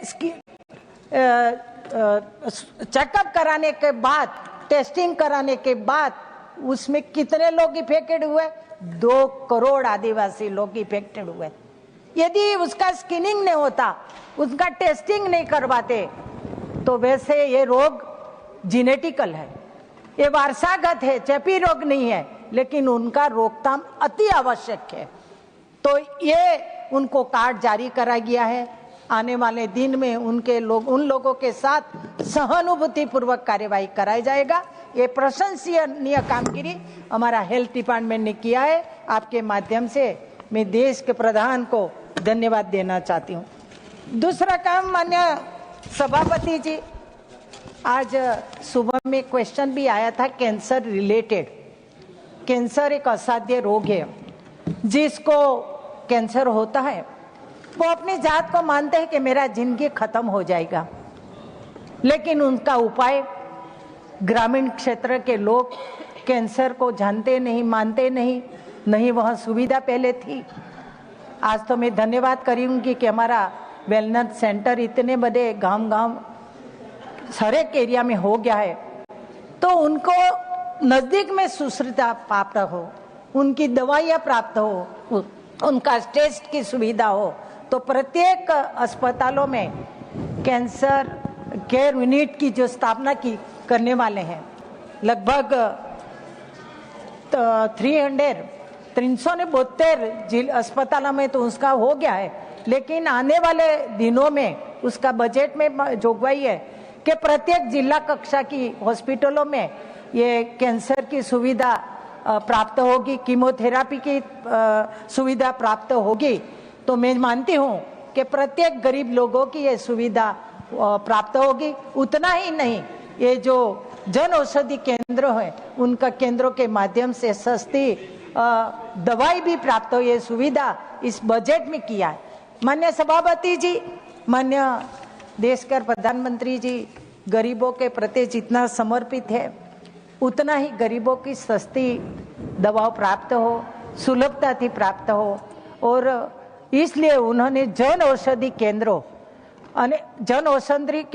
से प्राप्त हो, तो इसलिए उन्होंने 7 मार्च जन औषधि केंद्र डे उसका सेलिब्रेट किया और साथों साथ जानकारी भी दी कि सभी लोगों को मालूम हो जाए कि जन औषधि केंद्र से मिलने वाली दवा गुणवत्तापूर्वक है और उनको सस्ती भी है, तो सभी लोग वहां से खरीदे।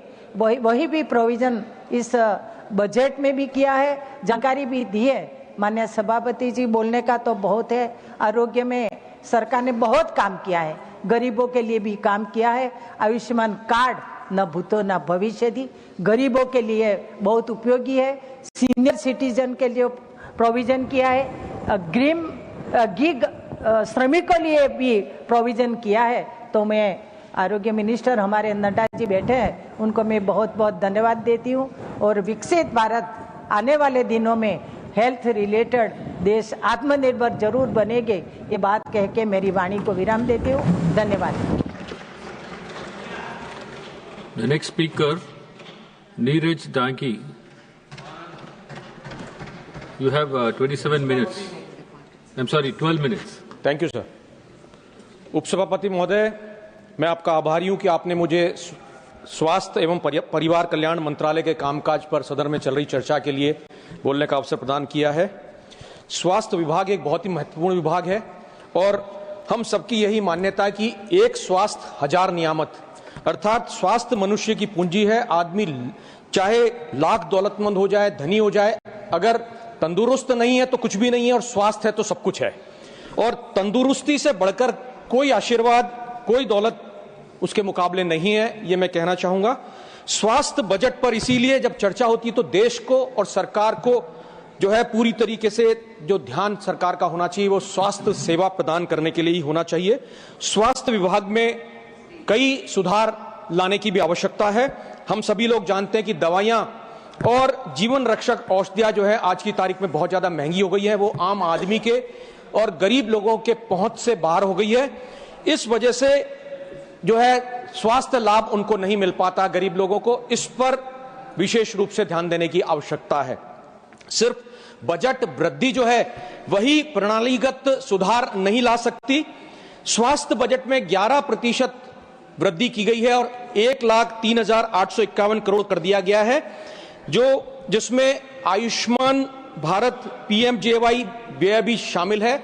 इसलिए जब हम समायोजित करते हैं तो ये वास्तविक वृद्धि जो है वो 9% के लगभग है और ये 140 करोड़ लोगों के देश के लिए पर्याप्त नहीं है, ऐसा मेरा मानना है। इस वृद्धि के बावजूद सकल घरेलू उत्पाद के प्रतिशत में जिस रूप में स्वास्थ्य सेवा आवंटन जो है वो 2% से भी नीचे रह गया है। यह राष्ट्रीय स्वास्थ्य नीति जो 2017 की है उसका जो लक्ष्य निर्धारित किया गया 2.5%, उस लक्ष्य से बहुत दूर है। इसलिए यह बजट भी जो है ये स्वास्थ्य सेवा को प्राथमिकता देने में ये कहूंगा कि विफल हुआ है। केंद्र सरकार की योजनाओं में जब 2024-25 की बात करते हैं तो उसमें व्यय में भी 11% की गिरावट आई और उस गिरावट की वजह से जो प्रमुख कार्यक्रम स्वास्थ्य के हैं उसमें अक्षमताओं और धीमी कार्यान्वयन को उजागर किया गया है। मैं इसमें कहना चाहूंगा कि स्वास्थ्य के क्षेत्र में उपलब्धियों के साथ साथ अनगिनत चुनौतियां भी शामिल हैं और सबसे बड़ी जो चुनौती देश के सामने है वो है ग्रामीण और शहरी क्षेत्रों के अंदर जो स्वास्थ्य सेवाएं हैं उसमें बहुत बड़ी खाई है, बहुत बड़ा अंतर है। उस अंतर को पाटने की आवश्यकता है।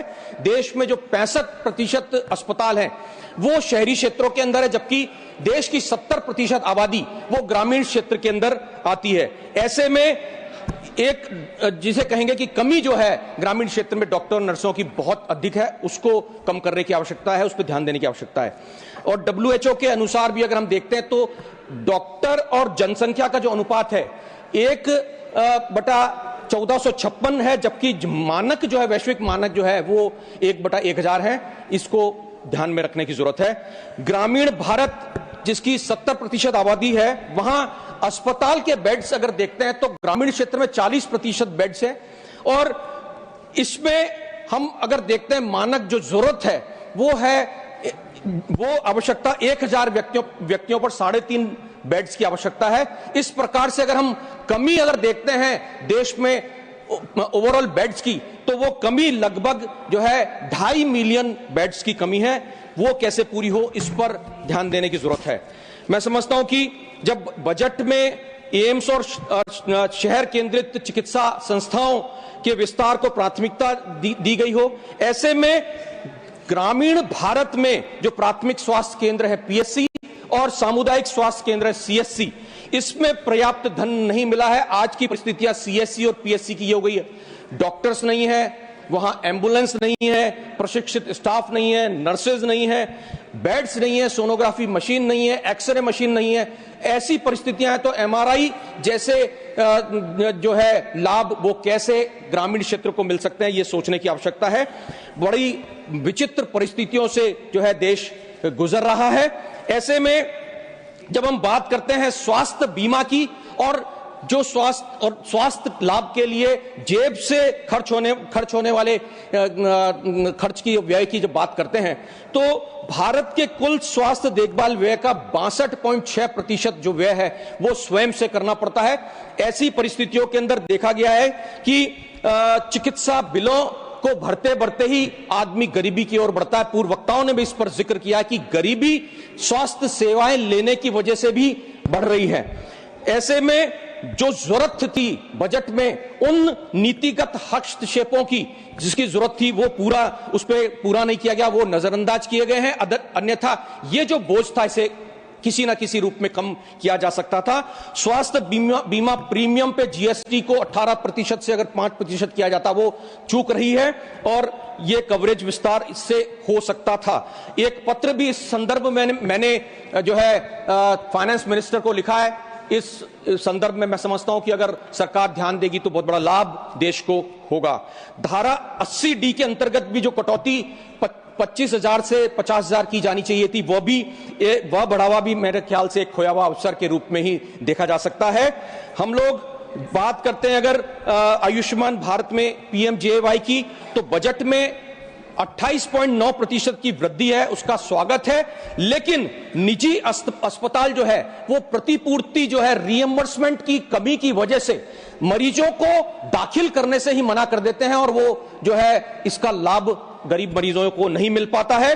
अगर वास्तव में ही कुछ काम करना है स्वास्थ्य के क्षेत्र में तो वैसा काम करके दिखाना होगा जो राजस्थान के अंदर कांग्रेस की सरकार ने, अशोक गहलोत जी मुख्यमंत्री थे उस समय में, उन्होंने करके दिखाया। चिरंजीवी योजना का लाभ जो है गरीब जनता को मिला। गरीब जरूरतमंद मरीज को 25 लाख रुपए का मुफ्त इलाज मुहैया कराने का काम कांग्रेस की उस सरकार ने उस समय किया। और यही नहीं, कोविड प्रबंधन भी ऐसा था। प्रधानमंत्री मोदी जी ने एक डिजिटल कॉन्फ्रेंस के अंदर जो है उसमें भी उनकी बुरी प्रशंसा मुख्यमंत्री अशोक गहलोत जी उस समय थे उनकी की है। तो मैं कहना चाहूंगा कि कोविड प्रबंधन जहां राजस्थान में हुआ, हिंदुस्तान में कोविड प्रबंधन में कहीं ना कहीं खामियां रही, कहीं ना कहीं चूक रही, वरना हालात इस तरह के नहीं होते। मैं जिक्र करना चाहूंगा पश्चिमी राजस्थान के उन जगहों का जहां से मैं आता हूं, जालोर, सिरोही, पाली। यहां की स्वास्थ्य सेवाओं को अगर देखा जाए तो स्वास्थ्य की दृष्टि से बहुत ही चिंताजनक हालात उन क्षेत्रों की है। कुछ बड़ी अगर बीमारी होती है तो पास के क्षेत्र में गुजरात के अहमदाबाद, पालनपुर, डीसा में जाना पड़ता, जहां प्राइवेट हॉस्पिटल्स में बड़े लंबे चौड़े बिल बनते हैं और उन बिलों की पूर्ति करते करते इंसान अपने खेत खलियान, अपने जमीन जायदाद को बेचने पे मजबूर होता है या उसे बड़ा ऋण लेना पड़ता है। ऐसे हालात वहां पर हैं जहां हम 25 वर्षों के बाद आजादी के अमृत काल की बात करते हैं। अमृत अगर नहीं दे सकते हैं तो कम से कम जो है जहर बरसाने का काम भी नहीं होना चाहिए। सरकार को देखना चाहिए कि ऐसे क्षेत्र में जहां गरीबी ज्यादा है, वहां जहां हालात किस तरह के बने हुए, पिछड़ापन, गरीबी और जहां शिक्षा का अभाव है, वहां कहां से वो पैसा लाएगा उन बड़े बड़े बिलों को भरने के लिए। मैं यही कहना चाहूंगा कि हम जब बात करते हैं ऐसे में तो 70 सालों की बात करते हैं। 10 साल आपको मिले, 3 टर्म आपको मिले, 11वां साल चल रहा है। 10 साल में उन कमियों को आप पूरी कर देते अगर उन 70 सालों की बात करते हैं। बुनियादी ढांचा अगर स्वास्थ्य क्षेत्र का किसी ने बना के दिया तो कांग्रेस ने बना के दिया है। उसी बुनियादी ढांचे पर आज हम खड़े होकर के बात कर रहे हैं आने वाले कल की। मैं ये कहना चाहूंगा कि जहां जालोर, सिरोही और पाली जो एक पिछड़ा हुआ क्षेत्र है, गरीबी बहुत ज्यादा है, शिक्षा का भी वहां पे अभाव है, ऐसे में हमारे पास सुविधाओं से लेस अत्याधुनिक ट्रोमा केयर सेंटर नहीं है। मेरा केंद्र आपके माध्यम से केंद्र सरकार से अनुरोध है कि सिरोही, जालोर, पाली क्षेत्र में तत्काल आधार पर एम्स जैसे अत्याधुनिक केंद्रीय उत्कृष्टता वाले संस्थान की स्वीकृति प्रदान करें और उसके लिए बजट की आवंटन की भी आप जो है स्वीकृति करें, तो मैं समझता हूं कि उस क्षेत्र को बहुत बड़ा लाभ पहुंचेगा। अगर हम चिकित्सा शिक्षा की बात करते हैं तो मेडिकल सीटें बढ़ाना भी जो है वो समस्याजनक है। 10,000 सीटें इस वर्ष और उसको बढ़ा करके 5 सालों के अंदर 75,000 सीटें करने का जो दावा है, मैं समझता हूं कि यह स्पष्ट नहीं है कि सरकार जो है वो मेडिकल कॉलेजेस और खोलने जा रही है या निजी जो है मेडिकल कॉलेजों की इसकी अनुमति मिलेगी, यह स्पष्ट करने की जरूरत है। वरना 75,000 जो है पद तो सीटें बढ़ तो जाएंगी, लेकिन जो स्वास्थ्य लाभ की पूर्ति है वो पूर्ण होना संभव नहीं है। क्योंकि चिकित्सा शिक्षा की हम बात करते हैं तो दक्षिण भारत जो है, दक्षिण भारत में जो है चिकित्सा शिक्षा वो केंद्रित है दक्षिण भारत की तरफ, लेकिन आज भी सुविधाओं का अभाव जो है यहां, जब हम बात कर रहे हैं पूर्वोत्तर भारत की, तो आज भी कई सुविधाओं की कमियां यहां पर हैं। यहां जब क्षेत्रीय असमानता की बात आएगी तो ये स्वास्थ्य सेवा की असमानता और ज्यादा गहराती चली जाएगी। ऐसे में हम लोगों को चाहिए था कि मेडिकल स्टूडेंट्स के लिए भी कोई सहायता इसमें दी जानी चाहिए थी। मेडिकल शिक्षा को लेकर के भी जो कुछ ऋण मुक्त बजट की बात होती, सब्सिडी भी नहीं दी गई है, जबकि निजी कॉलेजेस में, मेडिकल कॉलेजेस की हालात किस तरह के, 60 लाख से 1 करोड़ या इससे भी ज्यादा की फीस वसूली जाती है। वो कहां से कोई गरीब व्यक्ति ऐसे में मेडिकल की पढ़ाई कर पाएगा। हम बात करें अगर कैंसर के उपचार की, तो विकेंद्रीकरण करने के लिए जिला स्तरीय कैंसर देखभाल केंद्रों की घोषणा तो की गई है, लेकिन प्रशिक्षित विशेषज्ञों और दवा आपूर्ति श्रृंखलाओं और निदान क्षमता के बिना ये केंद्र जो है वो बेकार रहेंगे। इस पर ध्यान देने की आवश्यकता है। यहां जब कैंसर के हम लोग बात करते हैं 3 दवाओं पर कर कटौती की, कर कटौती से ही सब कुछ नहीं होगा।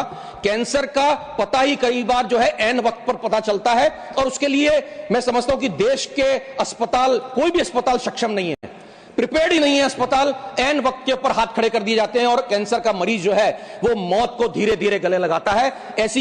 ऐसे हालात कैंसर पेशेंट के बन जाते हैं। तो इसके लिए ये चाहिए कि प्रारंभिक चरण में ही कैंसर के निदान का पता कैसे लगे, तो उस पर जो है वो अधिक एक बजटीय आवंटन किया जाना चाहिए था, ताकि कैंसर रोगियों को जो है मौत के मुंह से बचाया जा सके। हम लोग अगर बात करते हैं जिला अस्पतालों के लिए कोई पीपीपी मॉडल होना चाहिए था। किसी बड़ी सार्वजनिक निजी भागीदारी की घोषणा भी नहीं की गई है, वो भी एक कमी रही है। मैं समझता हूं कि ऐसे में कई ऐसे, एम्स की हम बात करते हैं, एम्स में अनगिनत रिक्त पद पड़े हुए हैं। आज अगर बात करते हैं एम्स में पदों की, तो दिल्ली में 34% संकाय के रिक्त पद अभी भी पड़े हुए हैं, और यही हालात अन्य जो है पूर्ण रूप से संचालित एम्स और एम्स जैसी संस्थाओं के भी इसी तरह के हालात हैं।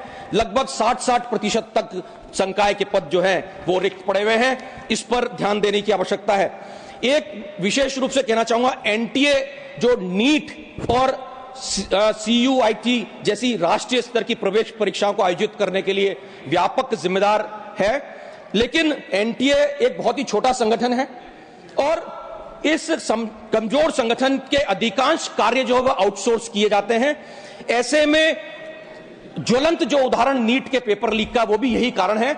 ऐसे में सरकार को अपनी ही संस्थाओं में प्रवेश के लिए परीक्षा को सीमित करना चाहिए और उन संस्थानों को विकेंद्रित करना चाहिए जहां राज्य बोर्ड परीक्षाओं में प्राप्त अंकों के आधार पर राज्य अपनी सीट जो है वो आवंटन प्रवेश के लिए देती है। तो इसलिए ऐसे में केंद्र से मेरा निवेदन रहेगा उपसभापति महोदय आपके माध्यम से, कि नीट जैसी परीक्षाओं का आयोजन ही बंद कर देना चाहिए और विकेंद्रीकृत परीक्षा प्रणाली जो है उसे चुना जाना चाहिए। सरकार स्वयं सक्षम होनी चाहिए इस कार्य के लिए। उपसभापति महोदय, मैं अंत में ये कहना चाहूंगा, कुछ सुधारात्मक सुझाव हैं जिसमें स्वास्थ्य बजट में जीडीपी के 2.5% तक बढ़ाए जाने की बात है। CSR फंड्स को जो है ग्रामीण क्षेत्रों के अंदर इस्तेमाल करने की बात है। चिकित्सा आयोग जो है उसमें संसाधनों सहित मेडिकल कॉलेज स्थापित करने के लिए प्रोत्साहित किया जाए। इसी तरीके से डॉक्टर्स की और नर्सेस की अधिक से अधिक भर्ती जो है वो ग्रामीण क्षेत्रों में है, उनको अच्छी सैलरी दी जाए ताकि शहरी क्षेत्र से उनका जो लगाव है वो कम हो, ग्रामीण क्षेत्रों में भी डॉक्टर बैठने के लिए जाएं। प्राथमिक स्वास्थ्य केंद्र तक हमें जो है आयुष्मान भारत का डिजिटल मिशन पहुंचाना चाहिए। इसी तरीके से जो है संजीव सर, कंक्लूड करूंगा बस 2 मिनट सर। संजीवनी जैसे प्लेटफॉर्म्स का भी उपयोग बढ़ा करके टेलीमेडिसिन सुविधा का भी विस्तार किया जाना चाहिए। इन तमाम चीजों से मैं समझता हूं कि एक बेहतर हम जो है स्वास्थ्य देश को दे पाएंगे। उपसभापति महोदय, अंत में मैं कहना चाहूंगा, health is the balance of body, mind and soul. स्वास्थ्य तन, मन और आत्मा का संतुलन है। हमें इस बैलेंस को बिगड़ने नहीं देना है, इस संतुलन को बिगड़ने नहीं देना है। यही देश में स्वास्थ्य की जीत होगी। बहुत बहुत धन्यवाद। जय Hind. The next speaker, Milid Murali Dirora. Sir, you have 8 minutes. Thank you, sir. My health is good. Sir, मैं सबसे पहले सरकार को बहुत बहुत धन्यवाद देना चाहता हूं कि इस बजट में हमारे केंद्रीय बजट हेल्थ केयर बजट को, उसमें 11% की वृद्धि हुई है। इसके लिए मैं वित्त मंत्री जी और हमारे बहुत ही डायनामिक मंत्री नड्डा जी, उनके पूरी टीम, हमारे प्रताप राव यादव जी भी है, अनुप्रिया जी भी है, उनको बहुत बहुत मैं बधाई धन्यवाद देना चाहता हूं। Sir, few things which I am very pleased about in the budget. One is the commitment to increase medical seats, 10,000 medical seats next year, and 75,000 medical seats over 5 years, which I think will significantly improve the healthcare infrastructure in our country. मैं मुंबई से आता हूं। मुंबई में एक बहुत बड़ा trend है, उस ट्रेंड का नाम है फास्ट कॉमर्स। फास्ट कॉमर्स की वजह से गिग वर्कर्स जो है, गिग वर्कर्स बहुत उनकी वृद्धि हो रही है। और नड्डा जी, आपने जो आयुष्मान भारत को गिग वर्कर्स तक एक्सटेंड किया, इसके लिए मैं आपको बहुत बहुत धन्यवाद एवं बधाई देता हूं। सर, मैं अपना बजट, ये स्पीच एक ही विषय पर फोकस करना चाहता हूं। मेरे पहले कई माननीय सांसदों ने कम्युनिकेबल डिजीजेस पर जोर दिया। Prevention is certainly better than cure. मैं एक ही नॉन कम्युनिकेबल डिजीज पर अपना बजट की स्पीच पर फोकस करना चाहता हूं। Sir, recently the Prime Minister launched a very, very positive campaign to curb, to spread awareness about the growing obesity trend in India, and I'm very grateful to the government for doing that. I think one thing we have to be extremely aware of. आज यदि हम America का उदाहरण लेंगे, America में obesity यह केवल एक स्वास्थ्य की समस्या नहीं है, मैं मानता हूं कि एक बहुत ही बड़ा आर्थिक क्राइसिस है अमेरिका में। और भारत के लिए अमेरिका से क्या लेसन्स है, मैं कुछ स्टैटिस्टिक्स हाईलाइट करना चाहूंगा। आज अमेरिका में 42%, staggering 42% of adults and 20% of children in the US are obese. And this is a sharp rise of 30% from just 2 decades ago. Obesity-related illnesses in the US today are accounting for $1.4 trillion annually, which is 7% of the country's GDP. In fact, 1 in 3 deaths in the US, if you take all deaths, accidents, diseases, 1 in 3 deaths can be linked to obesity-driven diseases like diabetes and heart disease. Sir, it's very clear for India, if we do not act now, we could potentially have an obesity crisis in our country. There are few statistics, Nadda ji, I would like to highlight. In just 5 years in India, obesity among men has risen from 19% to 23%. Among women, from 21% to 24%. This is as per the National Family Health Survey data. कई लोगों ने malnourishment के बारे में बात की। Malnourishment, the government is doing an exceptional job. That is one extreme. We get to see that primarily in rural areas, where almost a third of children under the age of 5 have stunted growth, are underweight. But the other extreme, which we see in cities especially, is obesity among children. Today, overweight children have increased by 60% in the last 10 years. And by 2030, it's estimated that obesity-related healthcare costs, in America that number is 7% of GDP. In India, in 2030, that number could be as high as 1.6% of our GDP, or 7 lakh crore rupees annually. इसलिए obesity मैं मानता हूं कि एक स्वास्थ्य की समस्या नहीं, बल्कि एक बहुत ही गंभीर आर्थिक चुनौती है। और अगर इसे रोका नहीं गया तो बढ़ते हेल्थ केयर जो कॉस्ट है और घटती प्रोडक्टिविटी भारत की लॉन्ग टर्म आर्थिक प्रगति को अफेक्ट कर सकती है। अमेरिका का उदाहरण मैंने इसलिए लिया क्योंकि अमेरिका ने कई सालों से, कई दशकों से ओबेसिटी को एक प्रकार से इग्नोर किया। और आज मैं 2 देशों का उदाहरण देना चाहता हूं, सिंगापुर और Japan, who are proactively fighting obesity and ensuring that nobody in their country is obese. I'd like to share some initiatives that they've launched. सबसे पहले जो नई सरकार है यूएस में, नड्डा जी जो हेल्थ सेक्रेटरी है, कुछ समय पहले उनको कंफर्म किया गया, रॉबर्ट कैनेडी जूनियर, उन्होंने सार्वजनिक रूप से कई बार कहा कि his mandate is to prevent obesity in America, and they have a slogan there called MAGA, Make America Great Again. His campaign is called MAHA, Make America Healthy Again. Few initiatives that they've announced. One is to impose hefty taxes on sugary drinks. Second is calorie labeling in restaurants to help consumers make more informed and healthier choices. Their school nutrition programs, very, very stringent audits that they are implementing. But Japan has some very interesting policies. Japan में एक law है, कानून है, metabolism law. उस कानून 40 वर्ष से अधिक उम्र के लोगों के लिए रेगुलर कमर माप करना उन्होंने अनिवार्य बनाया. Can you imagine? 40 years and above, regular waistline measurements have become mandatory. They are mandating that companies in the workplace must implement healthier choices. Japan has another big problem. They have an aging population. So the government has massive interventions, lifestyle interventions, to ensure that people get married, people have children, but also to ensure that workplaces are healthier. But I think the most stringent regulations are from a small country, Singapore. Singapore has recently completely banned advertisements on high sugar products that are targeting children. They have, Nadda ji, if you remember once during a question, I had raised a point, उनकी जो FSSAI equivalent है, उन्होंने एक nutri grade labelling system स्थापित किया है. For parents, जब वे convenience store में जाते हैं, किराना स्टोर में जाते हैं, सुपरमार्केट में जाते हैं, sometimes parents don't know what is a healthy product, what is unhealthy product. They think a fruit juice, which is actually a sugary drink, is a healthy drink for my child.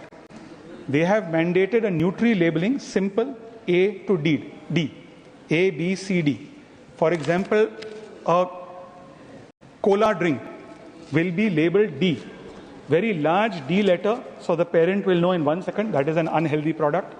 A freshly squeezed juice, for example, squeezed that morning, that will be labeled A, the parent will know that is a healthy product, and in between will be B and C. Therefore, my suggestion would be few very bold reforms to align with the Prime Minister's vision to ensure that India is obesity free in the coming years. We don't have the health crisis that we have in the US. Very, very briefly.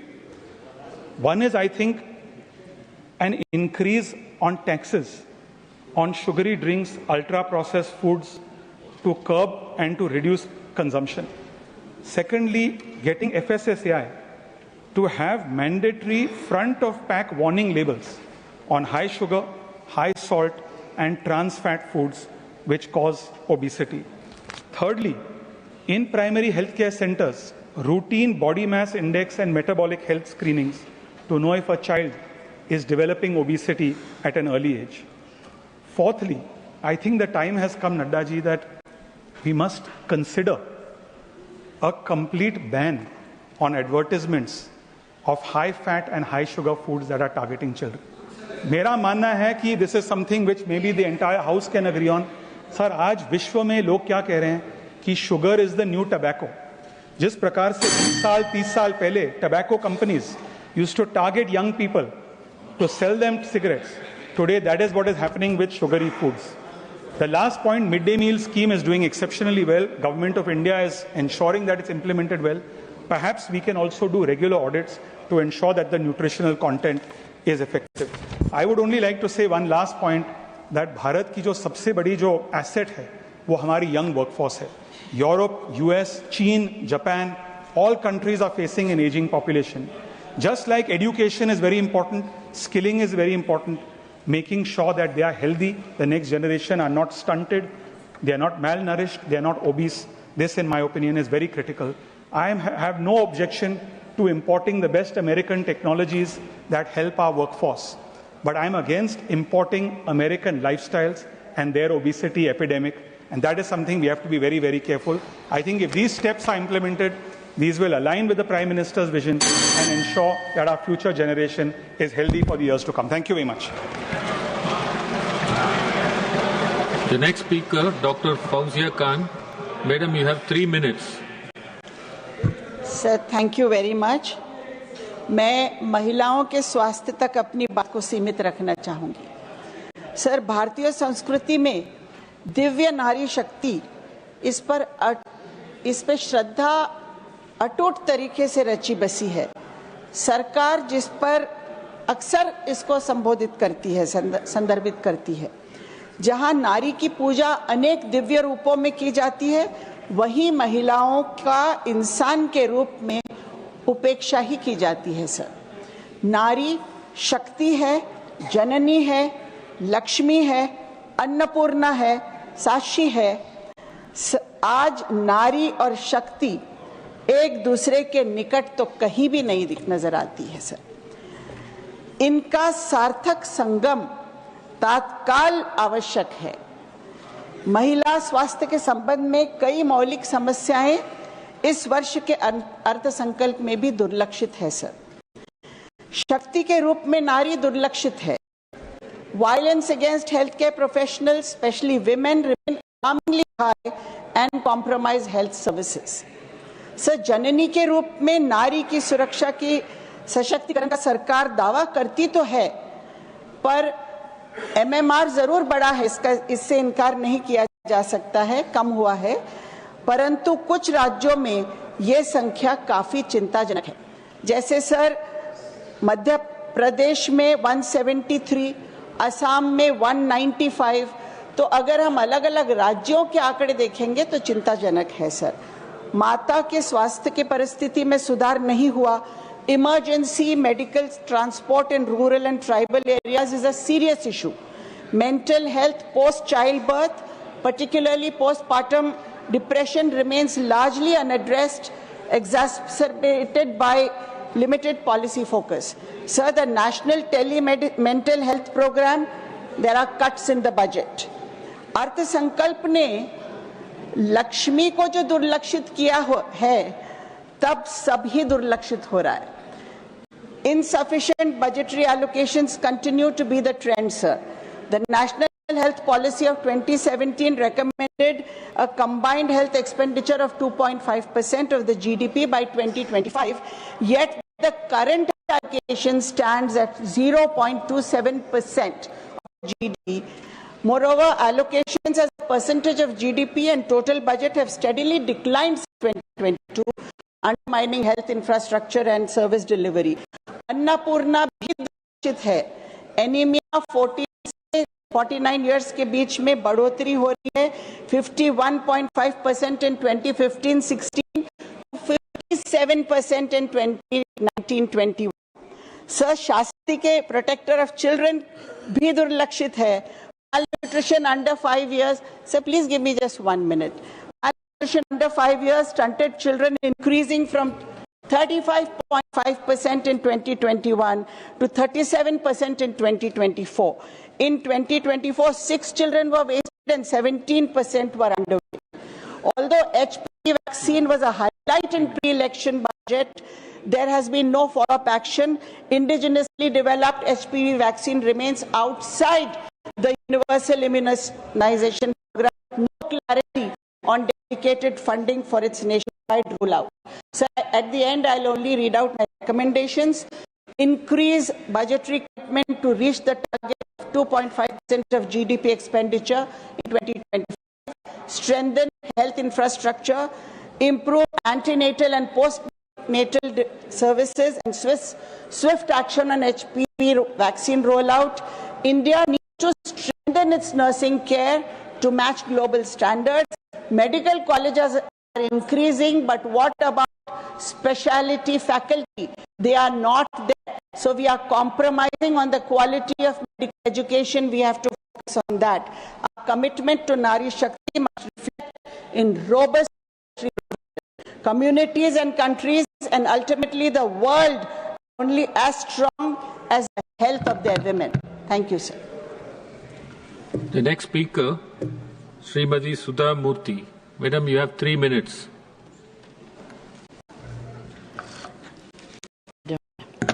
Sir, thank you for the time. I want to congratulate Naddaji and our Prime Minister for Janaushadhi, because I work in rural area and in the city also. It helped a lot poorest of the poor people. I only request that it should be extended in remote and rural area. Sir, one may have money, robust health, beauty, everything, but if is not mentally sound, then they will never enjoy life. Mental illness is one of the major factors today. It's prevailing in our country in a different stages of life. When children are young with digital devices, addiction, and when women become mothers, they have delivery depressions, old age loneliness depression, between middle age some other depression. So people look down upon mental illness and everyone is very poor. Because of that, there are many people who suffer but they don't even express. In Janaushadhi, I found out even the depression tablets have become extremely cheap, and in my work I found out that helped a lot, less than a cup of coffee. NIMHANS in Bangalore is a central government institute for health, and it's extremely well known. And many people from our neighboring countries like Pakistan, Bangladesh, Nepal, people come, the patients come there and take treatment. It's one of the finest institute, but we require many such institutes in India because our population is very large. One NIMHANS or two NIMHANS will not be sufficient.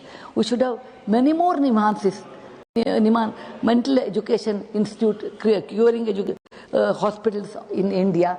And I want to request government, please look into that matter. Number one, making awareness program. Second, giving little more money for such hospitals. Third one is for research, because the research in West is so different than the research in India, because our cultural conditions are different, our way of thinking is different, and our family situations are different. So our problems are different. So I request that we should look into Janaushadhi in rural area and distant area, and lot more money should be spent on mental illness. We can have a lot of awareness program, like it was there about 20-30 years back. If somebody in the house who are my age or even younger than my age, they may remember Jara Sochiye. There was a very nice program by DD, Jara Sochiye. It was only 30 seconds program. It will make you to really think.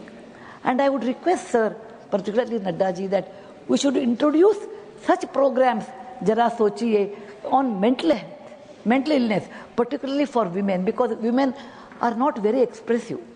And they think it's a taboo to talk about it. Something is wrong. They will put me in the mental hospital. What will happen to my children? All these taboos will come.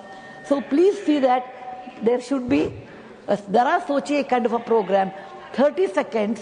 I will take 1 more minute, sir. And that should be compulsory in all the channels. It is not only government. All the channels should experiment or introduce such things where it is a curable disease. Mental illness is a curable disease. You have to express yourself. Take medicine, like when you have fever, you take medicine. When you have headache, you take a medicine. When your mind is ill, take a medicine. Be normal. Lead a normal life. Don't get into taboo. These things should come out, and there should be a program. Thank you very much for giving me this time.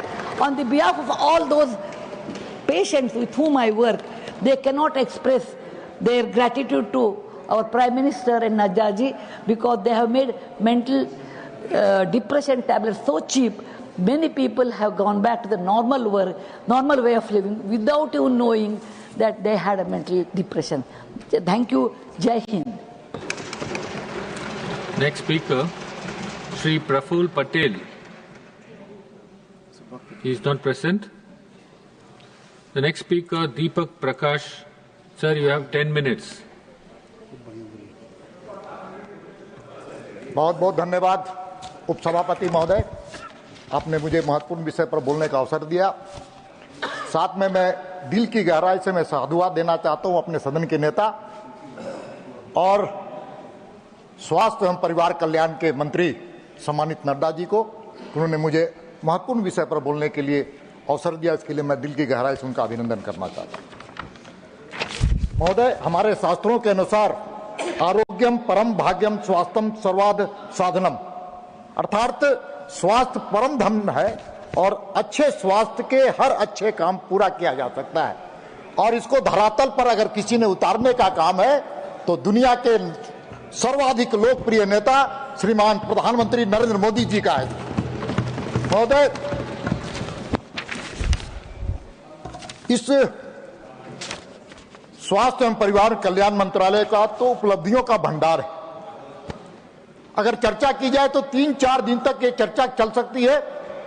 इसलिए मैं कहना चाहता हूं कि चाहे corona का कालखंड हो और सबसे अच्छा मैनेजमेंट दुनिया में अगर किसी देश ने दिखाने का काम किया तो भारतवर्ष था, और वो प्रधानमंत्री नरेंद्र मोदी के नेतृत्व में दिखाया गया। महोदय, चाहे वैक्सीनेशन का सवाल हो, चाहे घर में बैठे हुए लोगों को हमारे राष्ट्रीय अध्यक्ष के रूप में नड्डा जी ने पार्टी के एक एक कार्यकर्ताओं को सेवा ही संगठन के माध्यम से नर सेवा नारायण सेवा का संकल्प देने का दिलाने का काम किया। पार्टी का एक एक कार्यकर्ता उस जमीन तक पहुंचने का काम किया और उनके लिए सेवा का संकल्प लेकर काम किया। महोदय, चाहे आधारभूत संरचना बढ़ाने का हो मेडिकल क्षेत्र में, नरेंद्र मोदी जी के नेतृत्व में आगे बढ़ता चला गया। महोदय, चाहे डॉक्टर हो चाहे स्वास्थ्य कर्मी, उसकी गुणवत्ता को बढ़ाने का काम अगर किसी ने किया तो हमारे मंत्री श्रीमान जगत प्रकाश नड्डा जी के नेतृत्व में बढ़ते चला गया। महोदय, चाहे मेडिकल टूरिज्म की बात है इस बजट के अंदर, दुनिया के आज विकासशील देश के जो बीमार से ग्रसित लोग हैं वो भारत की ओर मुखातिब हो रहे हैं, भारत की ओर मुखातिब हो रहे हैं।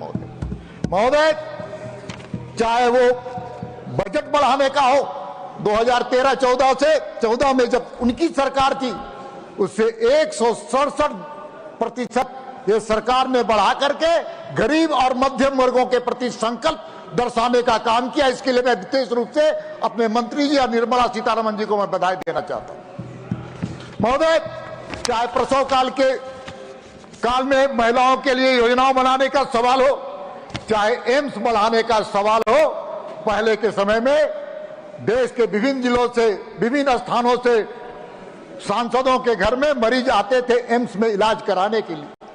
आज 23 एम्स प्रधानमंत्री नरेंद्र मोदी के नेतृत्व में और श्री जगत प्रकाश नड्डा जी के देखरेख में आगे बढ़ रहा है। महोदय, ये है कमाल, ये है मोदी मैजिक। महोदय, मेडिकल कॉलेज आज 259 जिलों में आज वो कार्यरत है। ये कोई छोटी बात नहीं है महोदय। आज मेडिकल कॉलेज बढ़ रहे हैं और साथ साथ मेडिकल कॉलेज में छात्र की संख्या भी बढ़ रही है। इसके लिए मैं विशेष रूप से मैं माननीय मंत्री श्रीमान जगत प्रकाश नड्डा जी को मैं बधाई देना चाहता हूं, उनकी सराहना करना चाहता हूं। पूरी दुनिया आज, खासकर WHO का जो रिपोर्ट है, दुनिया के बड़े बड़े अखबारों में जर्नल में जो लेख आ रहे हैं, भारत को आज हेल्थ सेक्टर में एक मॉडल के रूप में देखा जा रहा है, मॉडल के रूप में देखा जा रहा है। महोदय, ऐसे कई उपलब्धियां हैं, समय का अभाव है। जब हमारी उपलब्धियां नहीं, ये देश की उपलब्धियां हैं, और जब इस देश की उपलब्धियों पर कुछ हमारे मित्र कांग्रेस के लोग, टीएमसी के लोग, हमारे विपक्ष के लोग जब आलोचना करते हैं तो मैं ईश्वर से प्रार्थना करता हूं कि उनकी बुद्धि को सद्बुद्धि देने का काम करे। महोदय, मैं वो दिन भूल नहीं सकता हूं, 23 सितंबर 2018 देश के इतिहास में वो स्वर्णिम काल था, स्वर्णिम दिन था। भगवान बिरसा मुंडा के जन्म स्थल, सिद्धू कान्हू का कर्मभूमि, तिलका माझी का कर्मभूमि में आयुष्मान भारत, जिसे हम PMGNREGA की का अगर लॉन्च किसी ने किया तो प्रधानमंत्री नरेंद्र मोदी ने रांची की धरती पर किया, भगवान बिरसा मुंडा की धरती पर करने का काम। और बोलने में मुझे बहुत हर्ष हो रहा है, फक्र भी हो रहा है। उस वक्त के कार्यकाल के हमारे मंत्री, स्वास्थ्य मंत्री श्रीमान जगत प्रकाश नड्डा जी तो आज यहां पर उपलब्ध। महोदय, पहले क्या होता था, पहले गरीब के घर में बीमारी आती थी, और जब बीमारी आती थी तो उसके यहां आपदा आता था, और वो अपने जमीन को अपने घर को, अपने मकान को गिरवी रखता था। सोना चांदी अगर है तो वो भी गिरवी होता था। उतनी बात तो छोड़ दीजिए महोदय, अगर उसके यहां बर्तन है तो वो भी गिरवी चला जाता था।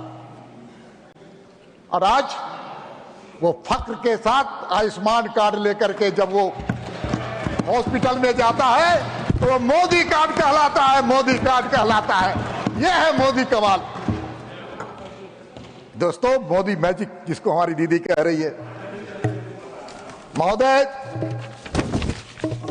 सौभाग्य से ये भारत के 50 करोड़ से अधिक लोगों के हर साल 5 लाख की गारंटी देता है। अब तो देता ही है, लेकिन साथ साथ आपने नई घोषणा हमारे भारत की सरकार ने की, नरेंद्र मोदी जी ने की है, तो उसमें हमारे मंत्री जी का बहुत बड़ा योगदान है। मैं उनकी भी बहुत अंतरात्मा से मैं उनको बधाई देना चाहता हूं। अब 70 वर्ष के जो बुजुर्ग हैं, अब वो बेसहारा नहीं है, अब वो बेसहारा नहीं है। उनको सहारा देने के लिए देश के यशस्वी प्रधानमंत्री नरेंद्र मोदी है। अब उनको भी वो गारंटी मिलेगी 5 लाख की। हाँ, 70 साल के ऊपर। साथ ही साथ हमारे जो वर्कर हैं उनको भी उसमें शामिल किया गया है महोदय। मजदूरों की भी चिंता अगर करने वाला है तो भारत की सरकार, प्रधानमंत्री नरेंद्र मोदी जी का है। महोदय, अब हमारे कांग्रेस के लोग आलोचना कर रहे हैं, हमारे उपलब्धियों पर ईर्ष्या कर रहे हैं। मैं उनको थोड़ा अंतरात्मा की आवाज भी उनको उठाने, झांकने की, कहने का मैं नसीहत देता हूं। क्या हो गया था 1975 में जब देश में आपातकाल लगा था, तो चाहे वो 14 साल का बच्चा हो, 14 साल की बच्ची हो, चाहे वो 80 साल का बूढ़ा बुजुर्ग हो, उसको नसबंदी कराने का काम अगर किसी ने किया तो कांग्रेस के लोगों ने किया था। यह उनकी उपलब्धि थी। जोर जुल्म पर, वो जबरदस्ती पर नौजवानों को, बेरोजगारों को, बूढ़ों को, बुजुर्गों को, हमारी माताओं को, हमारी बहनों को जबरदस्ती अगर कोई ढंग से नसबंदी कराने का काम किया तो कांग्रेस के लोगों ने किया। आप हम तो बच गए। आप अपना कुर्सी देखिए प्रमोद जी। आप कहां बैठे हैं, आज हम कहां बैठे हैं प्रमोद। और उतना ही नहीं, माननीय उपाध्यक्ष महोदय, उतना ही नहीं, जब कोरोना के कालखंड में जब वैक्सीनेशन का निर्माण हुआ तब इन्होंने देश को भ्रमित करने का काम किया, भ्रमित करने का काम किया था। कभी इसको सैफरन वैक्सीन के नाम से, कभी मोदी वैक्सीन के नाम से जनता को भ्रमित करने का काम किया था।